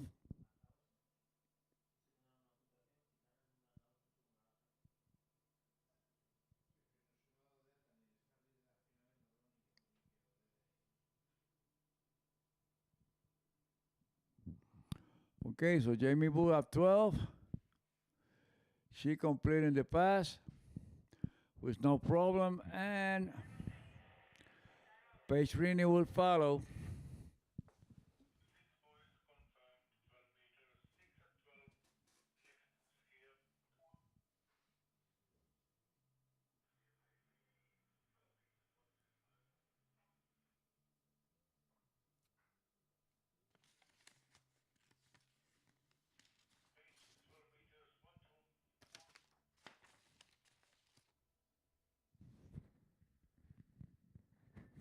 So Paige Rini coming back at 12 also. She needs to run this pass to stay alive. Remember, the first skier that falls or misses a buoy is out of the competition, and the survivor skier goes on to the finals. So the end is getting closer. We're gonna meet the champion soon.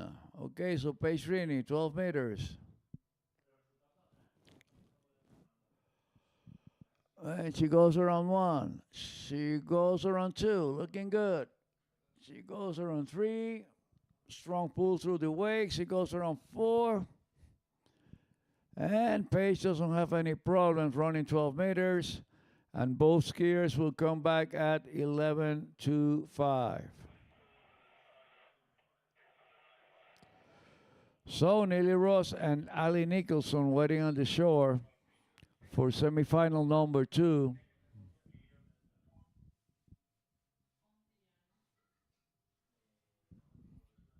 So we have to see who's going to face each other in the final. The winner between Jamie Bull and Paige Rini will face the winner between Ali Nicholson and Lily Ross.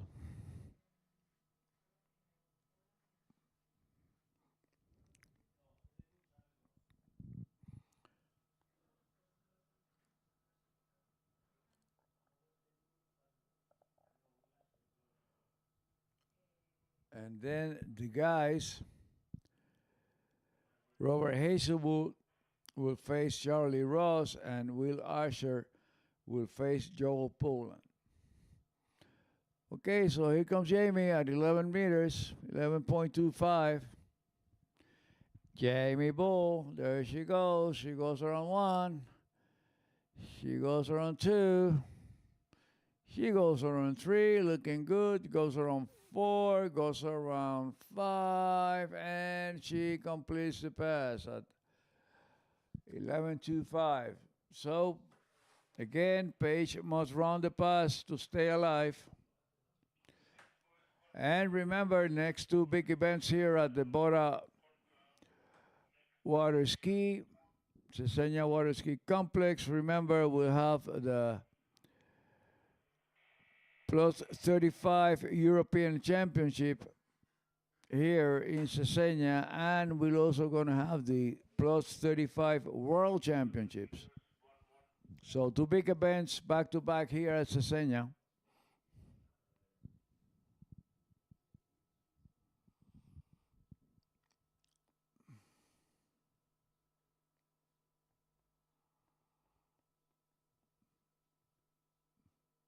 Okay.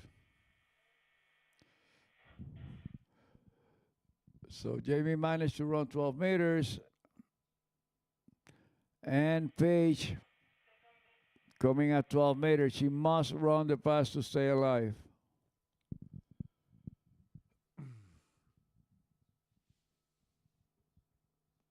Now 11.25. 11.25 for Jamie, for Paige Rini. She must run the pass to survive. She goes around one. She goes around two. She goes around three, looking good. She goes around four. She goes around five. And Paige Rini managed to run the pass at 11. So one more. We got to settle this at 10.75.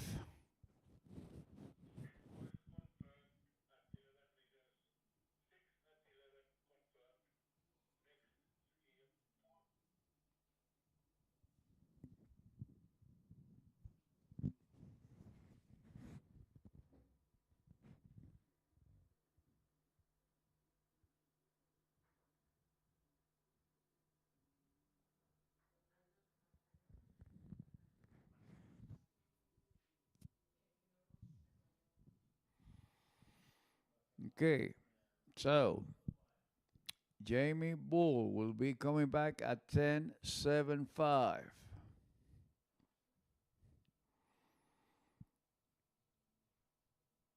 And she's very capable of running it.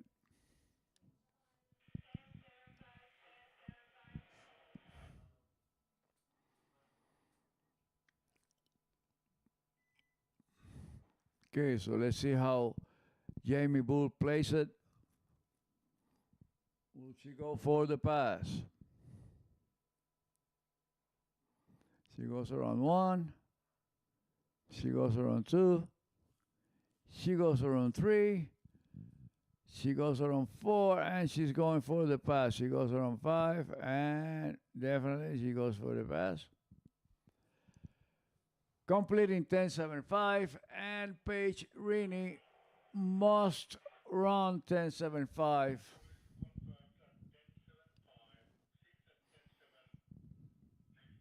To stay alive and provoke another pass at 10.25.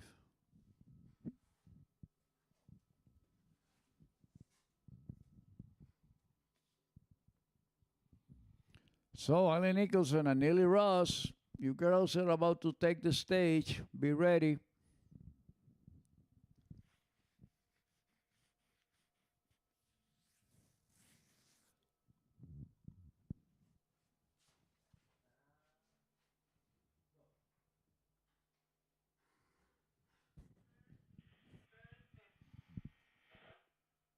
Okay, so the scene is ready for Paige Rainey. And she needs a full pass at 10.75 to stay alive.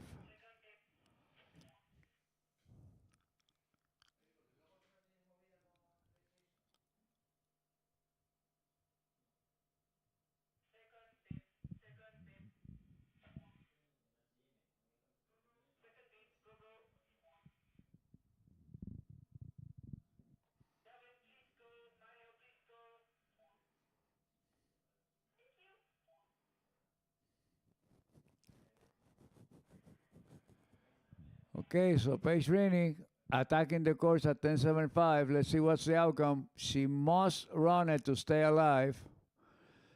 So there she goes. She goes to the gate. She goes around 1. Good 1. She goes around 2. She goes around 3.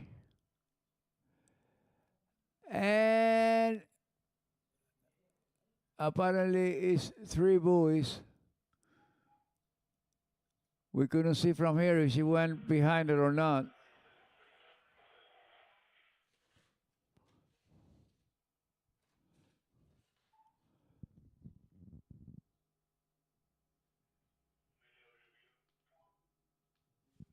Okay, we have a review.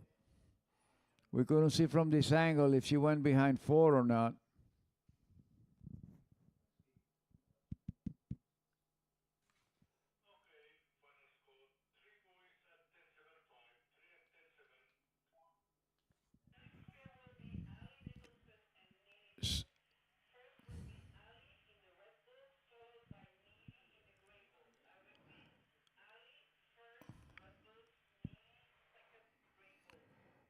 Okay, so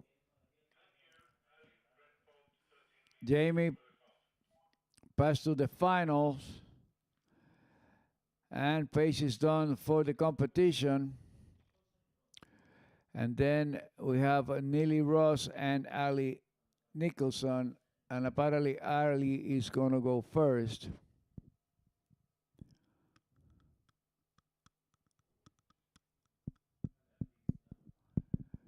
So semifinal number 2, and Jamie Bull is waiting for the outcome, see who will be her competitor in the finals. Will it be Ali Nicholson? Will it be Neely Ross? We'll see in the next 5 minutes.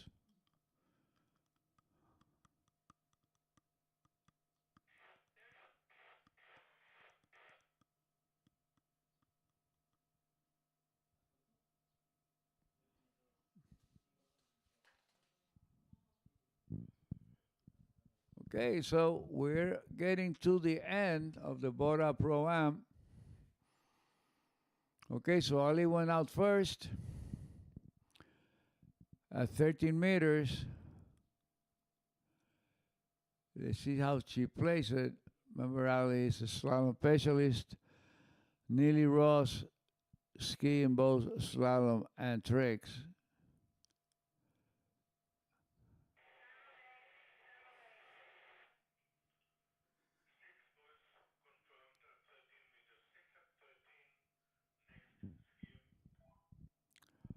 Okay, so Ali Nicholson managed to run 13 meters, and Neely Ross will follow. And Neely Ross needs to run 13 to stay in the competition.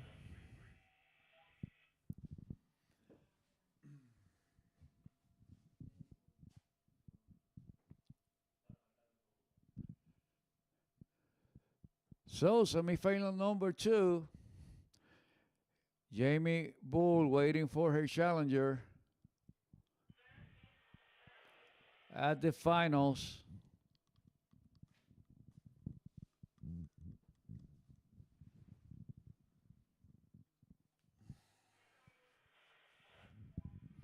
So, Neely Ross getting ready.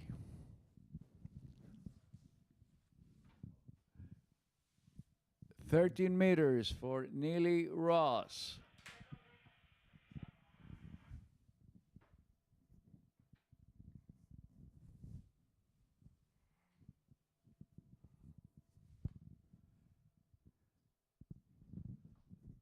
And here comes Neely. 13 meters. And Neely Ross looking really good. Very strong pull through the wake. Really good style for Neely.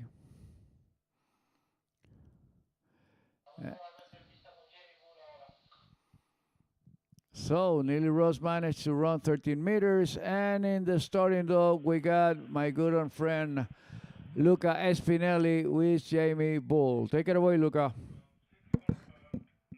Bull just win your semi-final, running a really nice 10.75. What do you expect is going to be needed for win the final? Well, it'll be big scores in the final for sure. So I'm hopefully I can go out there and do the same thing I just did and put some pressure on the other girl or take the lead if that's the way that we line up. How many Botaski ProAm do you win already? 2. 2. So yeah, it's going to be a good number in case. Just finger crossed. Wish you all the best. Just have your rest, and we'll see you soon back on the final. Thanks so much. Thank you, Jamie. Back to you, Amador.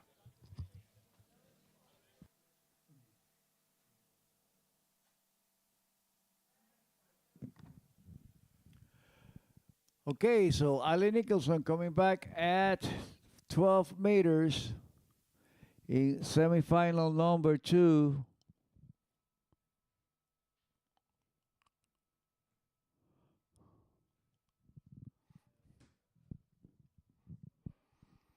So Ali Nicholson looking really good. And she's very capable of running this pass, and so is Neely Ross. So probably they will stay in the water for a little while, a couple more passes. Probably this will be settled either at 10.75 or at 10.25.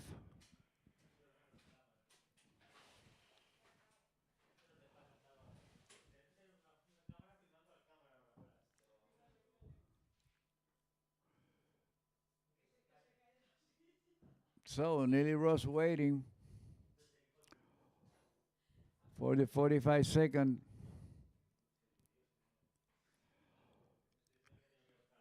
To go ahead in her second pass at 12 meters. So Ali Nicholson managed to run 12 meters, and now Neely Ross must run it to stay alive.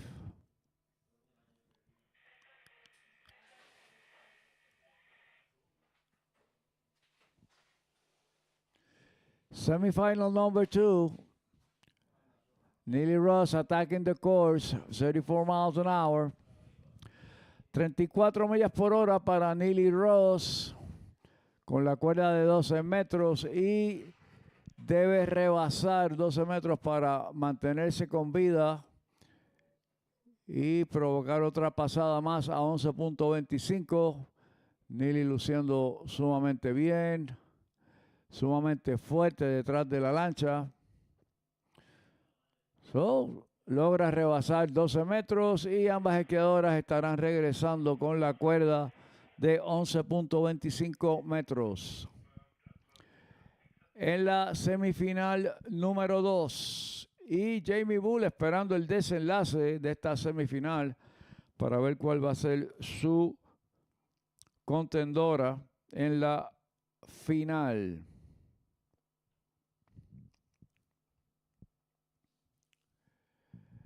Así que segunda llamada para Robert Hazelwood y Charlie Ross.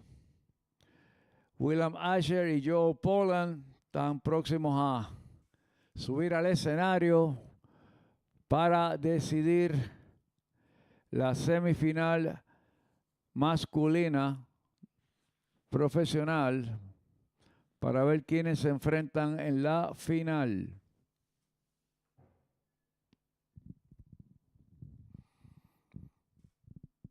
Okay, so both girls coming back at 11.25.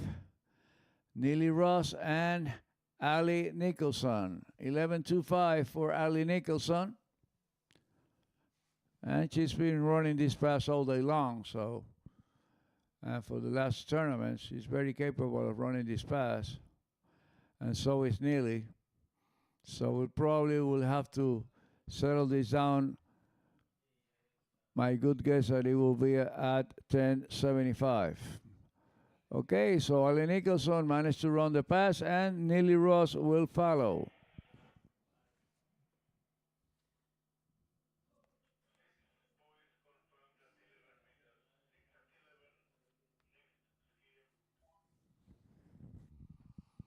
Okay, so 11 meters in the sack for Ali Nicholson, and Neely Ross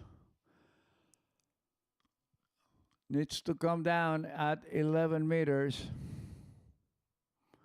And she needs to run the pass to stay alive.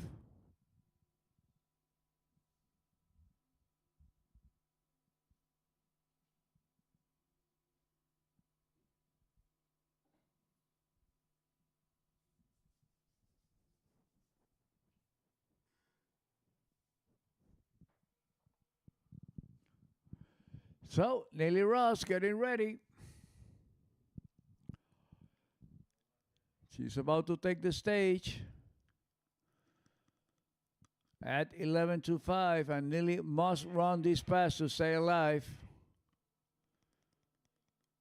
And she's also been doing it all day long, so she's definitely very capable of running this pass.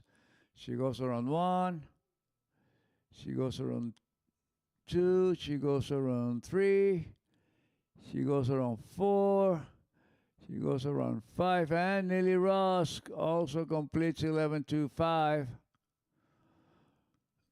So we got one more at 10:75.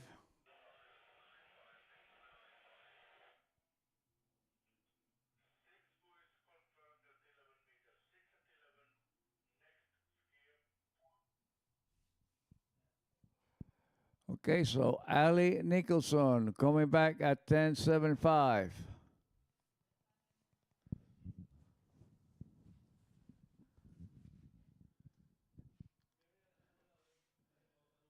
And all this expectation here in the 10:75 pass for Ali Nicholson.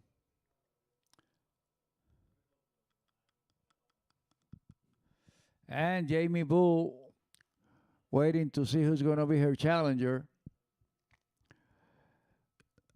in the finals. So we are in semifinal number 2.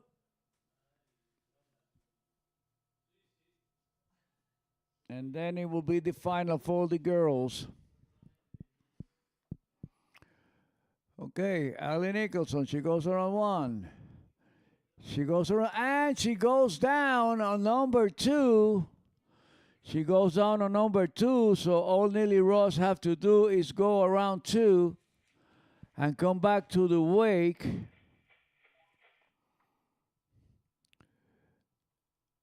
To face Jamie Bull in the finals.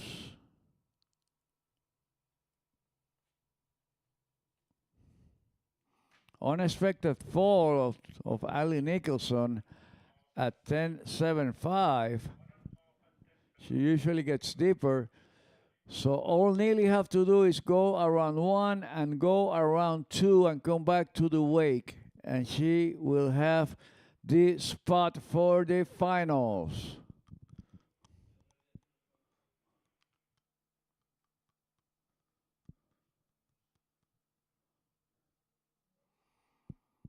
Okay, so this is getting very interesting. Unexpected scores, full of surprises. This has been a great competition. And this is the good thing about this sport. You never know what's going to happen. You never know who's going to go to the water early. You never know who's going to come out of nowhere and put up a great performance.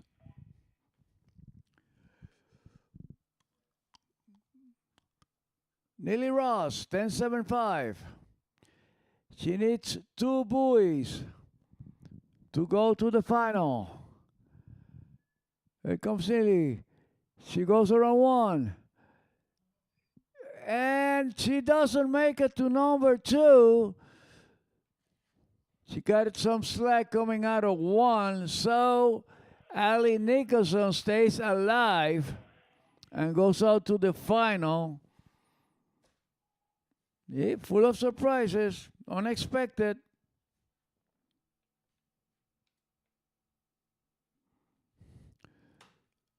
So Ali Nicholson managed to stay alive and go to the final to face Jamie Bull.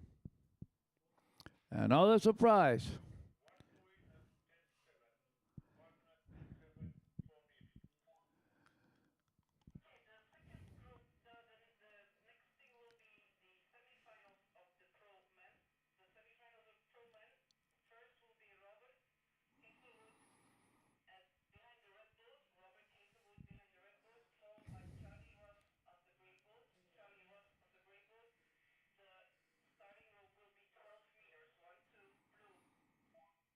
Okay, so Robert Hazelwood will be the first skier, and he will be starting at 12 meters.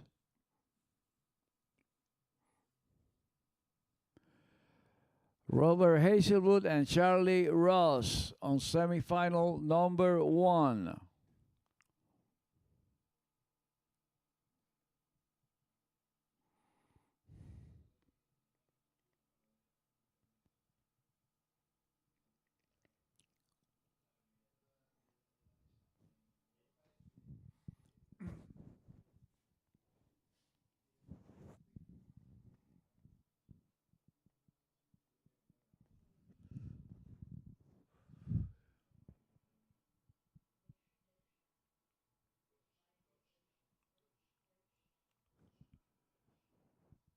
Okay, so everything is ready for semifinal number 1 in the pro man competition between Robert Hazelwood and Charlie Ross.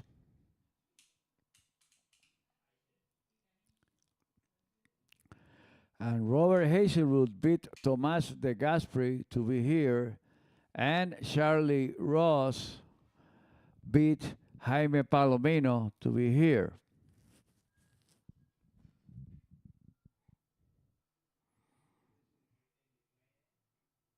And in the other semifinal, Will Asher beat Jonathan Travers, and Joel Poland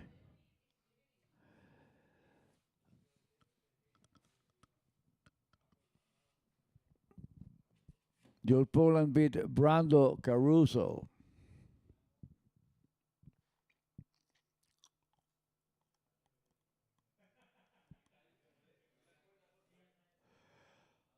Okay, so Mr. Rob Hazelwood in the water, 12 meters.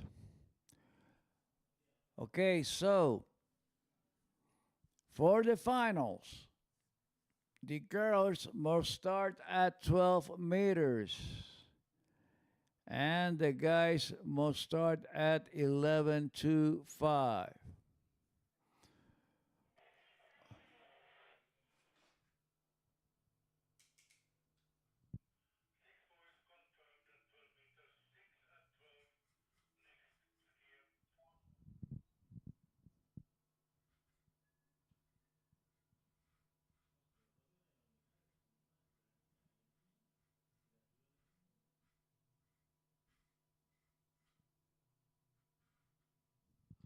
Okay, so Rob Hazelwood managed to run 12 meters, and Charlie Ross will continue.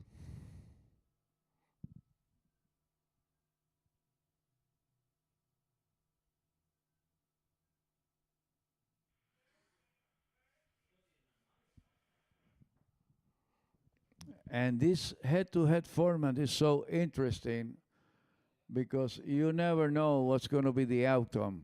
You never know what's going to happen. Because the main objective is just to beat your partner.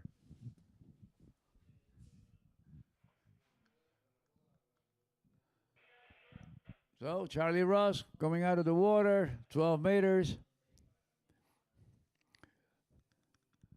And Charlie Ross,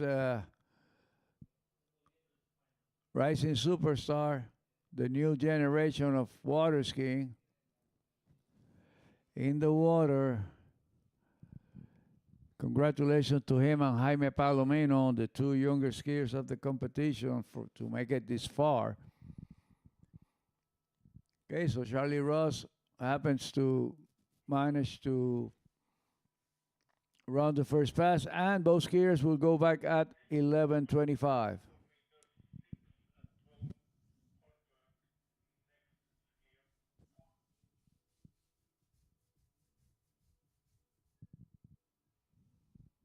And Rob Hazelwood, a big name in water skiing, especially in Great Britain. His uncle, Mike Hazelwood, a legend in the sport, and I heard he's back skiing again. Maybe he will try to ski in the Senior World Championships of 2026. I heard he's not coming this year. But his dad, Tim Hazelwood, will be present in the next Senior Worlds. My regards to Tim, and we'll see here in Spain in the month of September. So remember, we got the European Championship here in August, European Senior Championship, and then the World Senior Championship also here in Cesena. Okay, so Robert Hazelwood,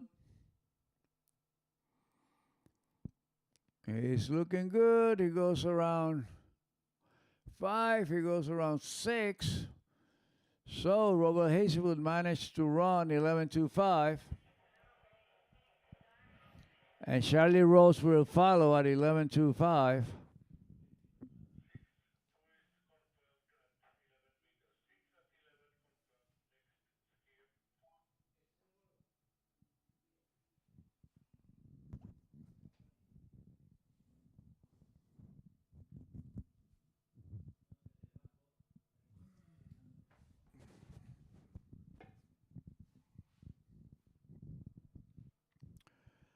Okay, so Robert Hazelwood managed to run the second pass at 11:25, and Charlie Ross will follow.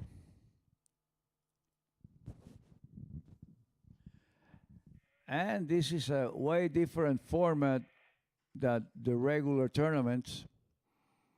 Well, you could probably have 2 rounds of qualification and then just a final. Here, you have quarterfinals, semifinals, and finals.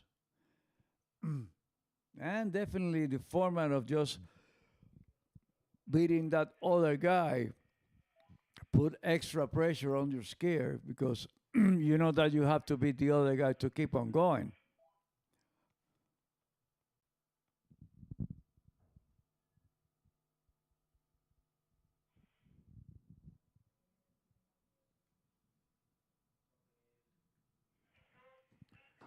So it makes it more challenging and more interesting, this head-to-head format.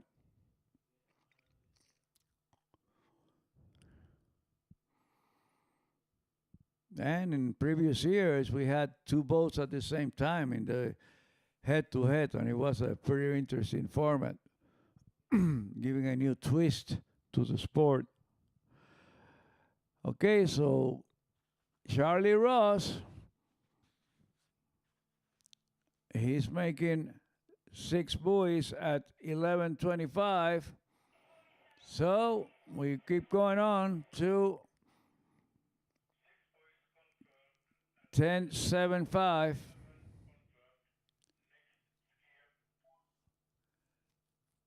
And this will be settled in the next 2 passes, either this pass or the next one. Both of these guys capable of running 10:75.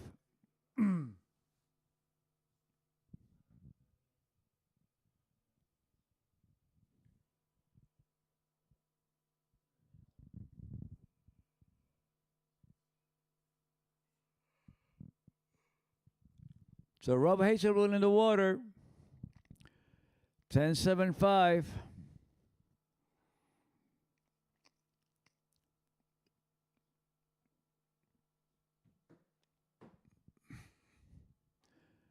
Let's see what's going to be the outcome of semifinal number 1.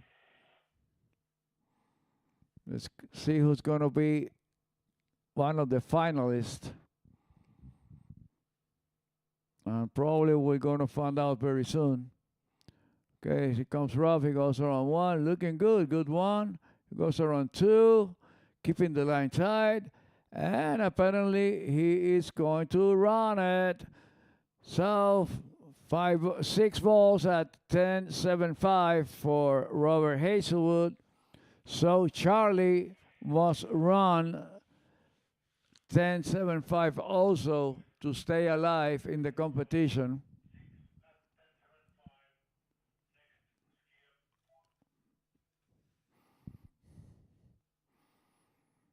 And Charlie's capable of running this pass, so probably this is going to be settled at 10.25.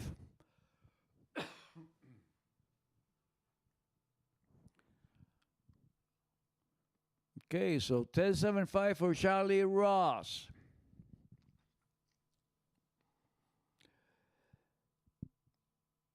Rob Hazelwood logra rebasar la cuerda de 10.75 y Charlie Ross necesita rebasar 10.75 para mantenerse con vida aquí en la semifinal número 1 y ninguno de estos muchachos quiere ceder.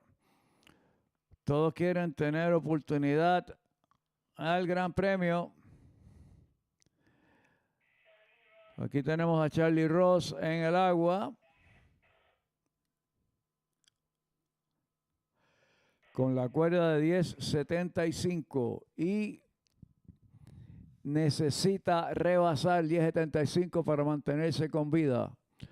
De otra forma, Rob Hazelwood pasará a la final. Todo es expectación aquí en Ceseña, en el Bota ProAm. Aquí tenemos a Charlie Ross a 10.75, rebasando la primera boya, luciendo bien, rebasando la segunda, rebasando la tercera y Charlie Ross se le escapa la cuerda de las manos y Rob Hazelwood es nuestro primer finalista. Un giro muy fuerte en la tercera boya y se le escapa el mango de las manos. Charlie Ross turning a bit too hard on number 3 and the handle just escapes out of his hands. He grabbed a lot of speed. So Robert Hazelwood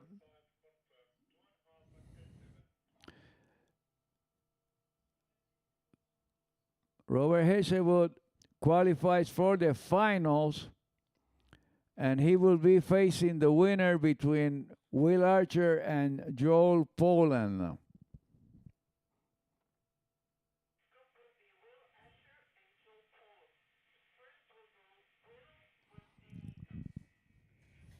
And a big smile for Robert Hazelwood. Definitely he wasn't expecting to be in the finals facing Tomás de Gasperi on the first runoff. But you never know.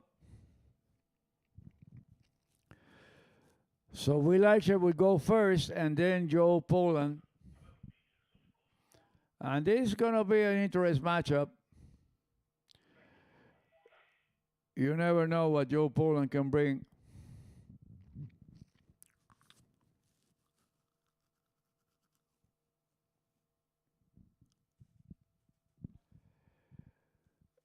So here we go for semifinal number 2, Ironman versus Mr. Overall.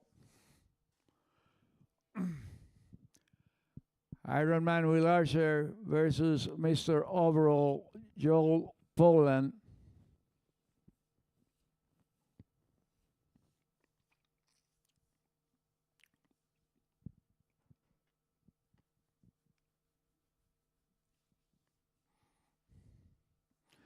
And what a great tournament this has been. Full of unexpected scores. Definitely full of surprises.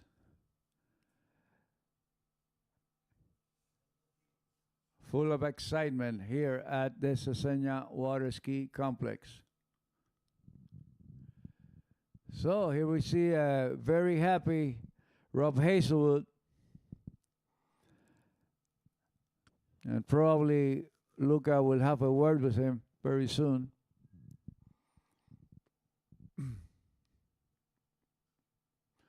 Okay, so Will Archer getting ready to get in the water.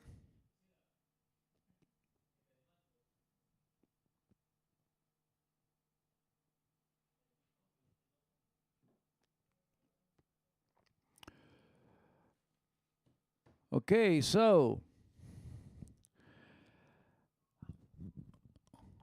Will Archer in the water.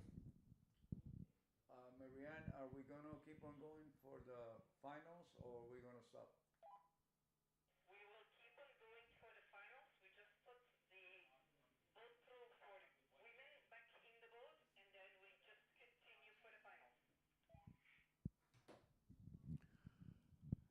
Okay, so he goes Will Archer at 12 meters, and as soon as we know the outcome of semifinal number 2, we will keep going on to the finals with Jamie Bull and Ali Nicholson. And then the final between Rob Hazelwood, whoever wins in semifinal number 2. Okay, so Will Archer kills 12 meters in the sack, and Joel Poland will follow.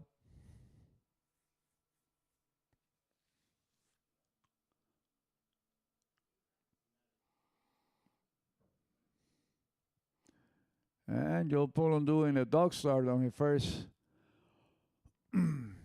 takeoff. Spend a little less time in the cold water. And this has been a very atypical summer here in Spain with way lower temperatures than what we had a couple of years ago when we were hit by that heat wave that broke all the records of high temperatures in Europe. That was like 3 or 4 years ago.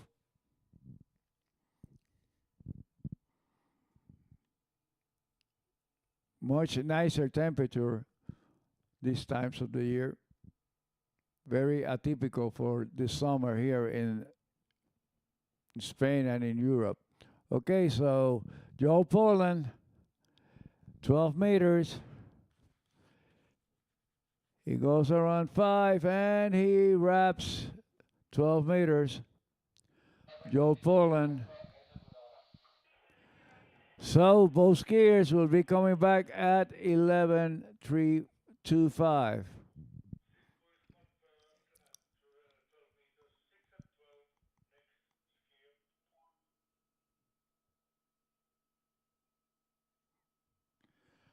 And then right after we are done,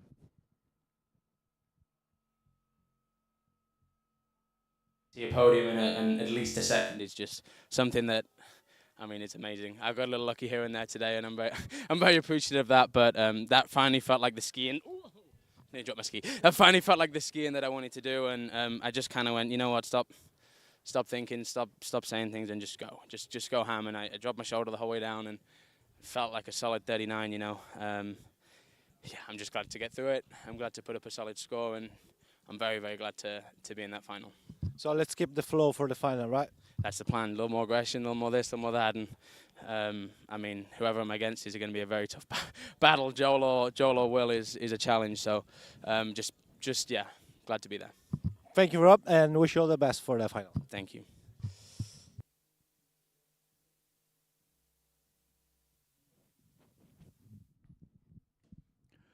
okay, so Will Archer in his 11.25 meters run, He goes around 4, he goes around 5, and he managed to run the pass nice and smooth at 11.25. Mr. Ironman in the water.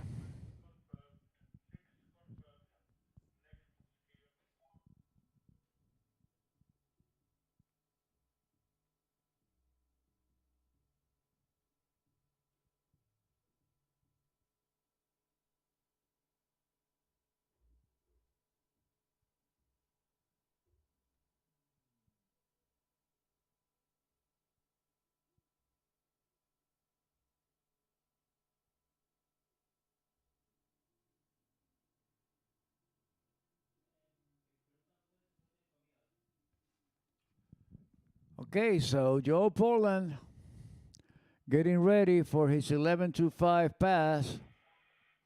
And he must just run this pass to stay alive, and he's definitely capable of doing so. So both Will Archer and Joe Poland have gotten into 9.75. So this is going to be a very interesting outcome between these two English warriors.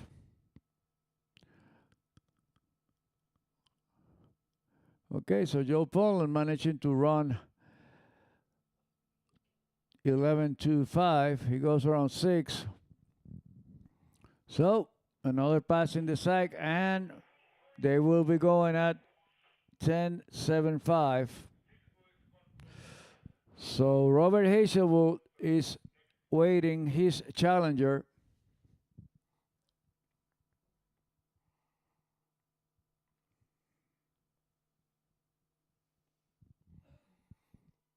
Who it will be, Will Archer or Joe Poland? We are about to see in the next few minutes. So 10.79 for Will Archer.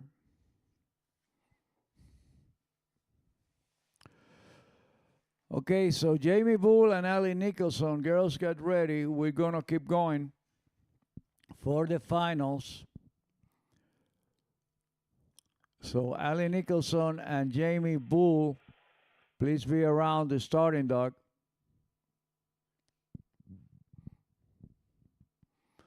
Okay, so 10.75 for Will Archer. And Will definitely can run this forever. So he goes around 3, he goes around 4. He's looking good, nice tight line. Really comfortable. Look at that, piece of cake for Will Archer.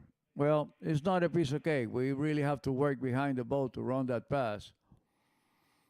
But from out here, looks like nice and easy. That's the farthest thing from the truth, because you really have to work behind the boat to have an effective pull and make it to the buoy that early, like you see a Will doing it. Okay, so Joe Poland, 10.75, and he must run this pass to stay alive.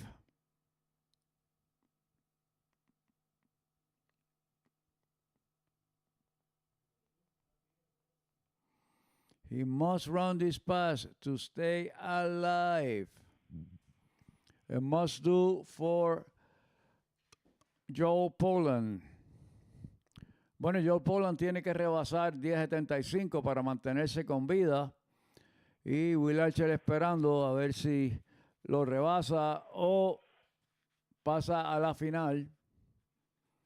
Recuerden que el ganador de esta semifinal se enfrentará a Robert Hazelwood en la final. Aquí tenemos a Joe Poland rebasando la primera boya, rebasando la segunda, un poquito de slack, rebasando la tercera, rebasando la cuarta boya, Joe Poland, rebasando la quinta y rebasa la sexta. Vamos a ver, Joe Poland logra rebasar 10.75. Así es que necesitamos una pasada más de cada uno, por lo menos.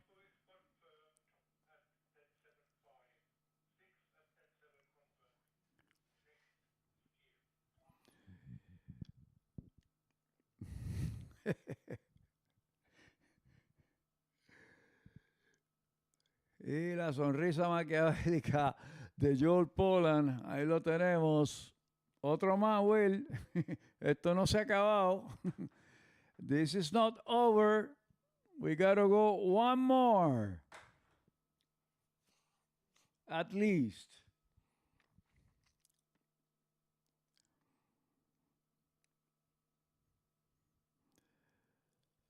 So, one more for these guys. Will Archer getting ready for 10:25.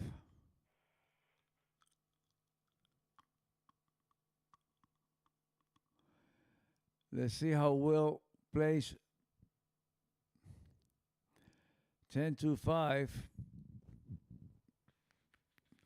He goes through the gate. He goes around one, slack on one, and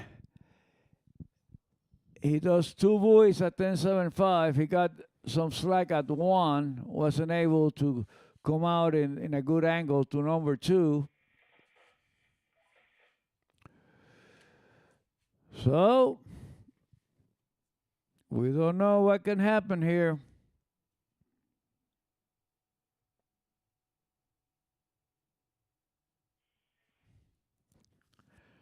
Joe Poland needs a piece of three to, to go on to the next round. So he must go around one, he must go around two, and at least he must get to the third ball and try to turn on the third ball. He needs 2.5 at 10-5 to face Robert Hazelwood.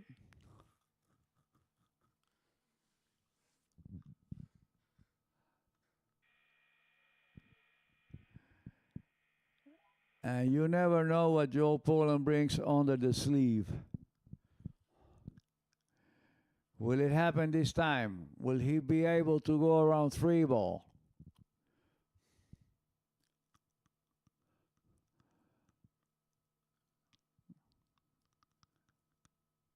Everything expectation here. Will Joe Poland make it?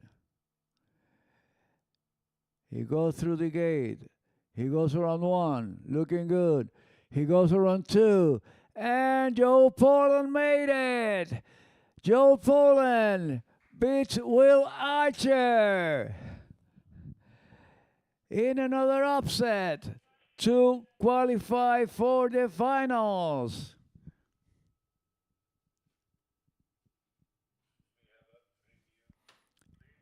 Okay, we have well, Joe.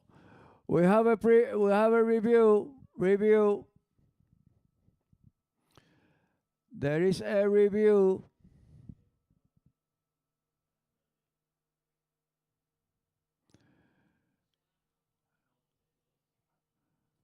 The judges are calling a review, video review.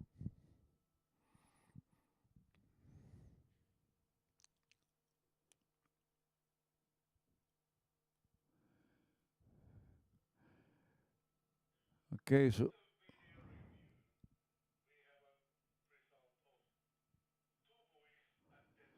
oh my God. Two buoys at 10-5.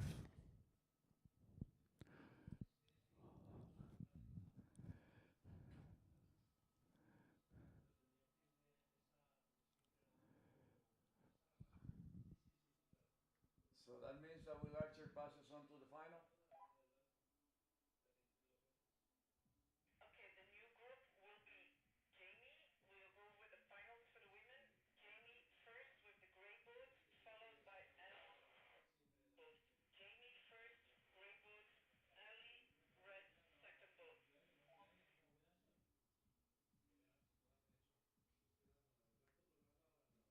Okay, Okay, so Will Archer is the winner in semifinal number 2.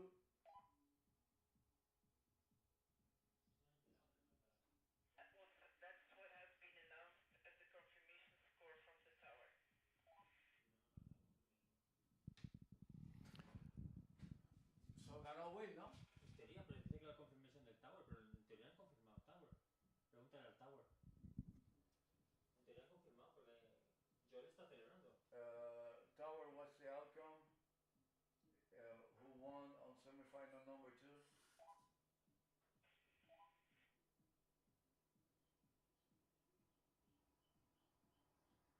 Le han dado 2. Tendría que ser, debería ser Will.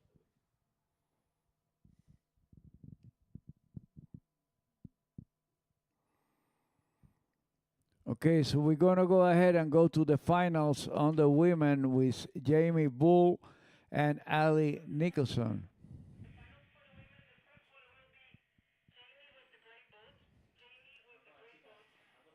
And Jamie will go out first, apparently.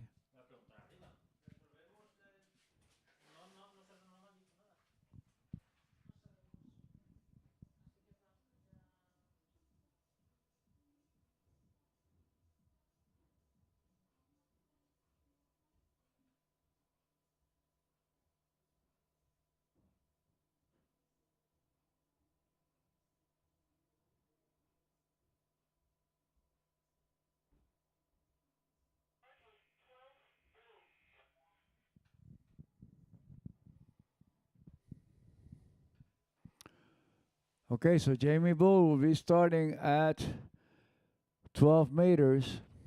Jamie Bull and Ali Nicholson are the stars of the finals.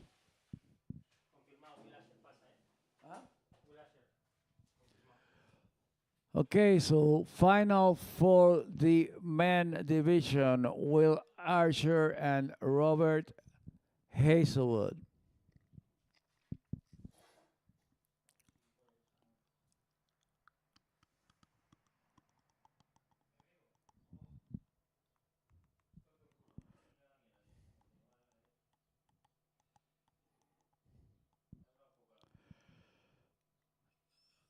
So we are now in the finals for the ladies between Jamie Bull and Ali Nicholson. And pretty much they were both the two top seeded in the women's competition.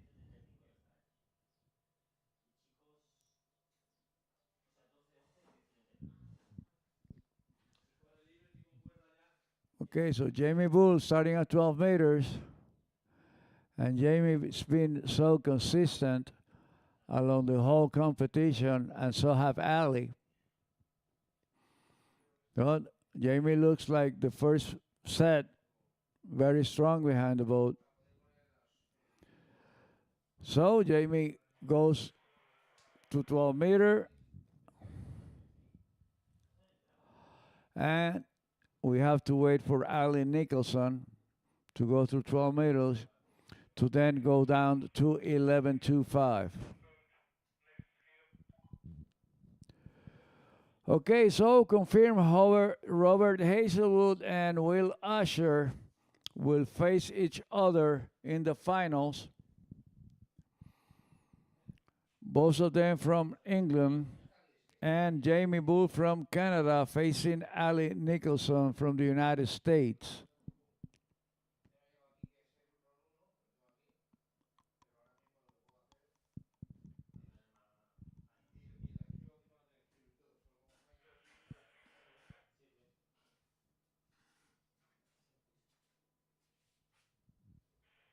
Que indique que para algunos finales habrá un pequeño break. Ah, guay. Los saltos. ¿Eh? Por separado. Sí, exactamente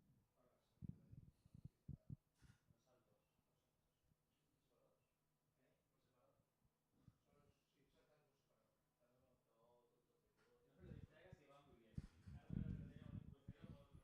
Okay, so Ali Nicholson at 12 meters. And she managed to run 12 meters. Okay, so Luca Spinelli and Joe Poland. Joel, we just saw from here from the shore, but can you tell the guys that are watching what just happened? So I was out against Will, and yeah, he set a score of 2 at 10-2, and being second out, I had to go beat it, and actually had like a decent start, like nice 1, decent 2, and then went inside 3, like by the smallest margin, which has happened a couple of times now. I got to start going around those boys, but yeah, so I think I'm guaranteed a 3rd, which is all right, and then you know Will and Rob are out in the final, so it's going to be a British podium again, which is pretty nice. So yeah, win-win really. Yeah, even without Freddie, it's going to be a British podium. So yeah, it's a shame not having Freddie. Those two are Northern, and me and Freddie are Southern, so we kind of have like this nice little rivalry going on between Northerners and Southerners. Sadly, a Northerner is going to be taking the win today regardless, so, you know, sorry Southerners, but yeah, hey, either way, I'm happy. Yeah, just a big thumb up for Freddie to come back stronger on the slalom skate. Yeah, I don't think we're going to be seeing much of him this year, but I know that guy's going to be back next year, and he's probably going to be even stronger and better, isn't he, knowing Freddie? So, yeah, look forward to seeing you soon, Fred. Thank you, Joel. Thank you.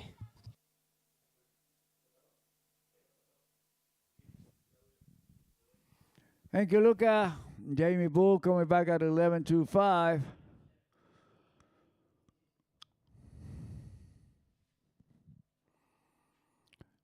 And Jamie Bull managed to run 11.25.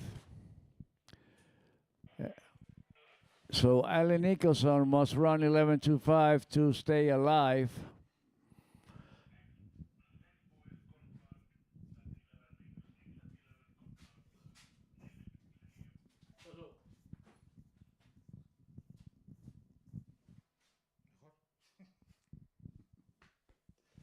Ay, ay, ay. Estás cansadito, ¿no? Tocando, es que anoche no dormí. Okay, so Ali Nicholson getting ready.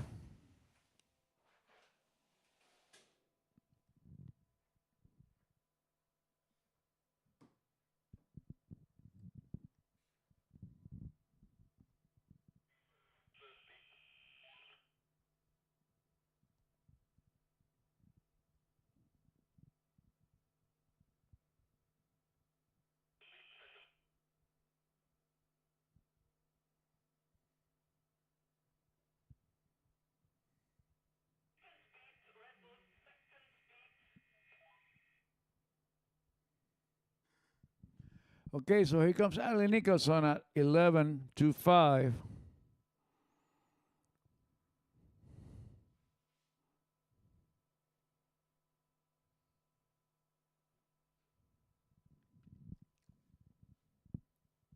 So Ali goes around 1. She goes around 2. She goes around 3. She goes around 4. She goes around 5. And Ali Nicholson managed to run 11.25. So we got to go back at 10.75. And there's no later. There's no tomorrow. There's no second round. This is it. This is the championship in the line here.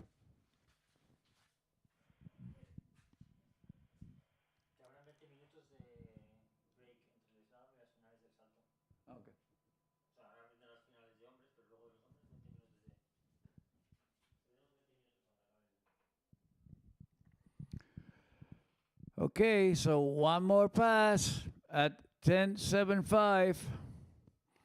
And this is it.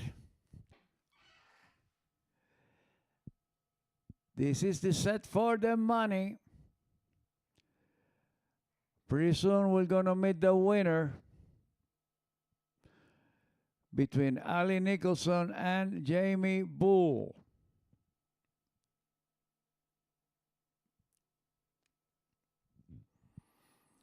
Pretty soon we're going to meet the women's pro slalom champion.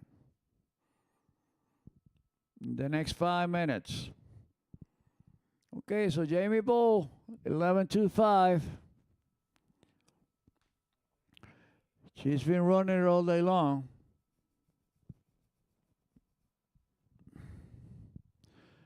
So she goes around 1, and she goes around 2, she goes around 3, she goes around 4, she goes around 5, and she goes around 6. Jamie Bull. That was a close one, but she did it. So Ali Nicholson must run this pass to stay alive. Otherwise, Jamie Bull will be the champion.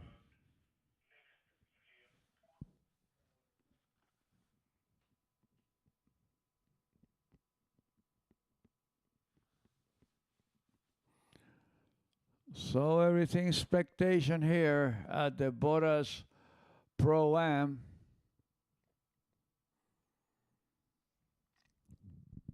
As Ali Nicholson, trying to stay alive, must run 10.75.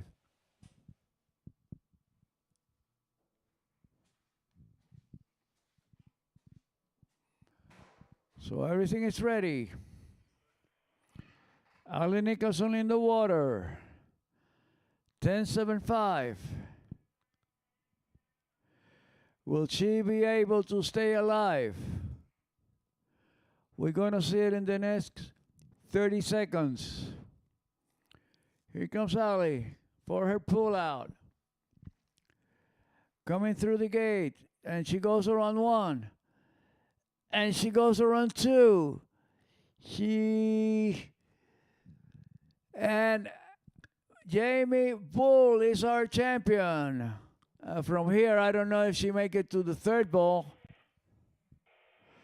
But we got a winner, Jamie Bull. Congratulations to Jamie.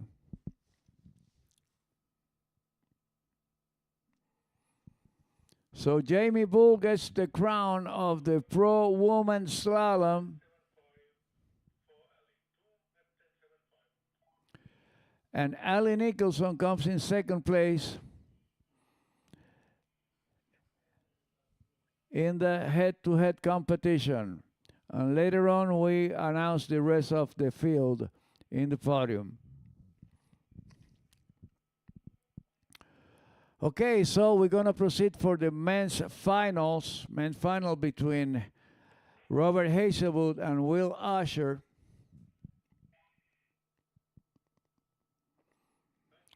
And then right when we are done, we're going to take a short break.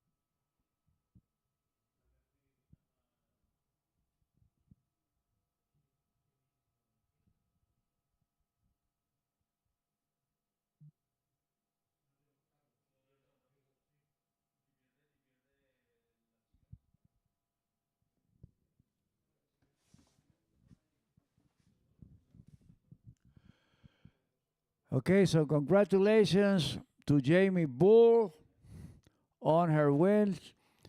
And she was definitely constant all the way through. She always ran 10.75. She always was was at the top of the game. So congratulations to Jamie Bull. And now we're going to the men's final with Robert Hazelwood and Will Asher.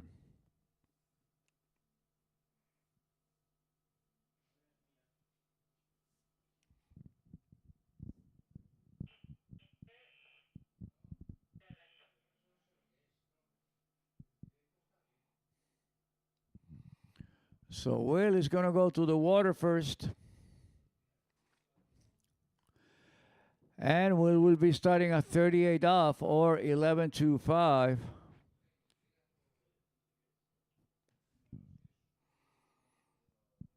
So this is going to be a tough one for the guys to start at 38 off or 11.25 off the bat.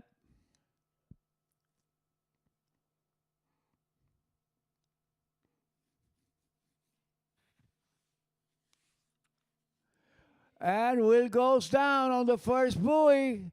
Totally unexpected. Oh my God. So all Rob have to do is, oh, wait. The boat stopped. We got a review. Something happened here.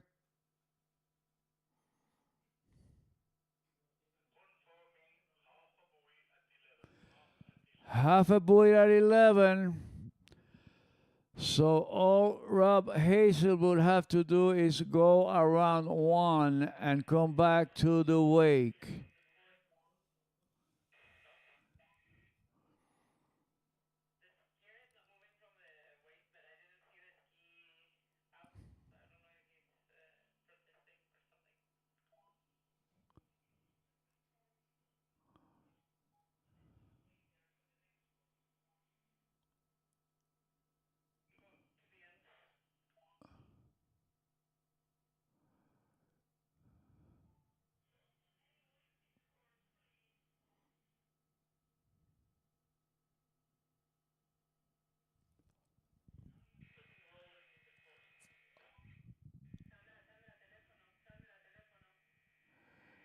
Okay, there is some kind of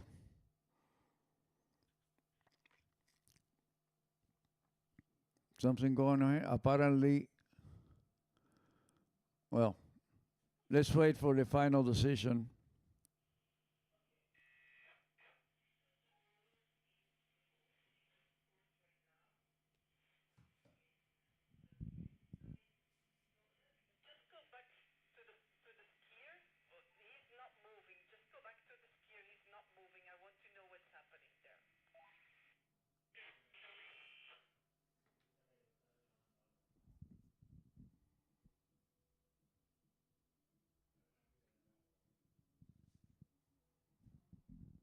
Okay, there is a situation going on. We have to wait.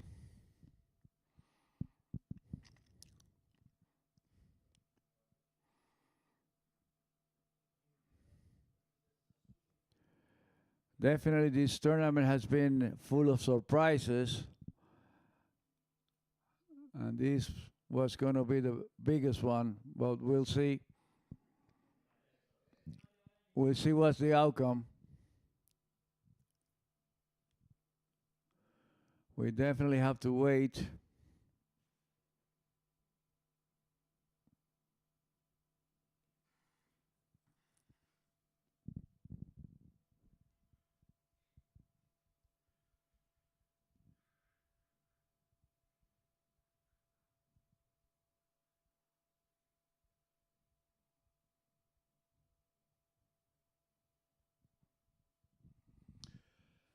Okay, so our previous winners. Cristiana de Osma won the under 17 slalom competition. And then Jake Abelson won on the boys division.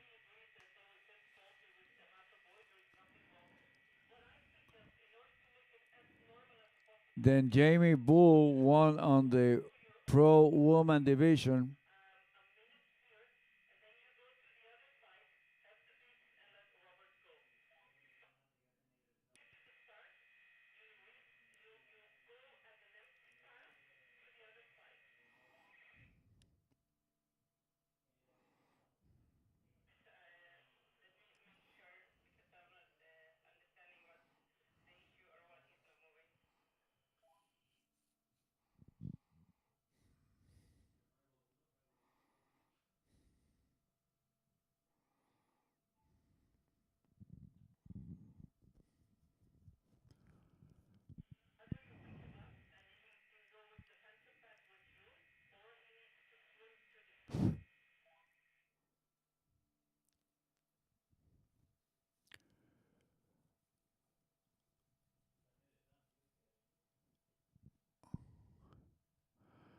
Okay, I don't know what's going on.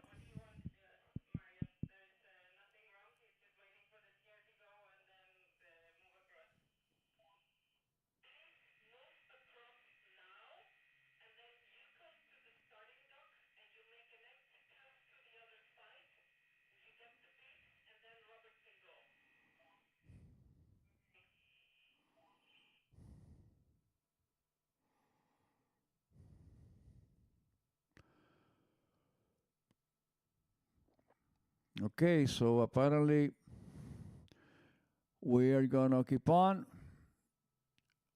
So apparently, I don't wanna.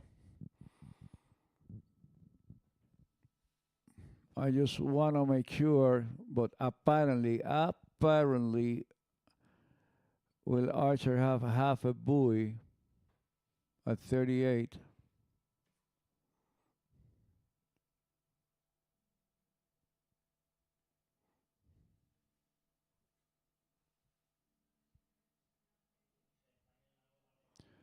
And the boat, since it took too much time, the boat is going to go to a phantom pass, and then Rob Hazelwood will go.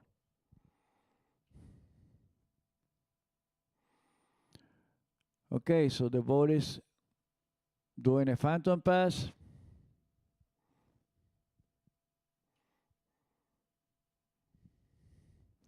And Rob Hazelwood will go in the water.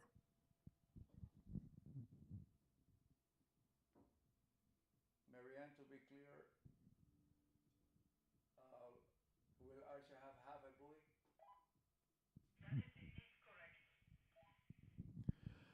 Okay, so the score for Will Asher is half a buoy at 38 or 11.25, and Rob Hazelwood is coming to take his turn. So according to these facts, Rob Hazelwood only needs one buoy to win the tournament. So he needs to go around one and come back to the wake, and he will be the winner.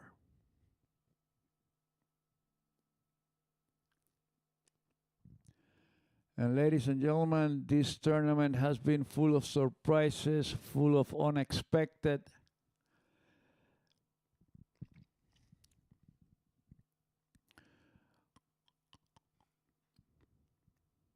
It's been incredible. What a journey that is about to end in the next 5 seconds. Okay, so Rob Hazelwood, 11.25. All he's got to do is take one buoy and come back to the wake. So Rob Hazelwood is the winner with only one buoy at 38.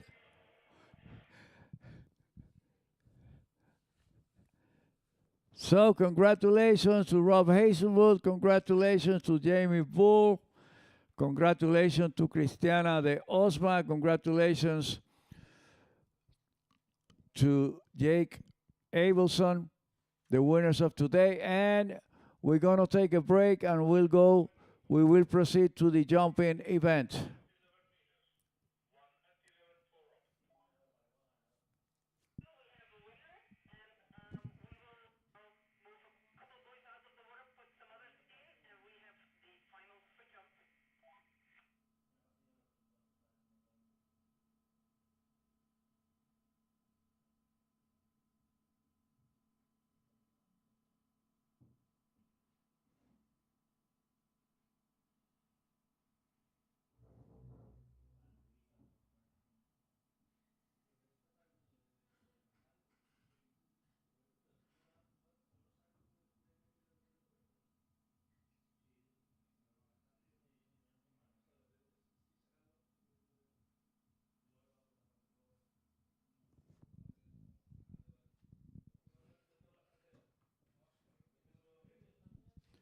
Okay, so I'm going to take a short break while we get the scene ready for the finals of jump for the under 17, and I shall return.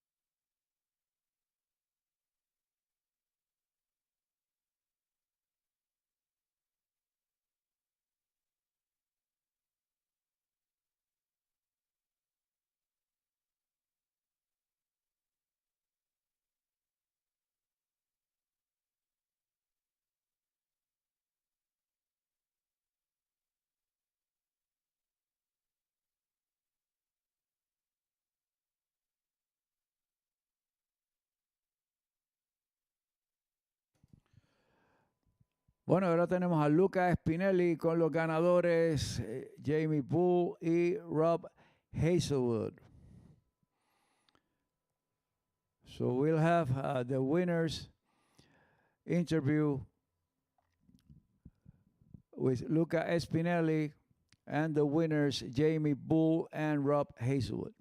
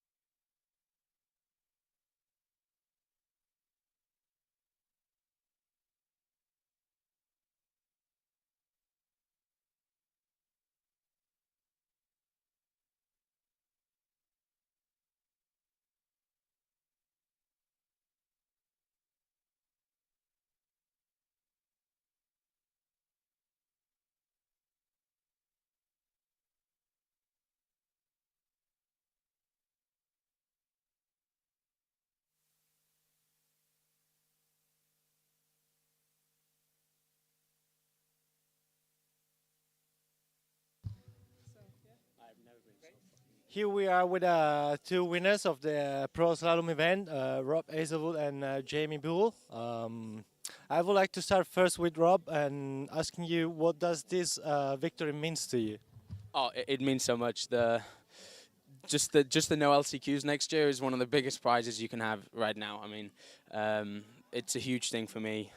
It means you can take the start of next season and just actually ski and relax and not spend half the time spending a load of money and going on a load of tournaments. So that alone is a huge prize, and I mean it's another pro win. How many do you get in your life, and unless this one? But for me, you know, I never know how many you're going to get, and every single one just is so sweet, and I hope this never gets boring.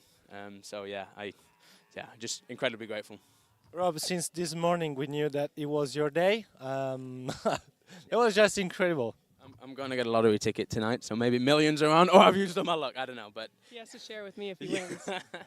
No, luck's been with me today. I mean, not to take anything away, I've done what I had to do every time. I managed to just, but yeah, it's head-to-heads are always tough, and this is why I love them, because someone who's maybe not skiing the best can get a little lucky, can kind of do just what they need to do, and come out with the win. And like I say, incredibly grateful to be here, incredibly grateful for the win, and yeah, this is crazy.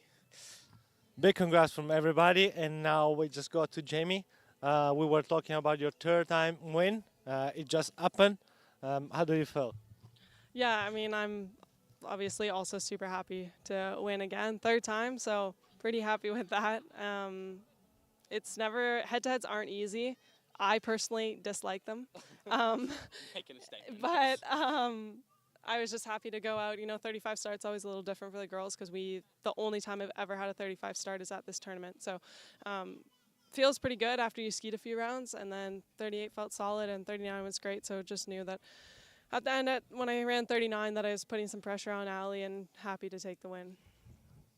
So guys, we will see you on the podium with the champagne and a lot of money. And what is coming next now? I actually go home. I missed the next one. I'm going home, taking some time off. Just because he's going on holiday. Oh yeah, I'm going on holiday for 3 days, but because my cousin's wedding is on San Gervasio, so I miss San Gervasio. The whole crew rolls on, and there's still a very long season ahead. So. Yeah. I don't go on holiday, but I mean, no, Torino. Trento's basically. Trento. I'm going to Trento because I want a holiday too, and it's beautiful up there. So a few days in Trento to just recharge. I know this morning when I woke up and I had to pack my bags again, I was like, I want to go home. I'm over traveling. But it'll be nice to go to Trento, reset a little bit, ski with Thomas for a couple days in the mountains, and then back down to San Gervasio for another one. Thank you very much, Guy. Appreciate it. Congratulations, both of you. And we will now go to the jump event for the juniors. We'll see you in the next race. Thank you, guys. Thank you very much. Thanks so much.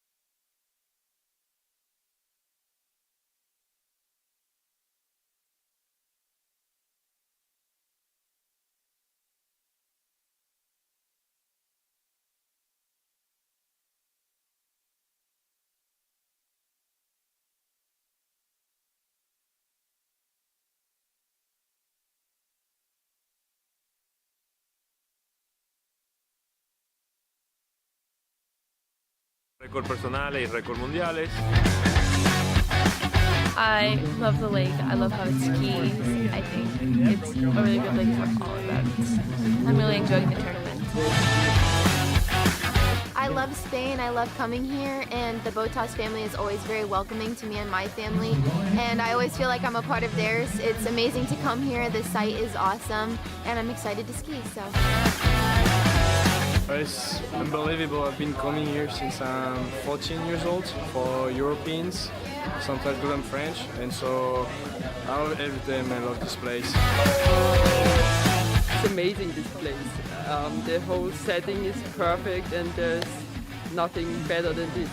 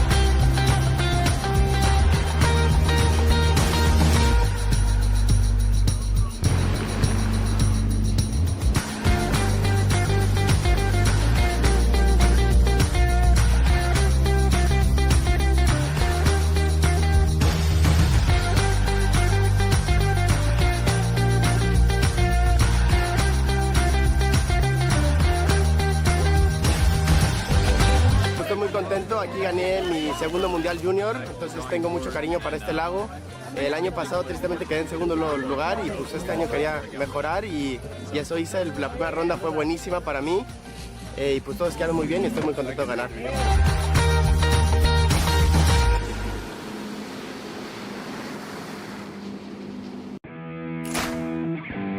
It was good. I was happy to run on my 39s. Run the last two 39s, which was nice. I felt pretty solid out there. Just couldn't quite get the job done on 41, but it was a lot of fun.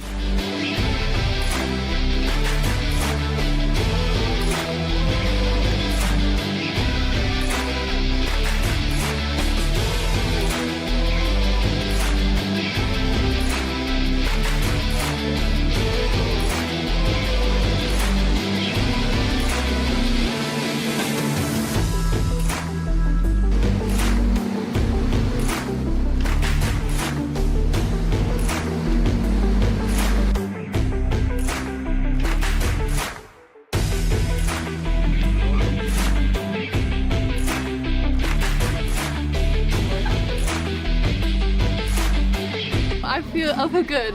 I mean, it could have been better. Me encanta, es muy bueno para esquiar, es increíble en el esquí y me divertí mucho.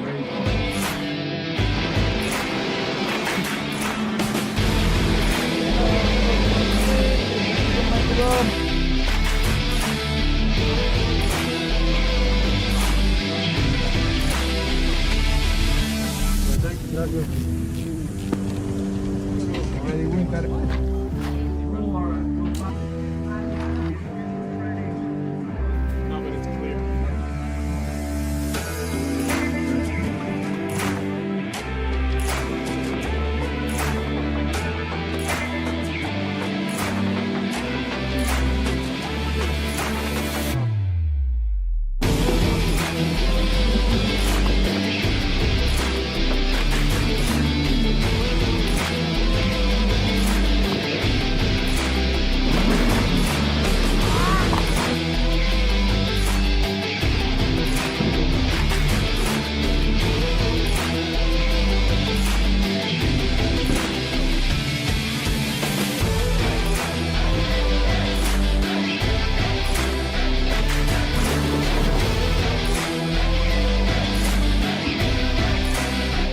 I mean, my jumps wasn't as far as I hoped, but I mean, I won, so I'm really excited.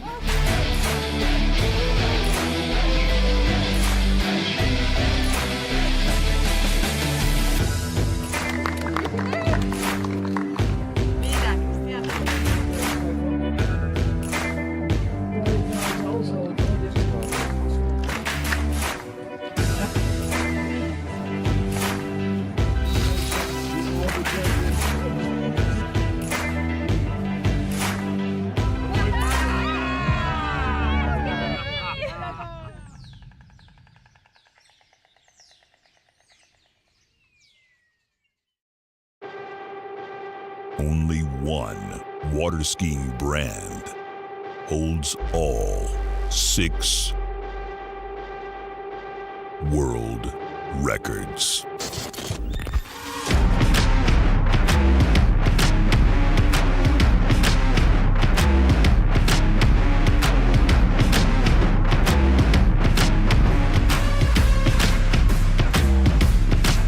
Masterline, made in the USA.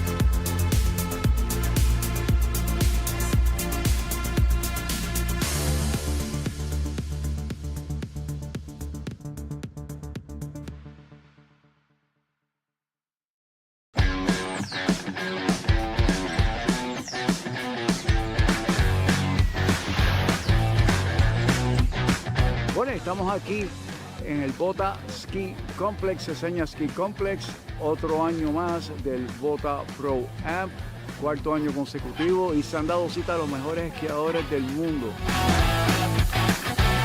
This is like my idea of paradise. Like you got these two beautiful ski lakes, you got the boats. It's like 4 dogs. It's nice coming every year for the tournament. Kind of feels a bit like home. I love this place. We've got awesome boats. They're super strong. They feel amazing, and I'm excited to trick in finals and slalom in prelims today. Como todos los años estamos aquí en Botaski, en uno de los mejores lugares de Europa para esquiar.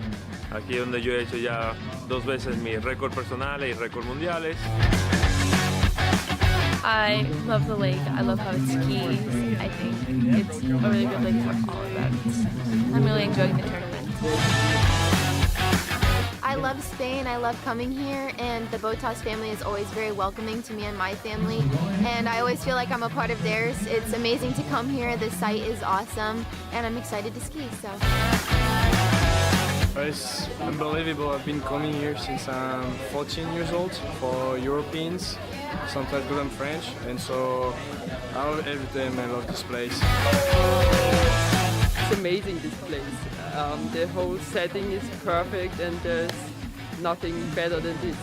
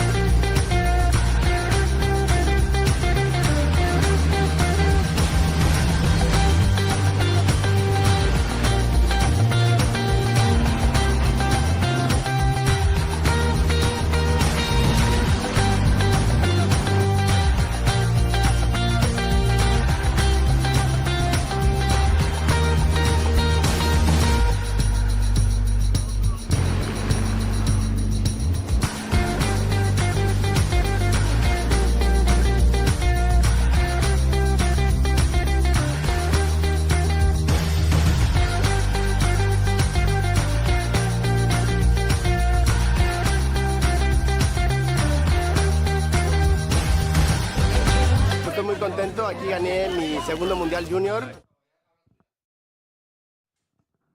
Bueno, proseguimos con el evento de salto.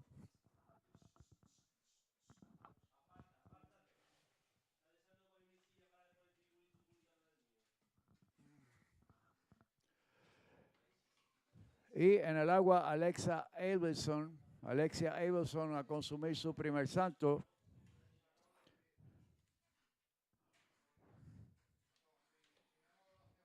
Y esta es la final de salto. Aquí vamos a saber quién va a ser el ganador. Alexia Abelson a consumir su primer salto. Y Alexia por ahora está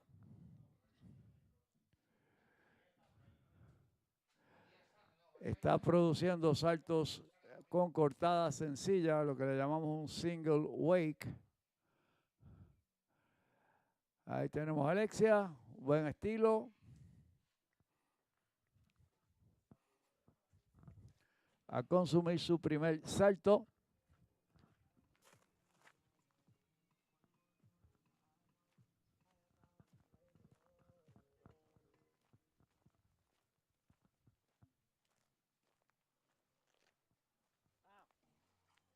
Cuando salga la distancia, la distancia.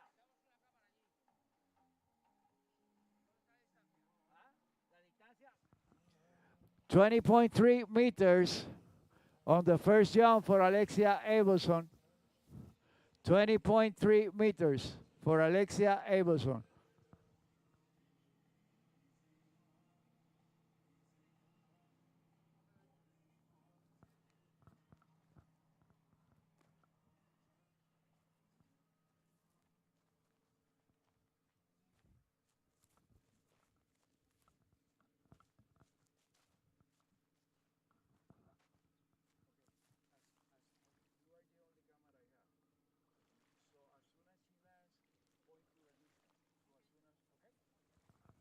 Ok, so Alexia Abelson a consumir su segundo salto.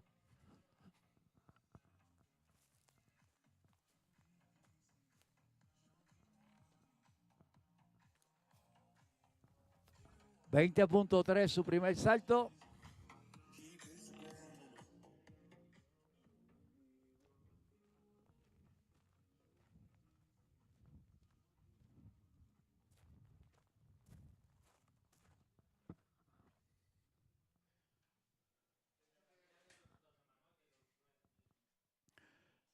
Y Alexia parece que agarró un poquito más de velocidad de la cuenta para su segundo salto. So, por ahora 20.3 para Alexia.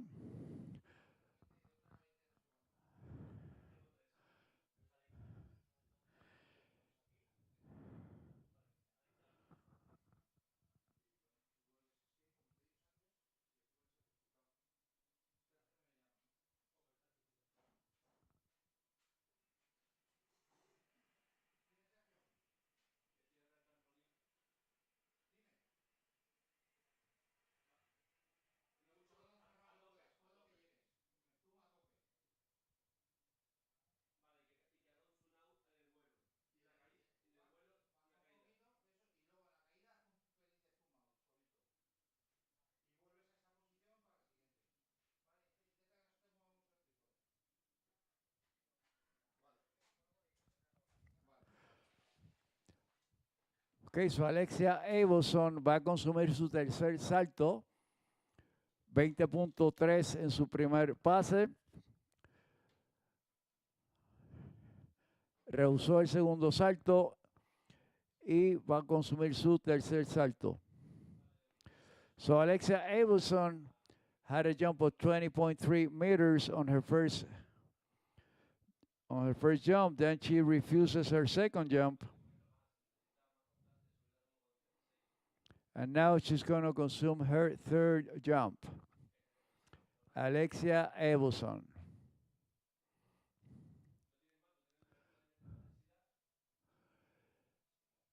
And Alexia coming on a single wake approach. Alexia acercándose a la rampa en cortada sencilla. Aparentemente agarró un poquito más de velocidad de la que quería. Acercándose a la rampa y luciendo sumamente bien. Alexia looking really good on her second jump. Please, camera, the distance. Focus the distance, camera, please. Y estamos esperando por la distancia. 21.6 meters. 21.6, so that's her final score. Thank you. So Mary Lou Double-Jaunt will be our second jumper.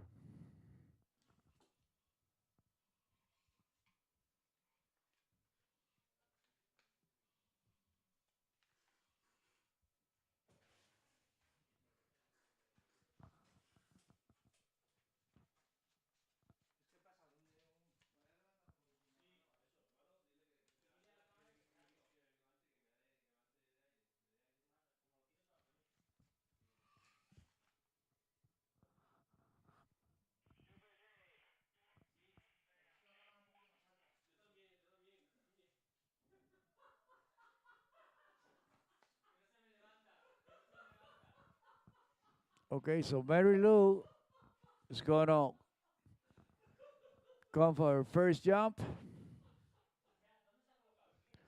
On the first round, Mary Lou managed to jump 32.9 meters was her longest jump. Alexia Abelson's longest jump was 21.1, so she got better on her second, on the final jump.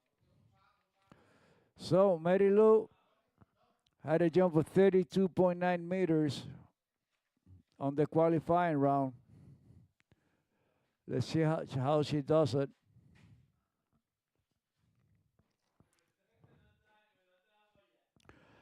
And right after Mary Lou, we're going to have Mace Jacobson.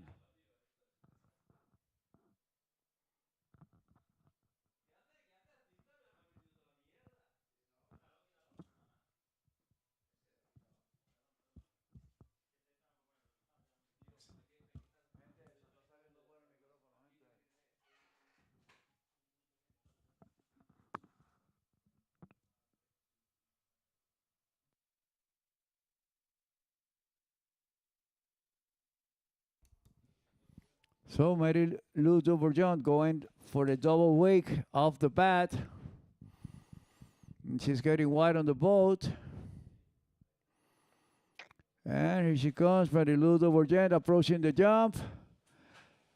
And good jump for Mary Lou Dubourgeon. In the first round, she was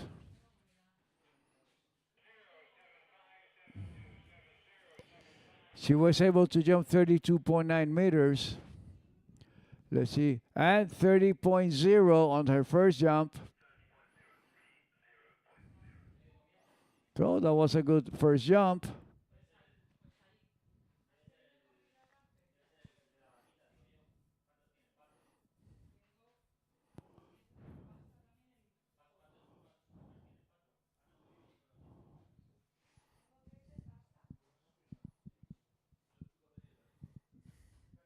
So Marie-Lou Dubourgeon managed to jump 30 meters on her first jump, and she will be coming back for her second jump. Remember, everyone has 3 jumps, and the one going to the scorebook will be the longest jump. So you have 3 chances to put up a score.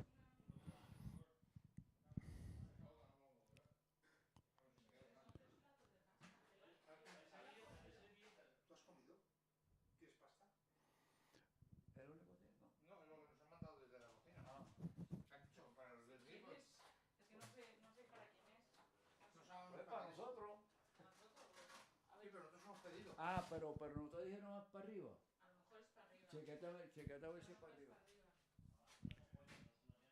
Okay, Marie-Lou Dubourgeon.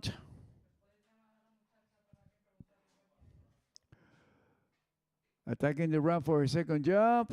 And that looks better. That's definitely longer than the first jump.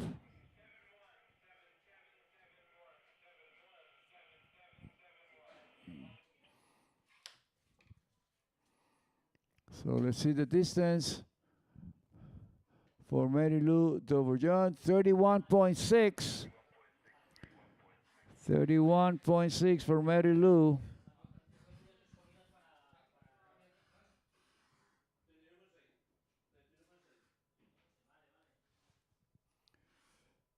So she betters her first jump by 1.6 meters.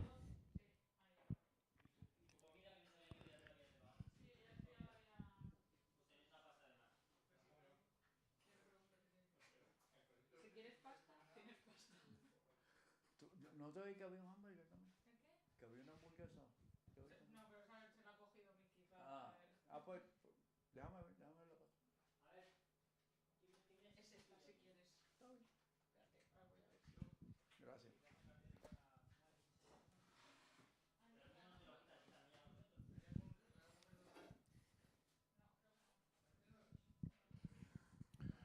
So Marie-Lou Dubourgeon coming for her third jump.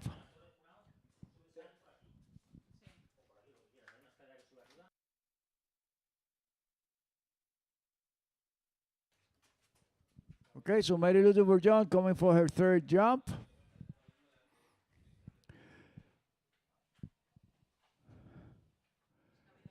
She comes attacking the jump. That's pretty much look like the second jump.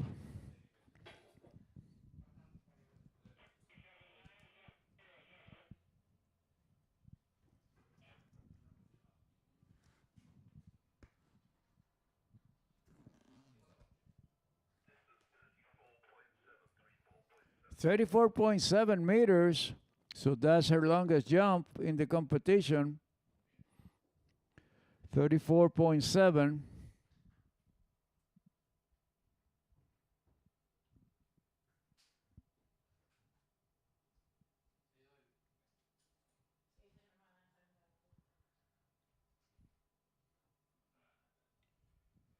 So 34.7 meters in the American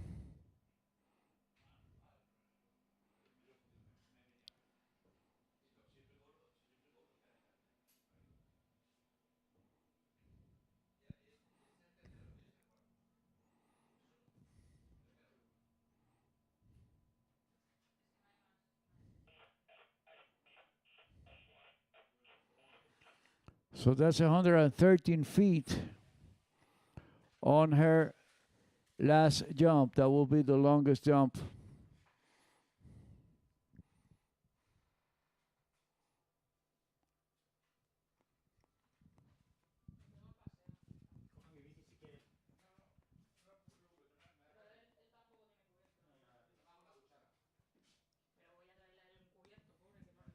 Pero, mira, no hay arriba tampoco.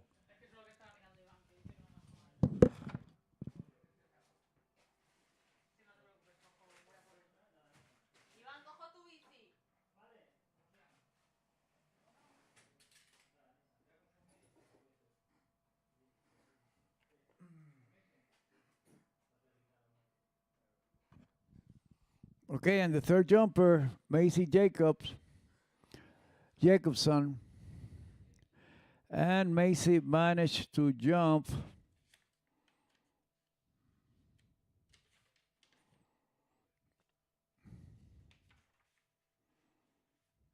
on her first turn. 38.5 was her longest jump. And Macy definitely the top jumper. She just need 35 meters to be the winner.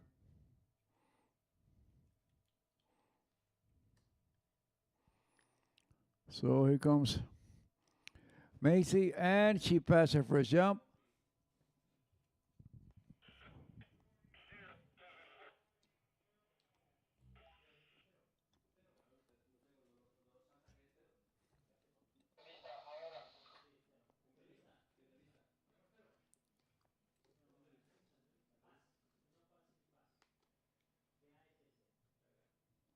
Today? It was better than the first round. The last one, the timing was like way better, but just I turned a little too fast, and then I didn't commit to the ramp. But yeah, it was in overall was good. Yeah. You also tied your PB in jump, right? Yeah. I tied my PB that I did in Florida, so I'm happy to did it in Europe. So yeah, that's pretty good. Yeah, always small differences between United States and Europe, also the boat, the ramp and conditions, but it's always good when you can do the same also in Europe. You're happy with that, right? Yeah, I'm happy, and I know like I can do a little more because that was really like easy. So yeah, pretty happy, and look forward for more during the season. So yeah. For sure you have still gap to improve, so wish you all the best and see you next time. Thank you, Marilu. Thank you so much.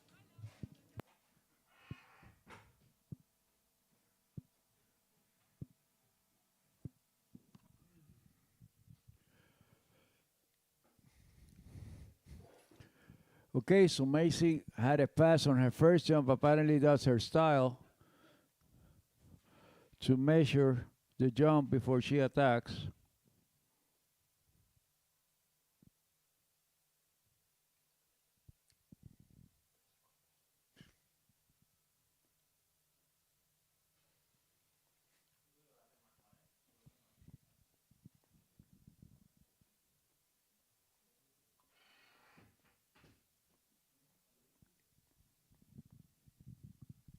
And here comes Macy for her second jump. Looking really good. That's probably around 40 meters. Good approach to the jump, good lift, good control in the air. Really good jump for these girls.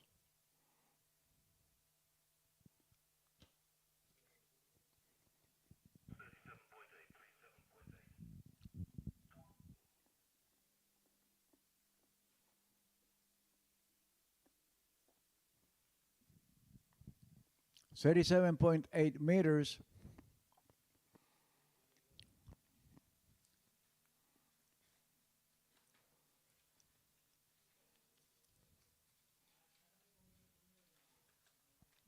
And her longest was 38.5 on the previous round.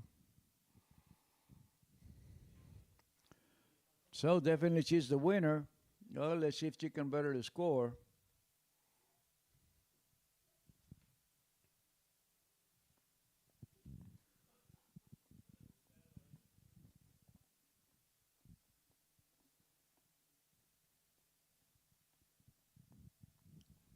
$37 metros el salto para Macy Jacobson. Logró un salto de 38 metros en la ronda pasada. Pero ya definitivamente es la ganadora en la final. Está buscando mejorar su marca en el tercer salto. Recuerden que los saltadores tienen 3 oportunidades para poner una puntuación y el salto más largo es el que va a los libros. Y buen salto para Mace Jacobson. Vamos a ver si logró llegar a los 40 metros.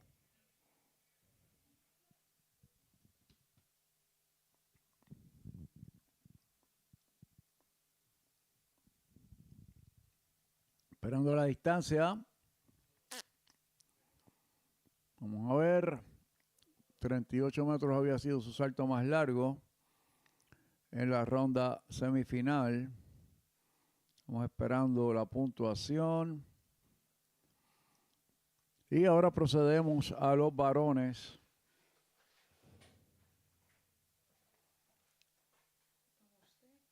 Gracias, mi amor, es lo máximo.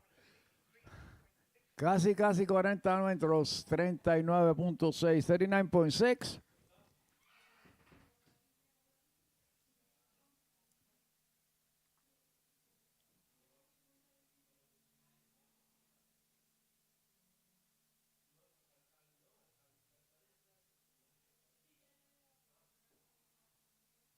That's 130 feet, 130 feet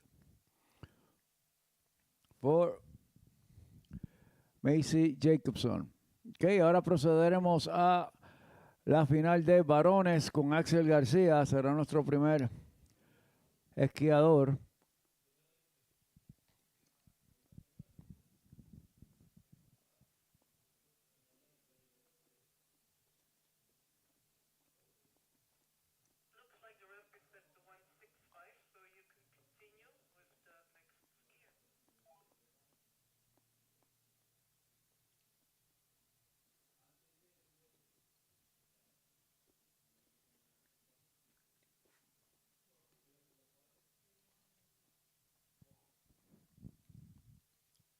Bueno, ya estamos casi en las postrimerías del Bota ProAm. Felicidades a todos los ganadores.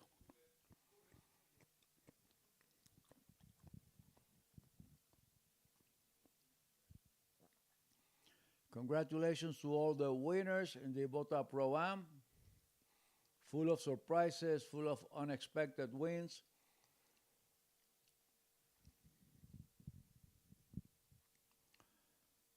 And we're about to wrap this off with the jumpers.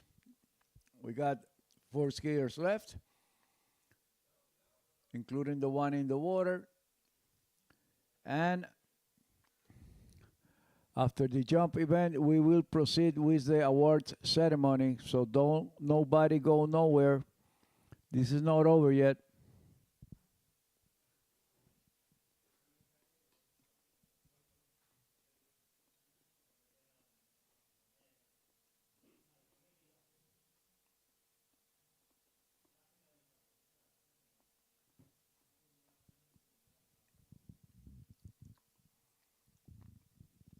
Okay, so Axel Garcia will take his first jump. And he's doing all the way off the bat.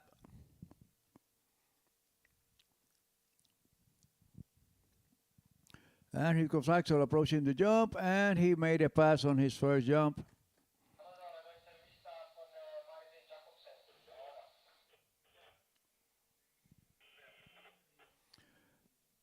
And Luca Spinelli on the starting dog with an interview. Maise Jacobsen, new winner of the Junior Pro Jump event. How was it? How did you feel today in the water? I felt pretty good out there. It was really nice. The wind was a little bit more chill than this morning, but still really nice. Got some really good jumps. Yeah. You still have some gap to your personal best, but today maybe wasn't the condition to make it happen. And what's your favorite condition to jump? Favorite condition is, of course, it's a little bit of headwind, like slightly good, so you can really get on the skis when you're in the air after the ramp. And you have a strong double cut. Are you a specialist in the jump event? Yes, jump is especially my favorite event, yeah. All right, thank you very much, Maise, and see you next year again. I don't know if in the junior category or in the next one. It's probably going to be in the junior, yes, yeah. So yeah, you still have much time to improve yourself and go better. Thank you very much, Maise, and congratulations on your win. Thank you.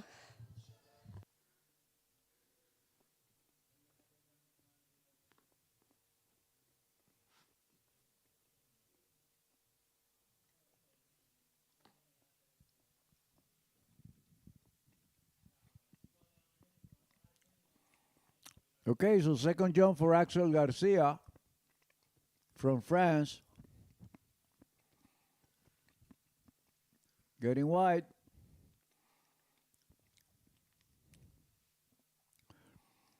Coming up really good on the boat. And here comes Axel Garcia. And good jump. That should be around 40 meters.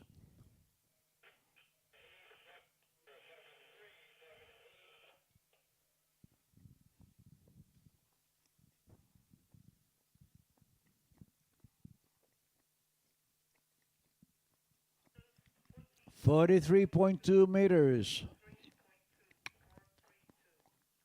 43.2 meters.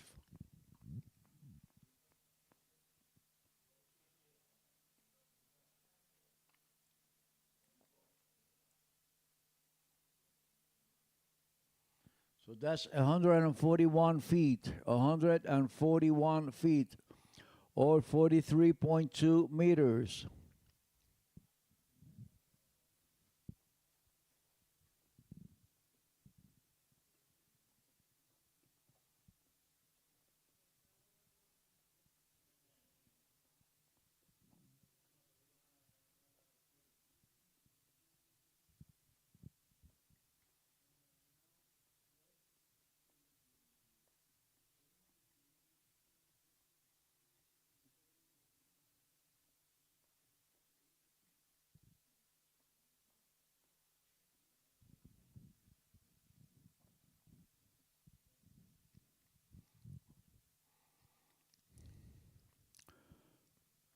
Okay, so Axel Garcia para su salto final. Third jump for Axel Garcia, his longest jump, 42.3 meters. Let's see if he can better that jump.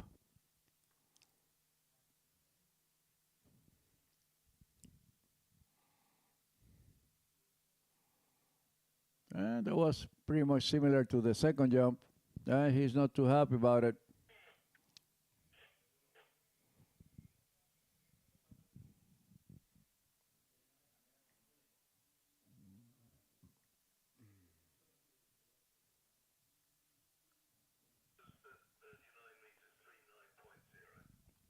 $39 meters.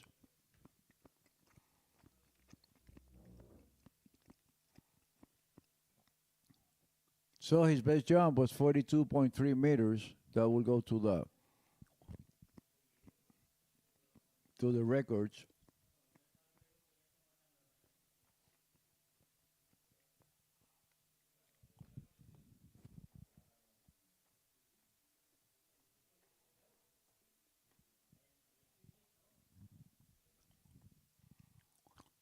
And the jump event can be very tricky. That sweet spot where you want to take the maximum speed on the controllable way, because you don't want to come too hard that then you lose lift, and you don't want to come too slow that you lose speed. So you got to look for that perfect balance between the cut to the jump and the lift, so you can maximize the position in the air and maximize the distance.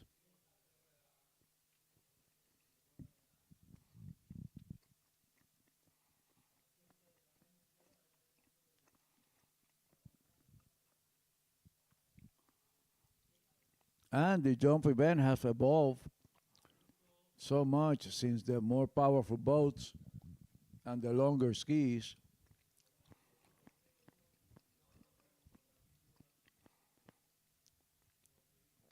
That 200-foot mark that back in the day was unreachable, now is very common among these good jumpers.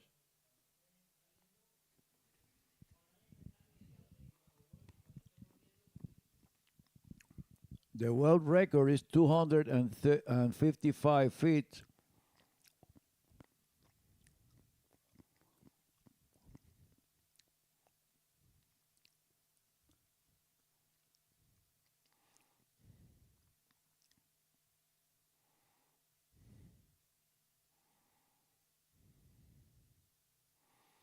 Equals 77.7 meters. That's the world record held by Brian Dodd from Canada.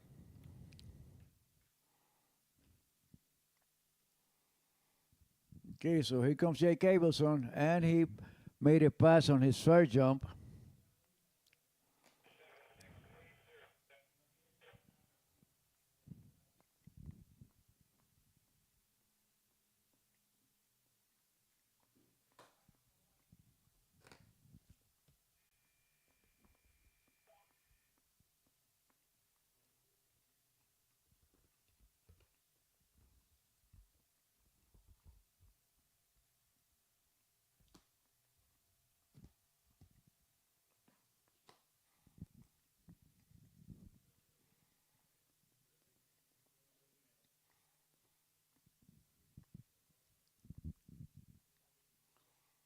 And we have different strategies for the jumping. Some guys want to measure the cut on the first jump. That's why they let the rope go.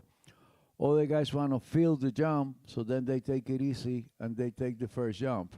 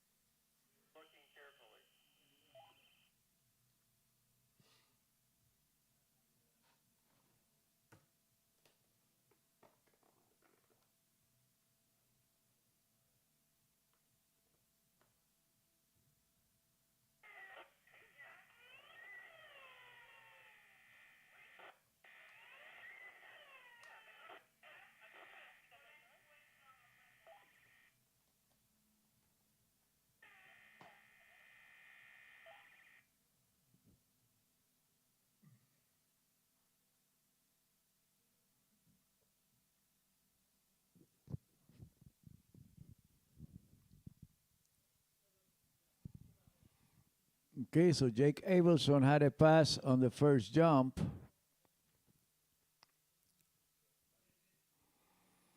There's something going on.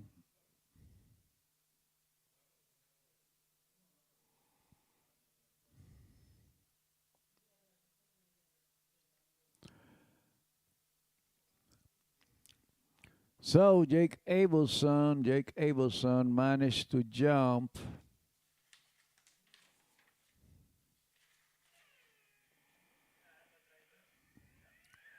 Jake Abelson managed to jump 44.4 meters on his first jump, on his first attempt.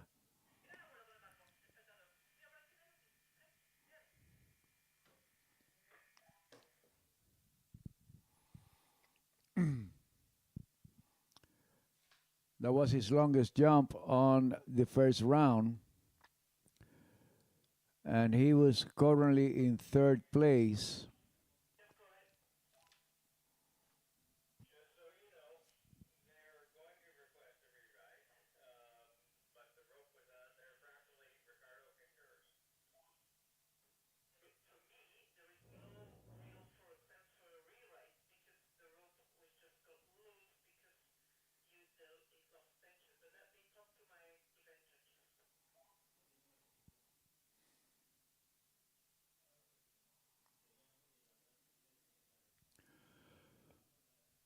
Okay, so the situation was that the rope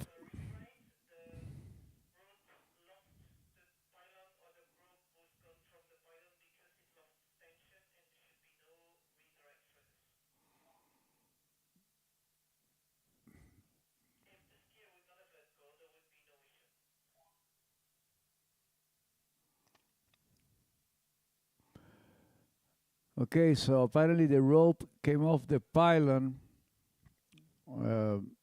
Unusual situation, but it happened.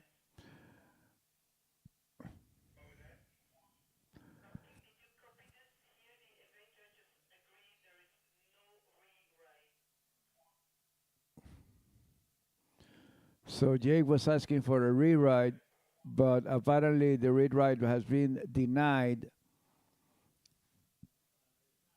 because the unattachment came after the jump.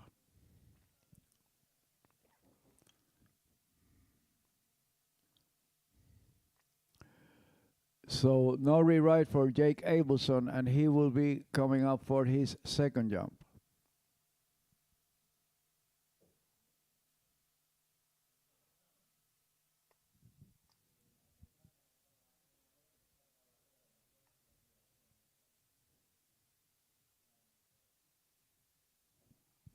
So Jake Abelson getting ready for his second jump. He had a pass on the first jump, and he will be coming back for his second jump.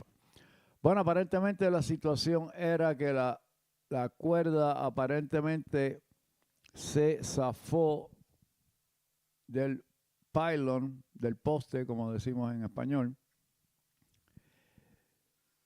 Y Jake Abelson estaba pidiendo un rewrite, otro turno, alegando que pues, la cuerda se salió, pero la decisión de los jueces es que no hay otra oportunidad porque la cuerda se salió después de haber ejecutado el salto.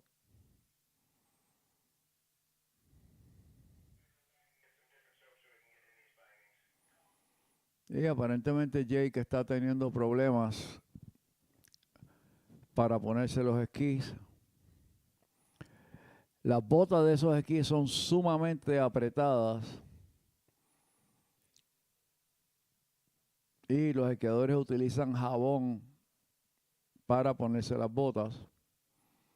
Pero parece que el jabón que está tratando de usar Jake está muy diluido. Usualmente se diluye el jabón un poco para rendirlo, pero aparentemente este estaba muy diluido.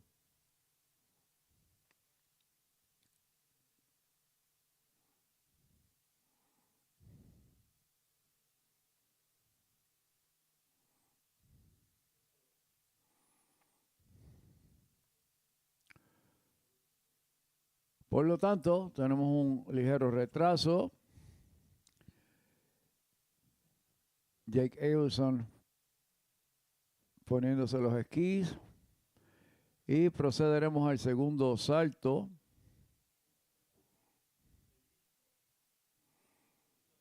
Bueno, aparentemente ha pasado mucho tiempo, el bote va a proceder a hacerle una pasada fantasma. Entiendo yo. Vamos a ver cómo las juegan los oficiales.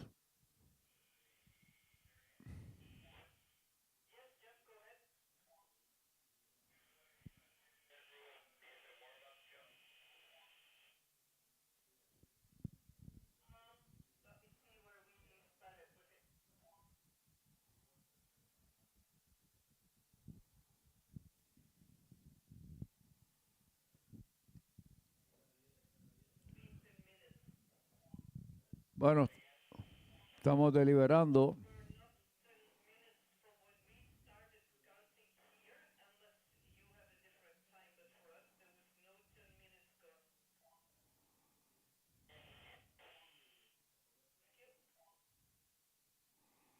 Se está deliberando si se le concede un salto de calentamiento a Jake, pues ha transcurrido tiempo.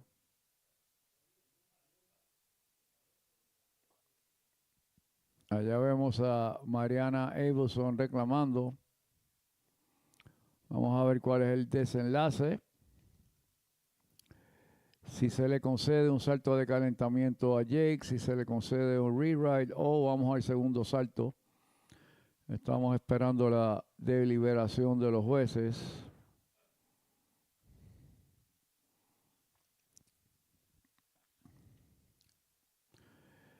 Y estamos en la final de los muchachos sub-17 en el evento de salto.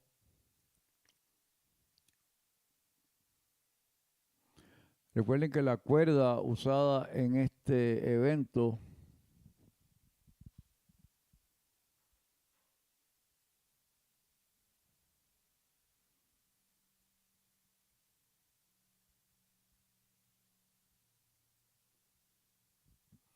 es de 22.8 metros, o sea, 75 pies.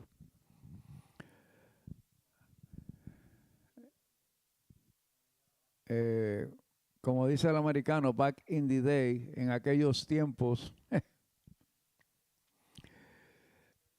en slalom también se utilizaba la cuerda de 22.8 metros o 75 pies para comenzar. Pero luego, al principio de los años 80, se eliminó esa cuerda y se le daba la opción al esquiador de empezar el primer recorte o la cuerda de 60 metros.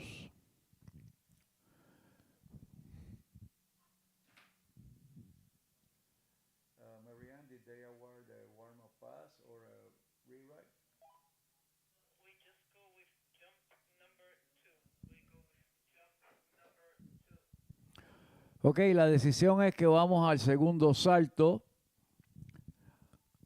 Así que Jake Abelson va a consumir su segundo salto. Recuerden, su salto más largo ayer fue de 44.4 metros.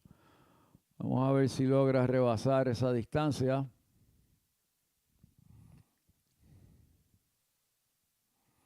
Jake Abelson. Por ahora, Axel García tiene un salto de 42 metros, 42.3.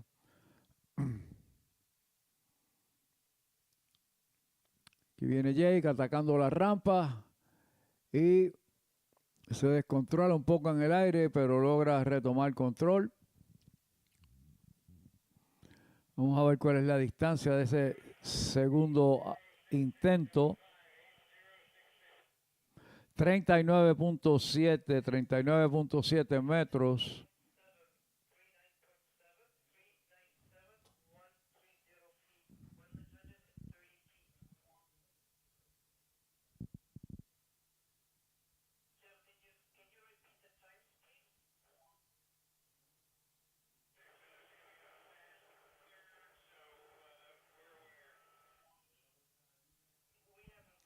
Sí.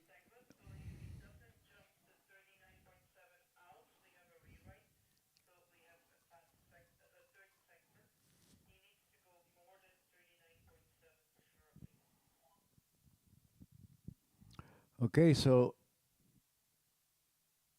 so la distancia en pie son 130.2 pies.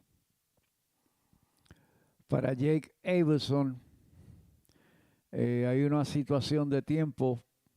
Tengo que estar un poquito más claro para llevárselo a ustedes. El segundo segmento fue un poquito rápido.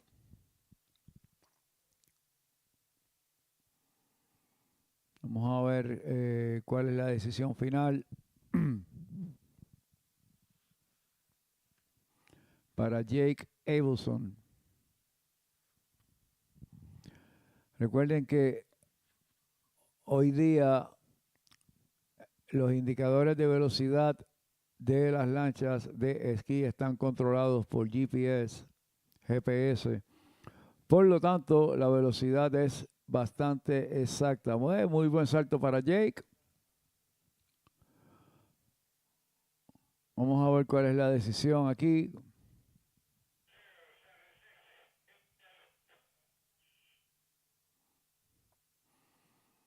Vamos a ver cuál es la distancia para Jake Abelson en su 47.2 metros. Para Jake Abelson, superando por bastante su salto de ayer. Y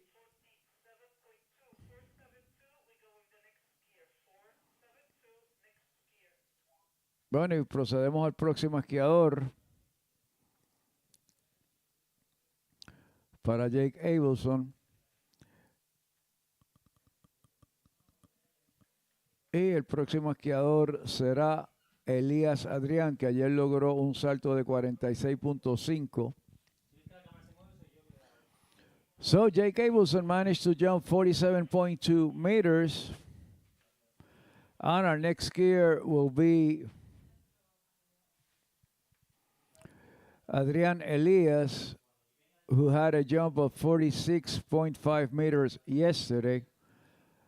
Let's see if he can better that score. So right now, Jake Abelson is leading the competition with a jump of 47.2 meters.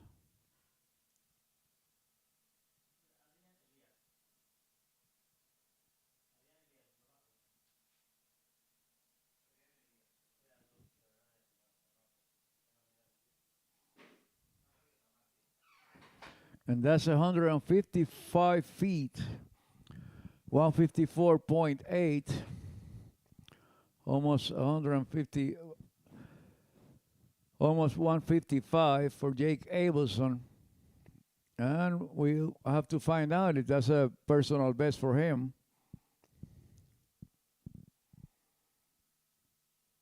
Jake Abelson started jumping like 2 years ago, and he has become a really good overall skier.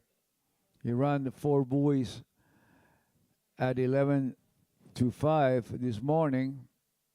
He holds the trick world record right now. It's 12,930 points. And he just had a jump of 47 meters. 47.2.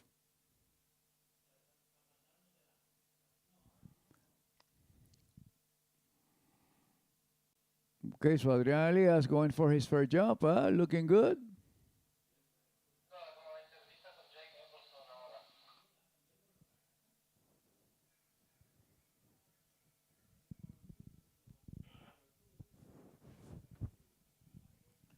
So let's see what's Adrián Elias' first jump distance is.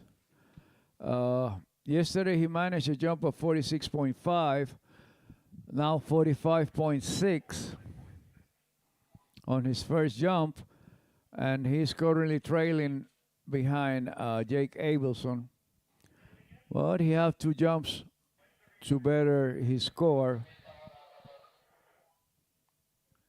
Here we are with Jake Abelson in the starting dog. Jake Abelson, how was your jumping with 47.2 meters today?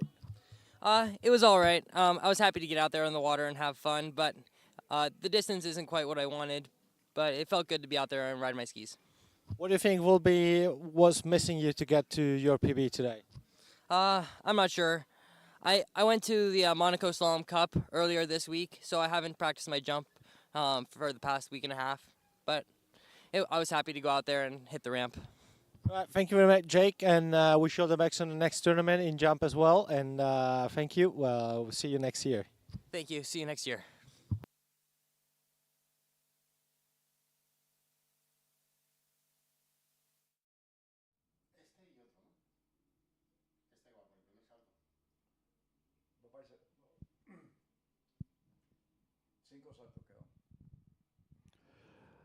Okay, so Adrián Elias for his second jump. Way past the boat. And looking good, Adriana Elias. Good lift. Good speed towards the jump. Let's see if he can better that score, 47.2.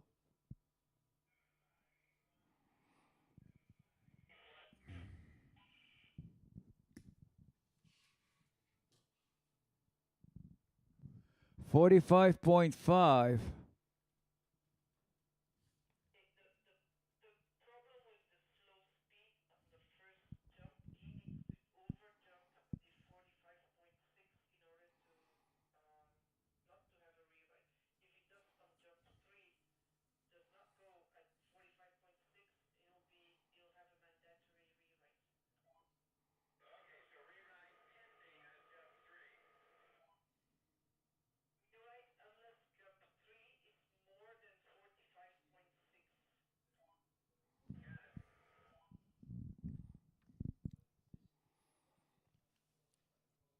Okay, so we have a time situation.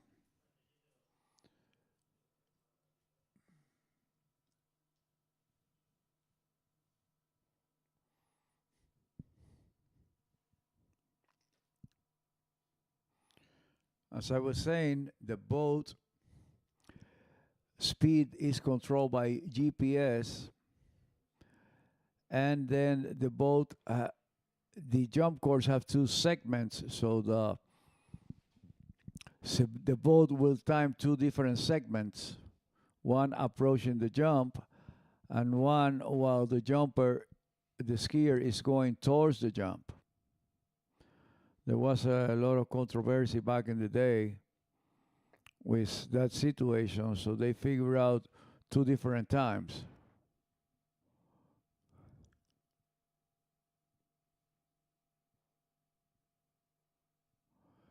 I think he let go too early.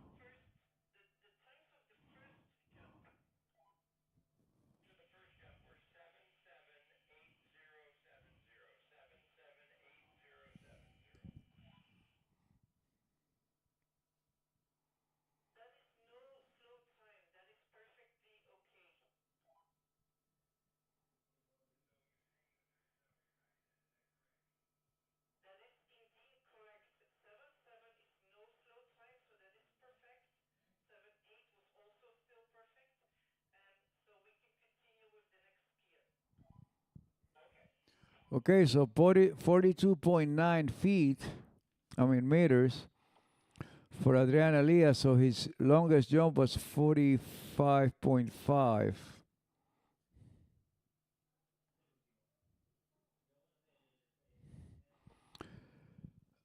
So right now, Team Wild will be the next skier. And definitely the top jumper. He jumped 52 meters on his first on the first round. 51.7. So he definitely is a favorite to win on paper. So right now, Jake Abelson is in second place. In first place with 47.2. Then Adrian Elias with 45.5, and then Axel Garcia with 42.3.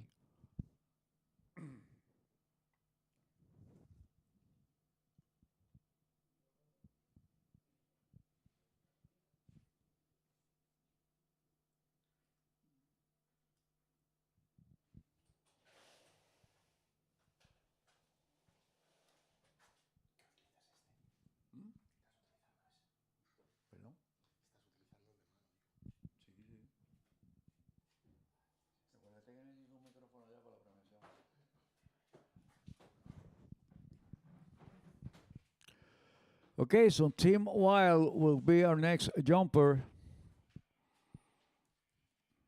And Team have the highest score yesterday in the qualifying rounds with 51.7 meters. So he's a favorite to win on paper. He jumped 47 meters on his first jump yesterday, but now Jake Abelson have a distance of 47.2 meters. So he's gonna need to step it up.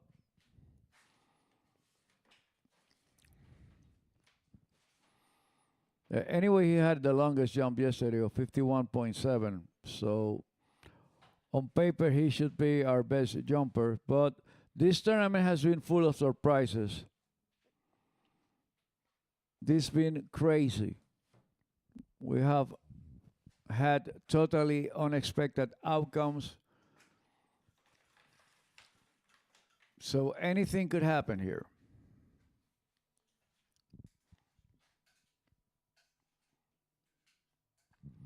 Especially on the slalom event, we had so unexpected outcomes, upsets. So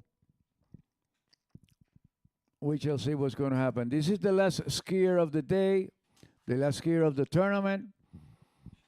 So after Tim does his third jump, it's going to be a wrap for the Botaski ProAm. Now here comes Tim approaching the jump, and that was a good jump. That probably gave him the win. That probably was over 48 meters.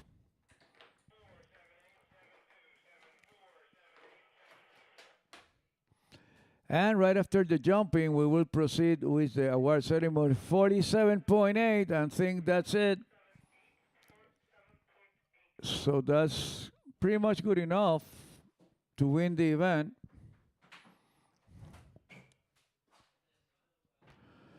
In second place, Jake Abelson with 47.2. Third place, Adrian Elias with 45.5. And in fourth place, Axel Garcia with 42.3.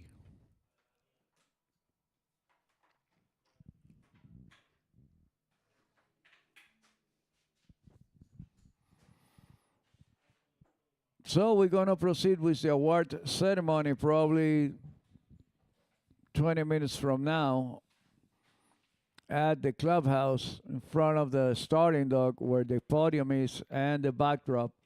So please, all the slalom skiers, please gather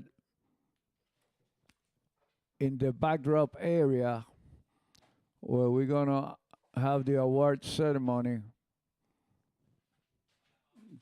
Probably 15, 20 minutes.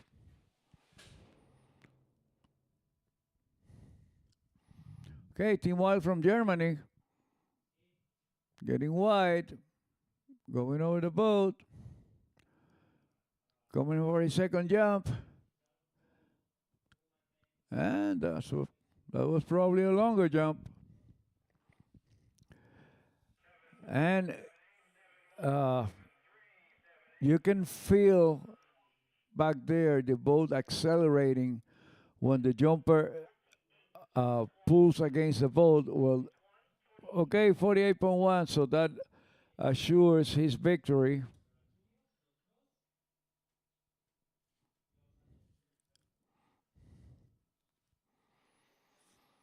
That gives Team Wild the victory for sure, 48.1. Anyway, he would like to go over 50 meters, which he did yesterday. So I was saying, if you can feel the boat accelerating, the boats are equipped with what we call a jump switch. So when the skier pulls against the boat will increase the speed for about 1.5 to 2 miles an hour. In some cases, more than 3 miles an hour. So these open guys will approach the jump around 37, 38 miles an hour.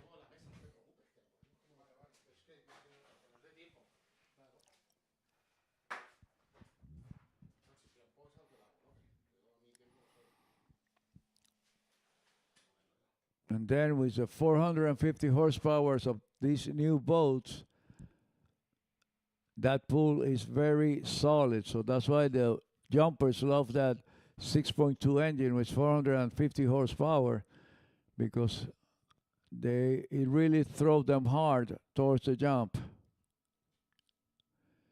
See, you can feel the boat accelerating right there. And let's see if that one was over 50 meters. 14 miles. Well, this is a wrap. So we are done in the Bota ProAm. 51 meters for the winning score. So this is a wrap. It's been a real pleasure for me announcing for you people. Our biggest congratulations to all the skiers, our special gratitude and thanks to all the officials, the crew guys from the streaming, the Bota family, everyone that had to do something in one way or another to make this tournament a complete success. Our deepest appreciation, and especially you skiers, because if you don't make it here to Spain and you don't come to ski, there will be no tournament. So we're going to proceed to the award ceremony in a few minutes. So please, all skiers gathered in front of the podium and the backdrop, in front of the starting dock.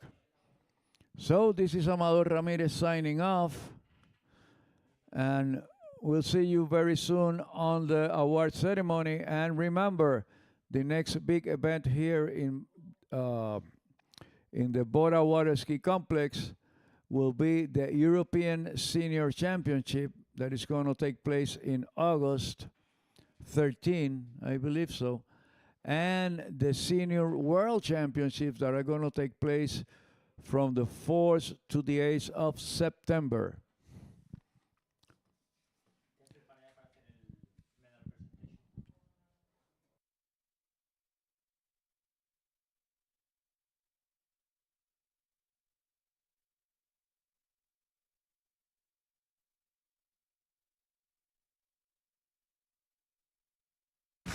Bueno, estamos aquí en el Botaski Complex, Seseña Ski Complex, otro año más del Bota ProAm, cuarto año consecutivo, y se han dado cita a los mejores esquiadores del mundo. This is like my idea of paradise. Like, you got these two beautiful ski lakes, you got the boats, it's like 4 dogs. It's nice coming every year for the tournament, kind of feels a bit like home. I love this place. We've got awesome boats, they're super strong, they feel amazing, and I'm excited to trick in finals and slalom and prelims today. Como todos los años estamos aquí en Botaski, en uno de los mejores lugares de Europa para esquiar, aquí donde yo he hecho ya 2 veces mi récord personal y récord mundiales. I love the lake, I love how it skis, I think it's a really good lake for all events. I'm really enjoying the tournament. I love Spain, I love coming here, and the Botas family is always very welcoming to me and my family, and I always feel like I'm a part of theirs. It's amazing to come here, the site is awesome, and I'm excited to ski. So. It's unbelievable. I've been coming here since I'm 14 years old for Europeans, sometimes good and French, and so I love every time. I love this place. It's amazing, this place. The whole setting is perfect and there's nothing better than this.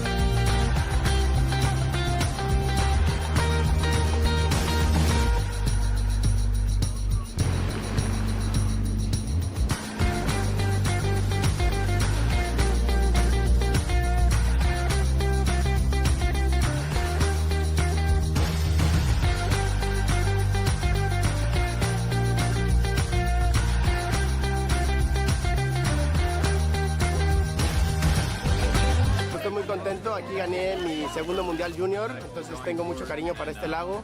El año pasado tristemente quedé en segundo lugar y pues este año quería mejorar y eso hice. La primera ronda fue buenísima para mí y pues todos quedaron muy bien y estoy muy contento de ganar.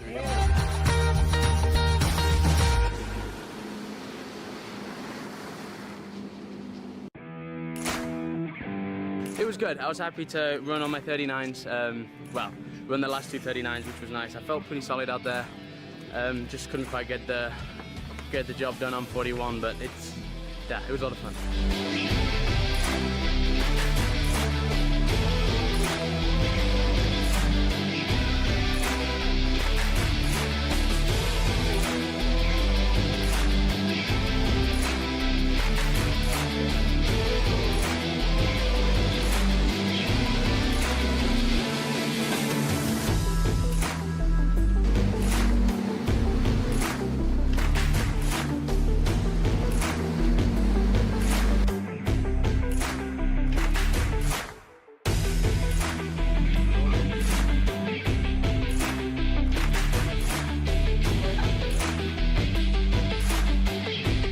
I feel good.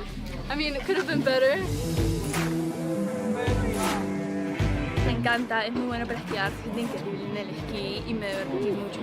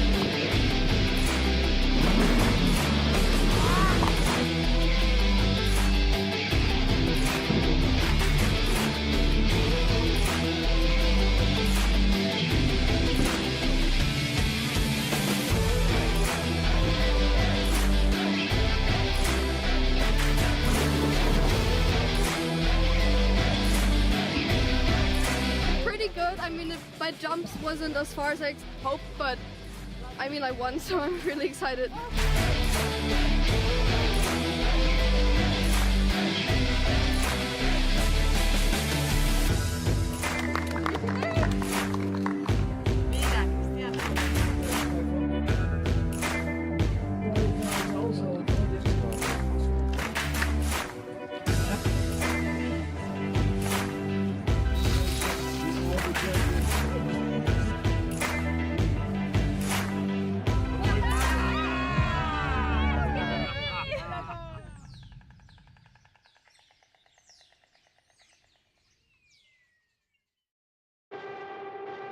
Only one water skiing brand holds all 6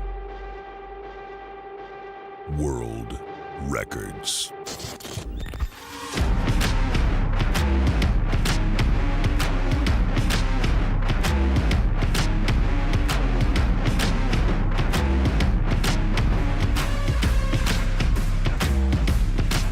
Masterline, made in the USA.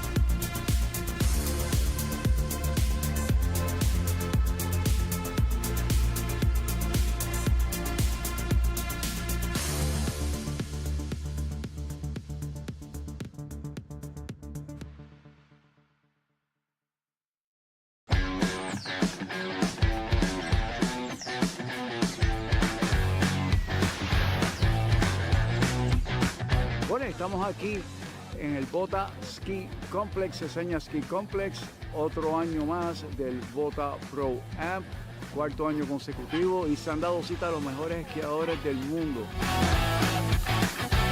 This is like my idea of paradise. Like you got these two beautiful ski lakes, you got the boats. It's like 4 dogs. It's nice coming every year for the tournament. Kind of feels a bit like home. I love this place. We've got awesome boats. They're super strong. They feel amazing, and I'm excited to trick in finals and slalom in prelims today. Como todos los años estamos aquí. Alexia Abelson, second place slalom.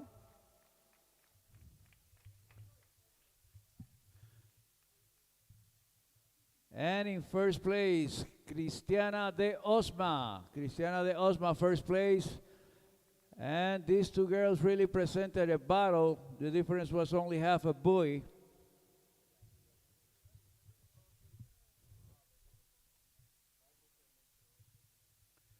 Congratulations, girls. And Cristiana de Osma qualifies for the next year Masters. Congratulations, girls. Big hand.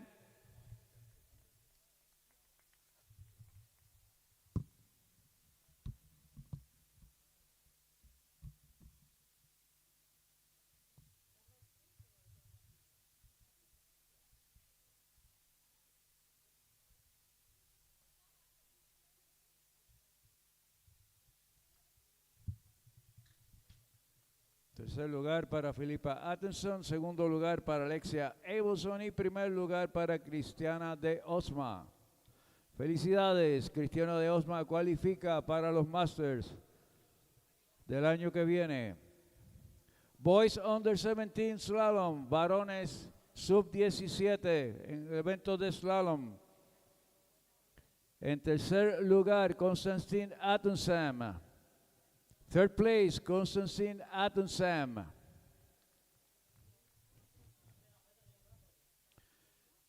Second place, Pierre-Louis Germain. Pierre-Louis Germain, second place. Segundo lugar, Pierre-Louis Germain de Francia.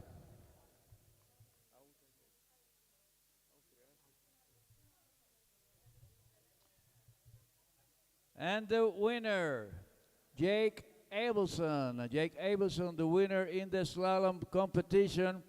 Under 17, Jake qualifies for the Masters, next year's Masters in Callaway Gardens.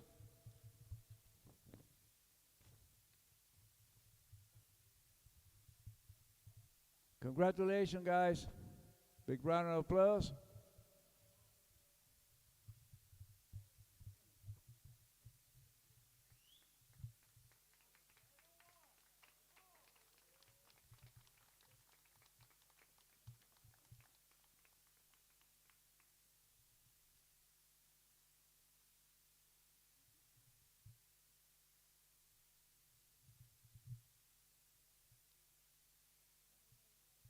Congratulations, guys. Okay, let's proceed with Pro Women Slalom. Pro Women Slalom in 8th place, Alexandra Ali Garcia. 8th place, Ali Garcia from the United States.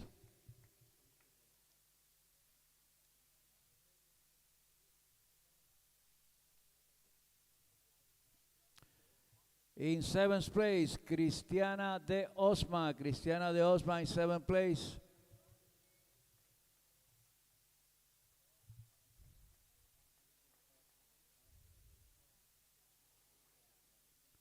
Sixth place, Manon Costard from France. Manon Costard from France, 6th place.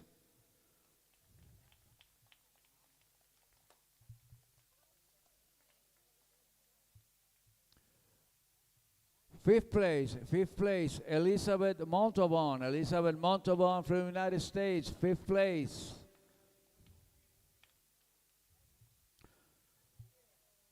Fourth place from Canada, Neely Ross. Neely Ross, 4th place from Canada. Third place from Canada also, Paige Rini. Paige Rini from Canada, 3rd place.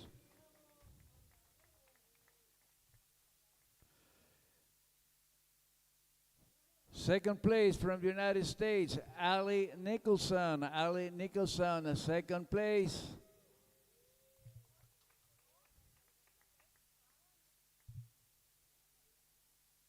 And the winner from Canada, Jamie Bull. From Canada, Jamie Bull, the winner. Big round of applause for all these ladies. And Jamie Bull qualifies for the Masters of next year in Callaway Gardens.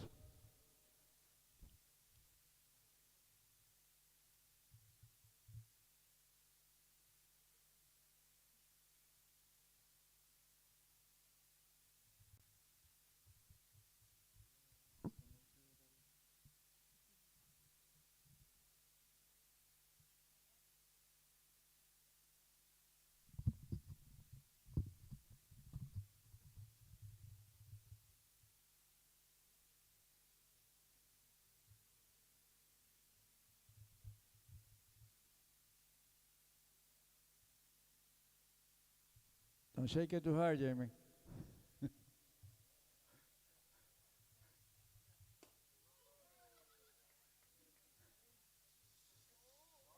Oh my God.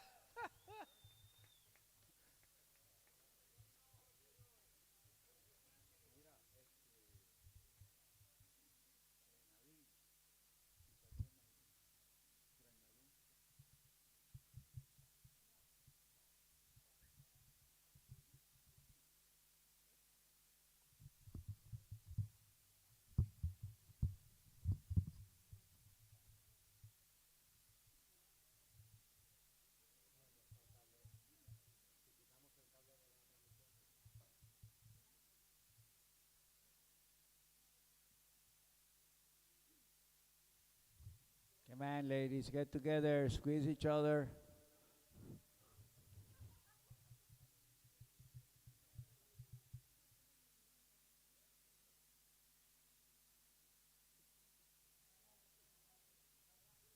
Big round of applause for the ladies. Okay, now the guys. In 8th place, Thomas de Gasperi. Thomas de Gasperi, 8th place. Thomas de Gasperi, 8th place. 7th place, Jaime Palomino Blanche. Jaime Palomino, 7th place.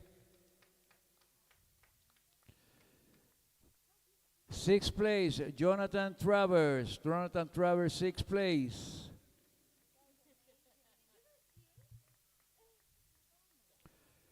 5th place from Italy, Brando Caruso. Brando Caruso, quinto lugar de Italia.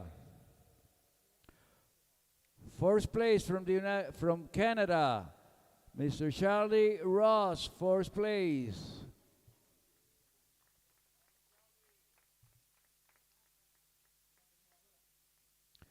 In 3rd place, Mr. Overall, Mr. Joel Poland.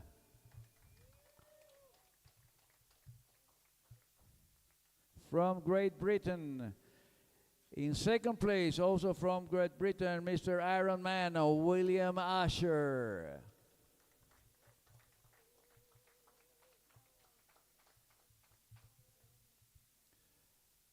And the winner, Mr. Rob Hazelwood.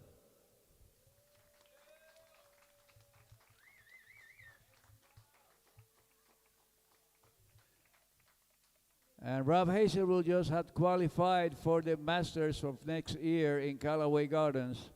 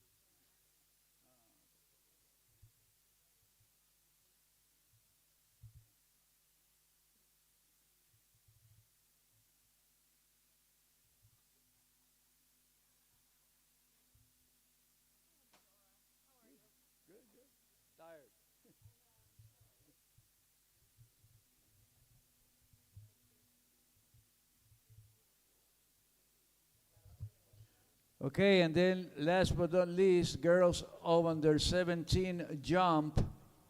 In third place, Alexia Abelson.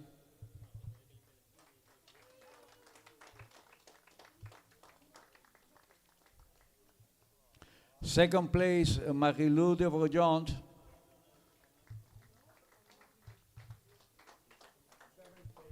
And the winner, Macy Jacobson. Girls under 17 jump.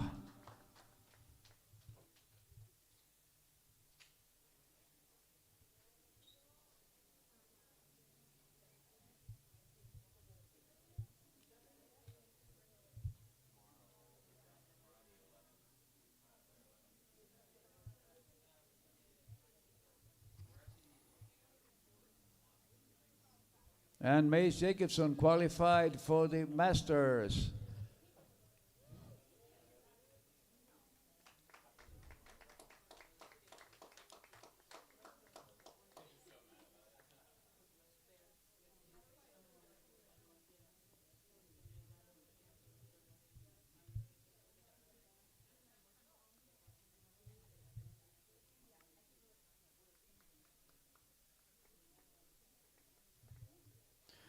Okay, guys, boys under 17, third place, Elias Adrian from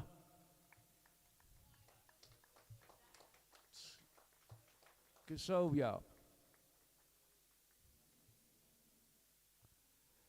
In second place, Jake Abelson from the United States.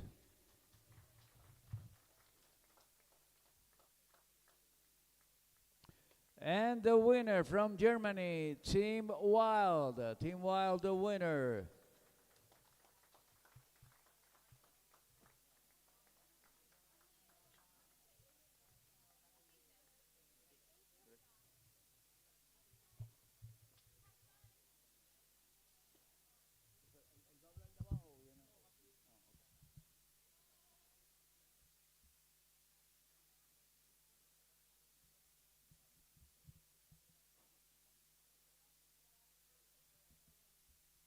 Big have an applause for the guys.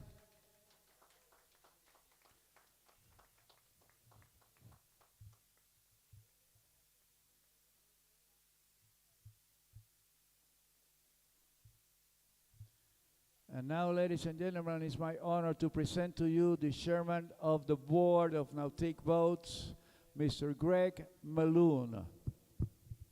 Thank you. I want to thank everyone for coming out and being a part of this event. It was great to see the ski nautiques on the water all weekend long, and the performances. Thank you to the athletes for putting on such a great show. Some great skiing on both lakes all weekend, so thank you very much. I also, we always, the unsung heroes that put these events on that can't be done without the judges and officials that came here and helped make it happen all weekend, so a big thanks to them. And then, of course, Botaski here, great partners of ours, such a beautiful site. To Ricardo and all the other people that put in a lot of hard work to make this happen. Thank you for hosting this. Thank you for growing the sport and continuing to make water skiing such a great family.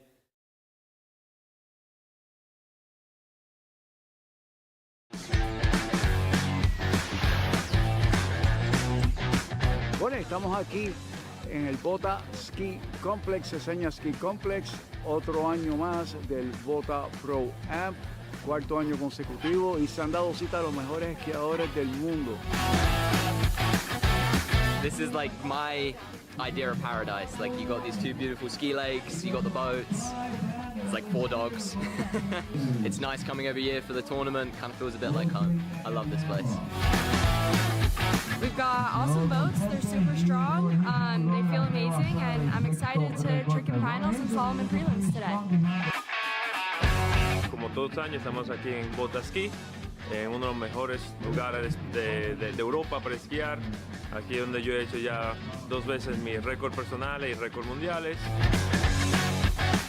I love the lake. I love how it skis. I think it's a really good lake for all events. I'm really enjoying the tournament. love Spain. I love coming here, and the Botaski family is always very welcoming to me and my family, and I always feel like I'm a part of theirs. It's amazing to come here. The site is awesome, and I'm excited to ski. So. It's unbelievable. I've been coming here since I'm 14 years old for Europeans, sometimes good and French, and so I love every time. I love this place. It's amazing, this place. The whole setting is perfect and there's nothing better than this.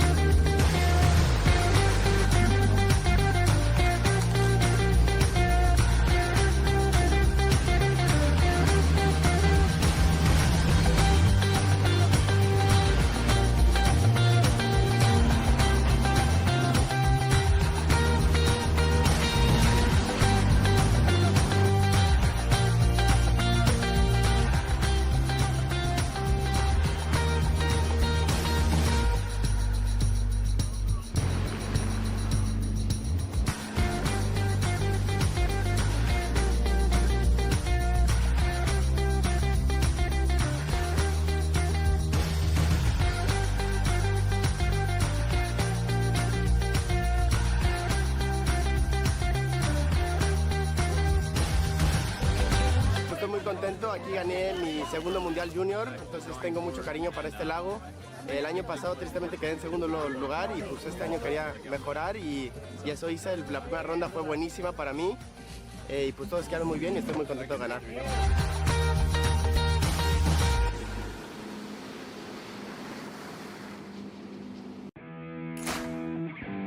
It was good. I was happy to run on my 39s. Well, run the last two 39s, which was nice. I felt pretty solid out there. Just couldn't quite get the job done on 41, but it was a lot of fun.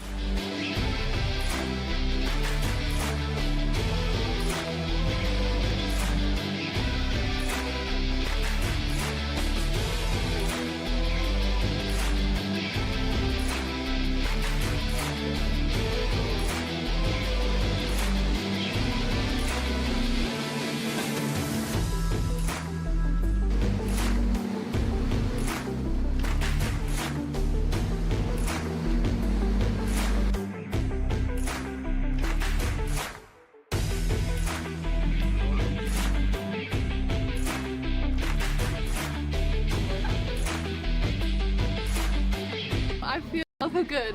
I mean, it could have been better. Me encanta, es muy bueno para esquiar, es increíble en el esquí y me divertí mucho.